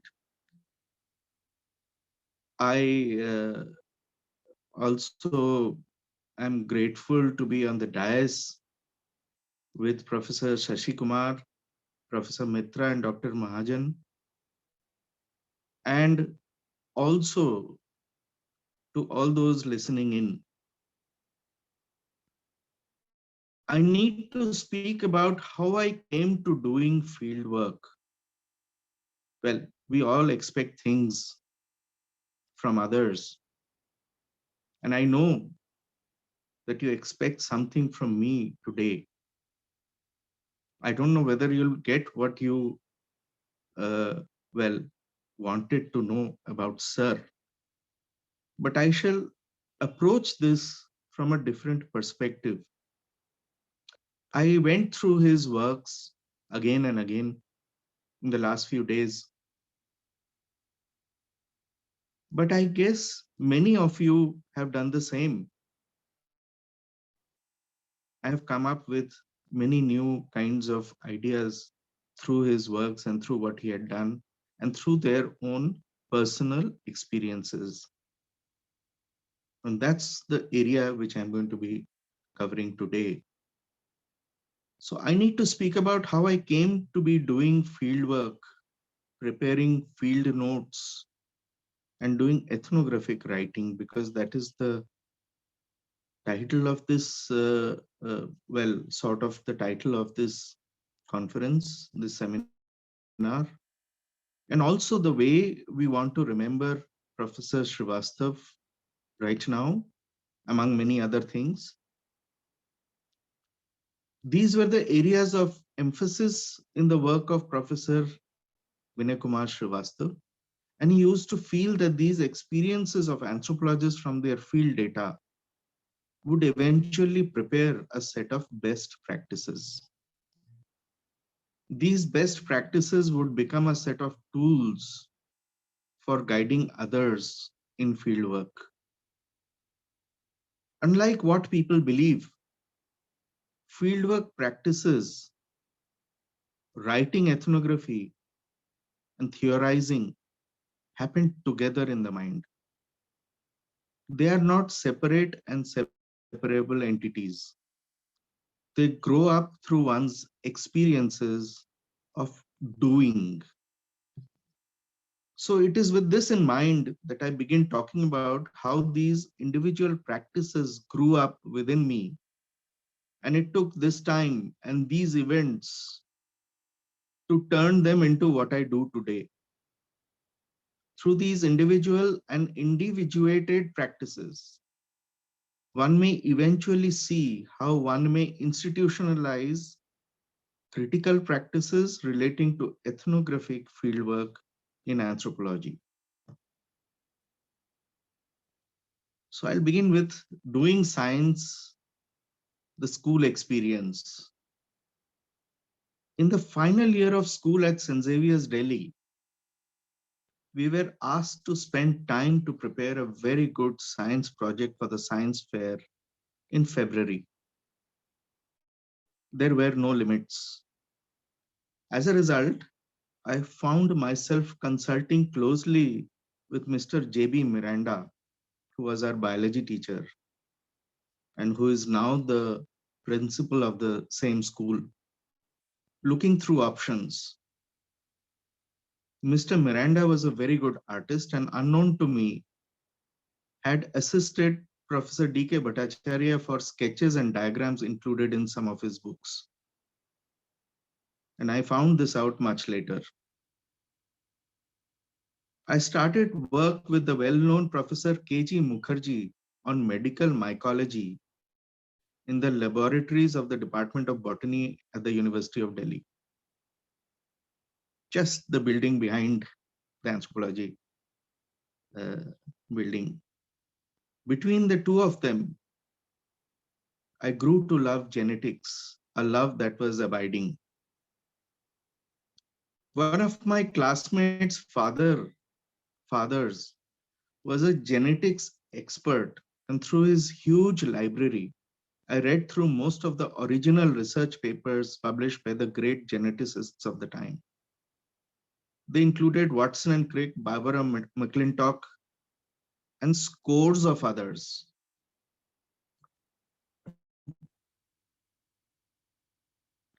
The next phase I want to talk about is the phase of the college-going scientists.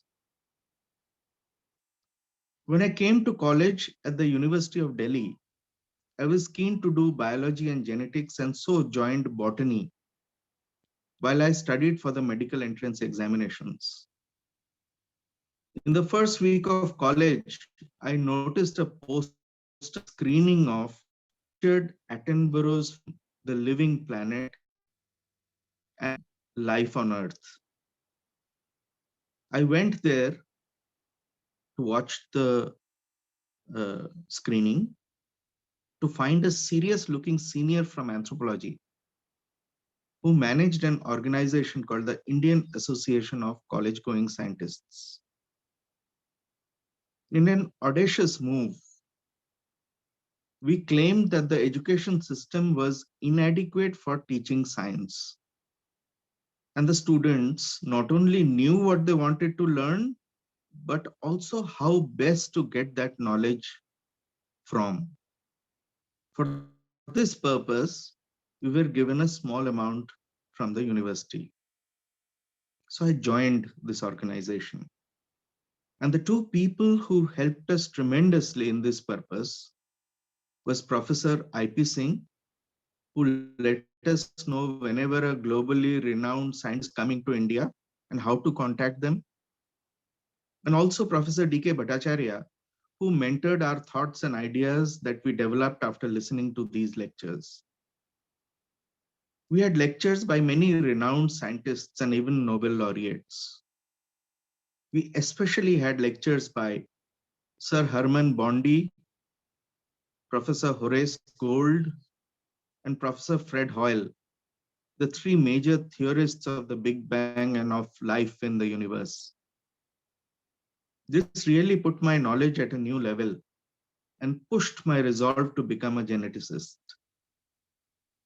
One person who also lectured for the association and whom I got to know at the time was Professor M.P. Sachdeva.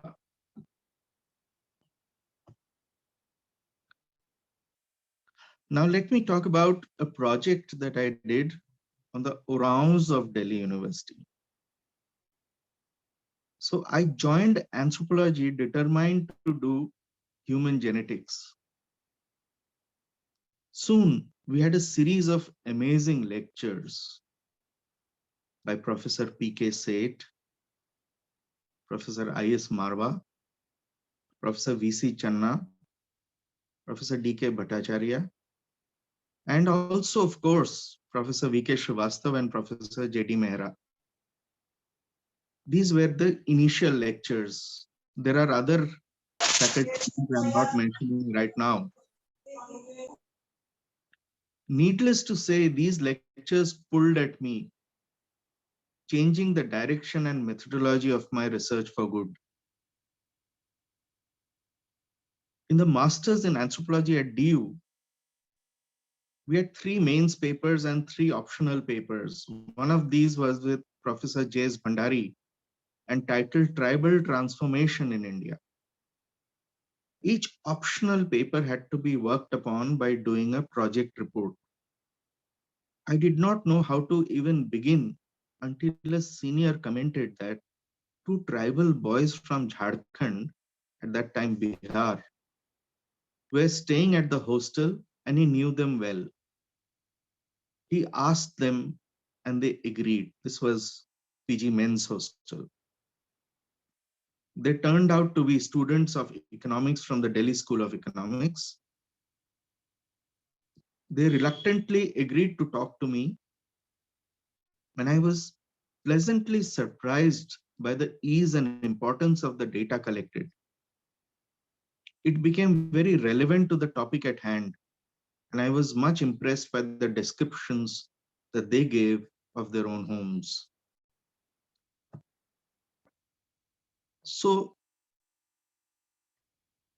look at the conflicted way in which I attempted to learn about fieldwork as an anthropology student.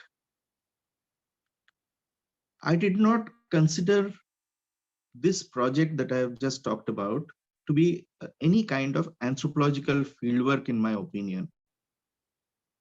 For one thing, it was too easy.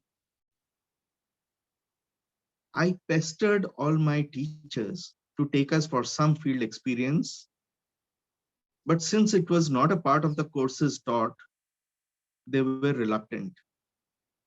I felt that those who had done their BSc from the department had much more field experience than I had. I craved for this experience. Eventually, when the year ended and the vacations began, I requested Professor Bhattacharya to send me somewhere near the secondary hometown of Kharagpur, where I was to go for my vacation period. He immediately wrote a letter to Professor P.K. Bhomik, asking him to put me up at Bidisha.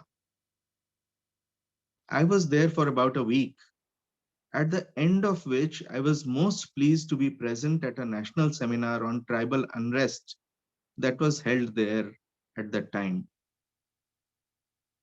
During this stay, in a very piecemeal manner, I was able to collect data partly from the Lodhas, but more extensively from the Mundas in two villages near Bidisha, one of them being Pichaboni, where Professor Bhomik himself worked for his PhD.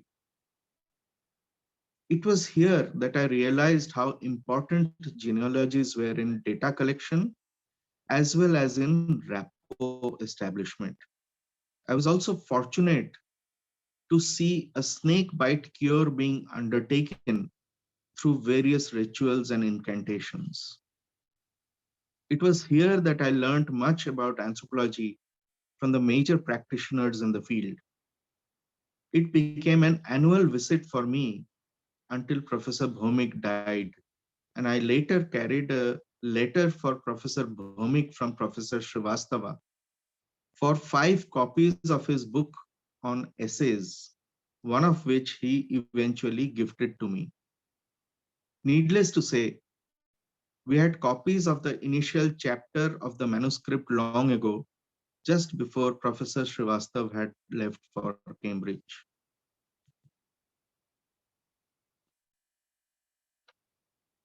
Now I'm going to be talking about the village where I worked for my master's, Malli Bhitai, and about writing field notes. In the final year of the master's, during our field visit, we went to Pauri Garhwal, staying at the circuit house in Pauri with Professor I.S. Marwa and Professor Kalla, A.K. Kalla.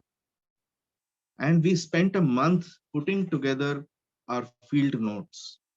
At the end, when we sat down to actually write down the field report, it became a very difficult process.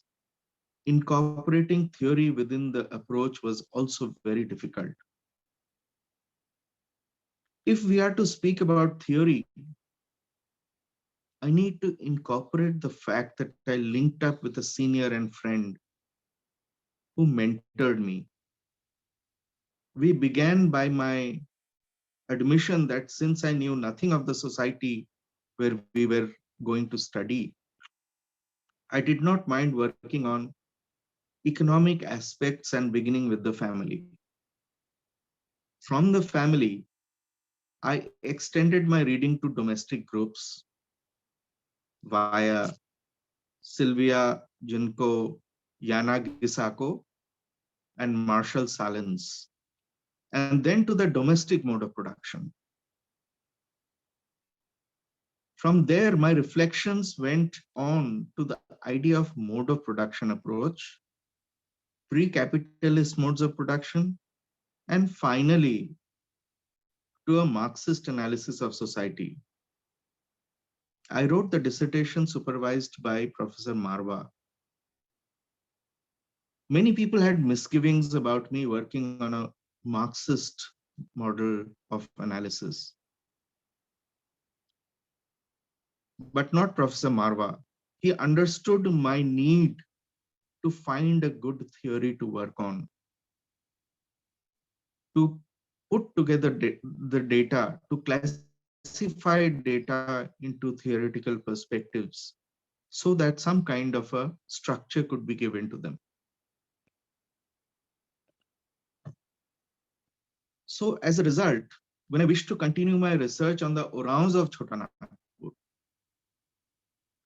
it was under Professor Marwa that I began.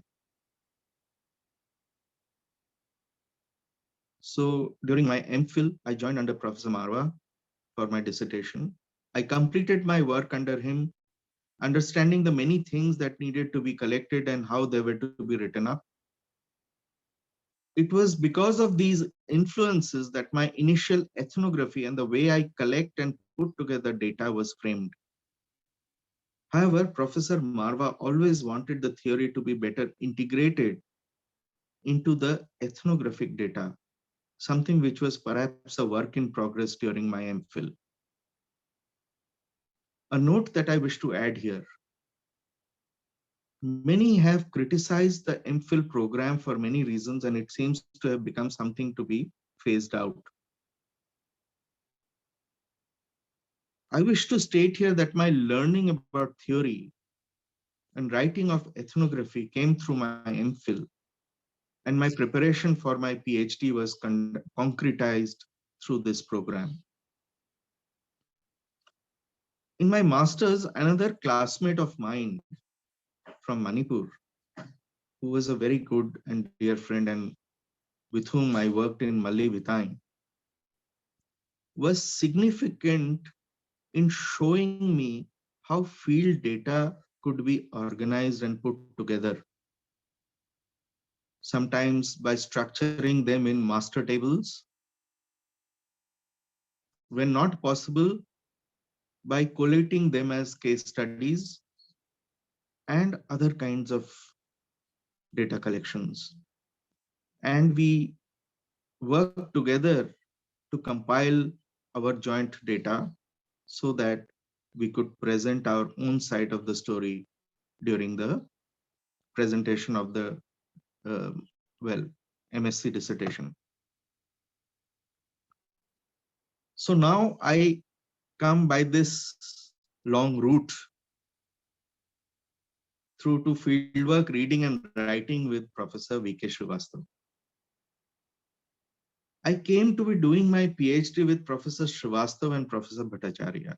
And I have said elsewhere, and Professor Mahajan, Dr. Mahajan has already stated here how this has come about. He transformed my initial PhD proposal with his comments and changes. It was then that we started discussing reading for fieldwork. I not only read through his manuscript of the Introduction to Methodology and Fieldwork, but also many other works that he lent me, like Dumo's Pramalai Kallar, and many other works relating to ethnography and fieldwork. I was also encouraged to read works on the concept of tribe as well, since this formed a major part of my introductory remarks of my thesis. So let me put my learning from Professor Srivastava, instead of going into line by line details into 3 sections. First was about putting raw data into field notes. Now, Professor Srivastav believed in writing as a daily exercise. It has to include immediately writing up the field notes so that they become a part of what you feel, think, and do. Now, this helped me immensely in dealing with my data on the senses and emotions, because this was the data that would have been lost in a couple of days of not writing it down and putting it together. He was always saying that the shorthand notes of the field should be expanded and written up as soon as one reached one's residence. This should be written in longhand. Usually he preferred no recordings. Following traditional fieldwork traditions, he preferred that I conduct fieldwork for one calendrical year in the field, staying for every month in the field, even if one took breaks. I took breaks every 3 months, but I managed to conduct fieldwork for 13 months according to his wishes. Written field notes with dates, time, and other details were checked by him, and I took them with me while discussing how the data was being put together. Yet, he encouraged and gave ideas, but never interfered with the ideas that I was putting forth. Ethnography was to be collected in detail. Its allocation to analytic issues would come with reflection and reading. This was one of his major takeaways that he used to keep insisting upon. I come to the second of these issues, which is technique as theory and as applied, and adapting these techniques for fieldwork. From the beginning, he asked us to reflect on ethnography in detail so that more and more details might emanate from it. This was only possible if the initial details were ready, because theoretical application was only possible with a holistic data set. Without holism, such data analysis was never likely to be complete or convincing. So one had to be absolutely honest about issues and facts. Theories were rather heavy, often jargonized. He wanted us to use theories simply without jargons, as Madam Srivastav has already stated yesterday. Also, there were many issues in the ethnography. One had to cover as many of the issues and nuances as possible, making the ethnography denser. Yet, it should not take away the ability to be read by a non-anthropologist.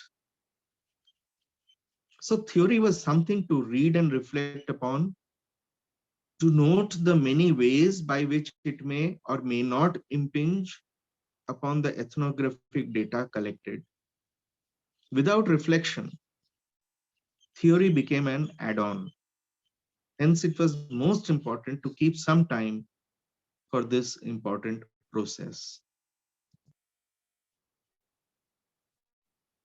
And now I come to the third part of structuring together some of what I learned from him of how to convert field notes into ethnography. Now, while writing field notes, the most important thing was to incorporate as much of the data as was possible. It was also important to ensure that ethnographic data was not skimmed over. It was also clear that each chapter should be of the same length approximately. This became a problem when I took it too literally and introduced two new sets of data in the concluding chapter and made it the same length as all the others. Eventually, after long discussions with Professor Bhattacharya and between Professor Bhattacharya and Professor Srivastav, who sat together over these issues, it was sectioned off as part of the appendices. The use of a bibliography rather than references by me was also problematic. We also felt that a thesis was different, and while converting this to a published book, it meant a new way of writing, and there were so many changes that were necessary. So it must be understood that in Indian science, very few people were thinking of ethics, plagiarism, and good practices in research at that time when I was doing my PhD. Unlike Professor Srivastav, he told me that research in Cambridge for a PhD meant that a dissertation would be about 100,000 words. Only 10% could be from quoted sources, usually much less. Eventually encouraged by him, I improved upon one of my MPhil assignments for a paper on ethics in applied anthropology. Finally, before the final submission, he advised me to revisit the field for a brief period, about a month, to add new information, bring it up to date, and to see if what was put together in the dissertation stood up to the test of actual field experience and data. Now I want to discuss this information about Professor Srivastav and put it into the context of institutionalizing critical practice. Now, much of this description is not about Professor Srivastav. However, this was the point. I wish to show that these issues are the strings that may be drawn together to show that these personal ideas about fieldwork emanated through institutional categories in existence, and even as we discuss them in his memory, again become a part of future institutional categories. So fieldwork, writing and theorizing, as seen from my own unique and personal experience, are reflections of those of Professor Srivastav's personal guidance and practice. As we remember them and use them in everyday practice, they become an established institutional practice.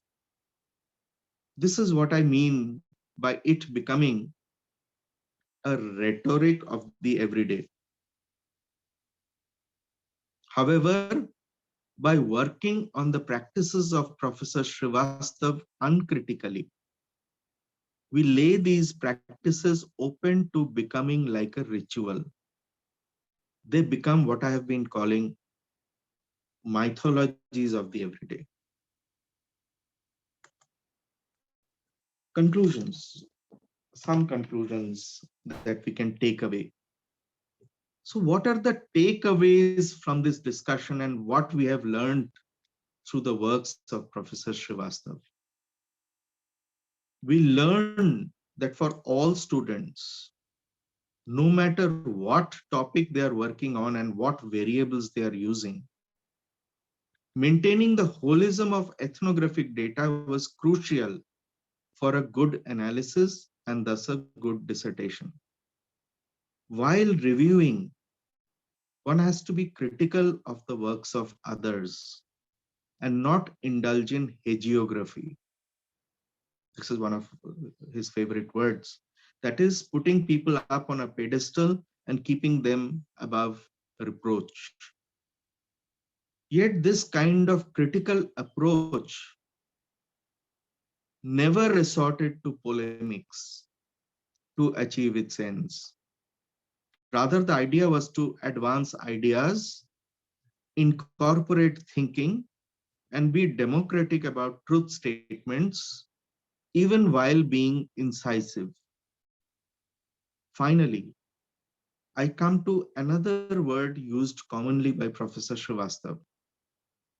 The word is iconoclastic. Even while following institutional practice, one has to be critical of it. And on occasion, one needs to break out of its constraints and become iconoclastic. Of course, breaking out would only be suitable with adequate reasons to do so, rather than as a matter of personal attitude. How one may incorporate critical anthropological practice as being embedded within institutional practices would be the challenge for the new generation. Today, we would struggle to emulate Professor Srivastava's many teachings within our work. At a future date, we should look forward to transcending them. It may seem like a betrayal to his memory, but it isn't.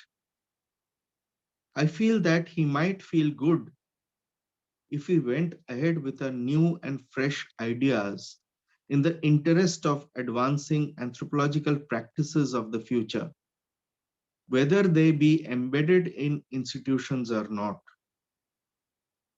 Eventually then, we are looking for a cloud institution of anthropologists who work from different locations without concrete infrastructures.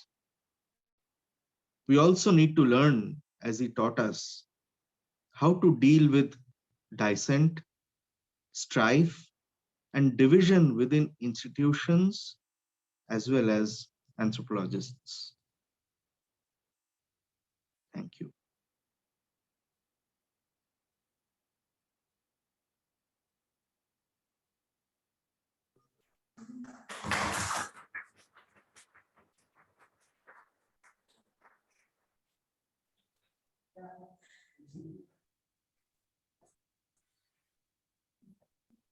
So that was simply brilliant. That was simply brilliant. And that is what we expected of you. And you went beyond our expectations. It was really encouraging words from you. We need to really build up from where Sir left us. And from the Department of Anthropology, from all of us, a very big thank you to you.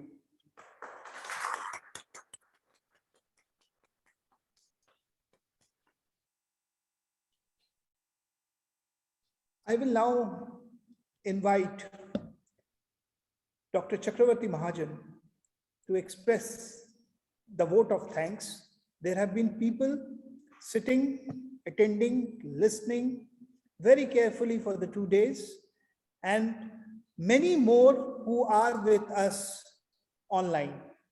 So, Dr. Chakraverti, I invite you to deliver the vote of thanks.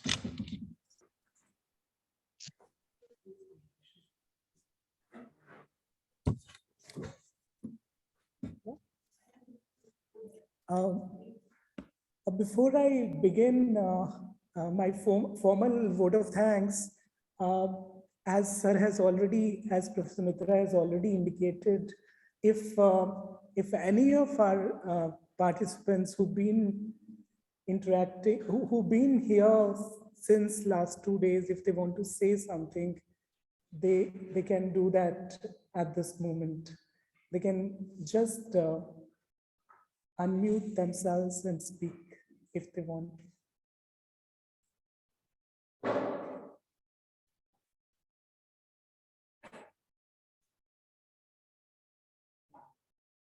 Okay, so I think after this brilliant lecture by Professor Ghosh, We all are in thinking mode, and it's my,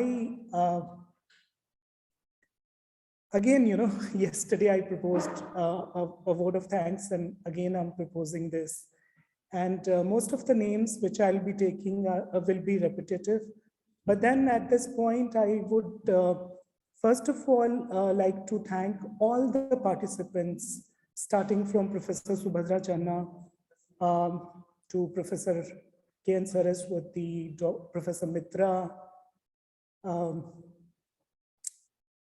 Also, yesterday, the panelists for both the reflection sessions, Professor P.C. Joshi, Professor Marva, Professor Kumkum, Dr. Vibha Joshi, Professor Shalina Mehta, Professor K.K. Basa, Professor Shubho Ray, Professor Venkat Rao, Professor Shiva Prasad, Professor Sukan Chaudhary. And today we had this brilliant second generation of people, Dr. Mitu Das, Dr. Rukshana Zaman, Dr. Mir, Dr. Kalindi, Prashant, Kanato, Snighda. So, and of course, Professor Ghosh and Dr. Sasikumar, such an illustrious set of people, a great line of speakers that Professor Mitra could arrange for us. It was actually a treat and an intellectual treat which Professor Srivastava would have enjoyed a great deal. I'm also thankful to Professor Joshi for giving us this idea of organizing this particular seminar in Professor Srivastava's memory. Professor MP Sachdeva supported us in this venture. My colleagues who are present with us at the moment, Professor Saraswati, Professor Manoj Kumar Singh, Dr. Kennedy Singh, thank you so much. And I see some of my colleagues online. I thank them all. Madam Srivastava is here. She's been listening to us since yesterday. And ma'am, we thank you for sparing some time yesterday as well as today. I see Professor Marva in the audience. I thank him from the bottom of my heart. He's our inspiration. We often talk that, how much he loves the department, that he's always there for all our programs. I'm also thankful to the research scholars of our department. They've been here even on a Saturday. They are also attending, some of them, they are attending online. I thank them all, to the non-teaching staff of the department, and also to all the listeners, all the audience, all the people who loved Professor Srivastava and who had special place. Oh yes, I completely forgot Dr. Avitoli, who's been looking after the nitty-gritties of this dual mode. We are in a different age post-pandemic. We've been dealing with this dual mode, and Dr. Avitoli has been very, very kind. Also to, now that ma'am has reminded me, I think all the chairs and co-chairs of the sessions which we had. Also to Rashmi, who has today replaced Dr. Avitoli, and also KV again for being here with us. Thank you very much, everyone. I take your leave, and also I thank you all on behalf of the Department of Anthropology. Thank you very much.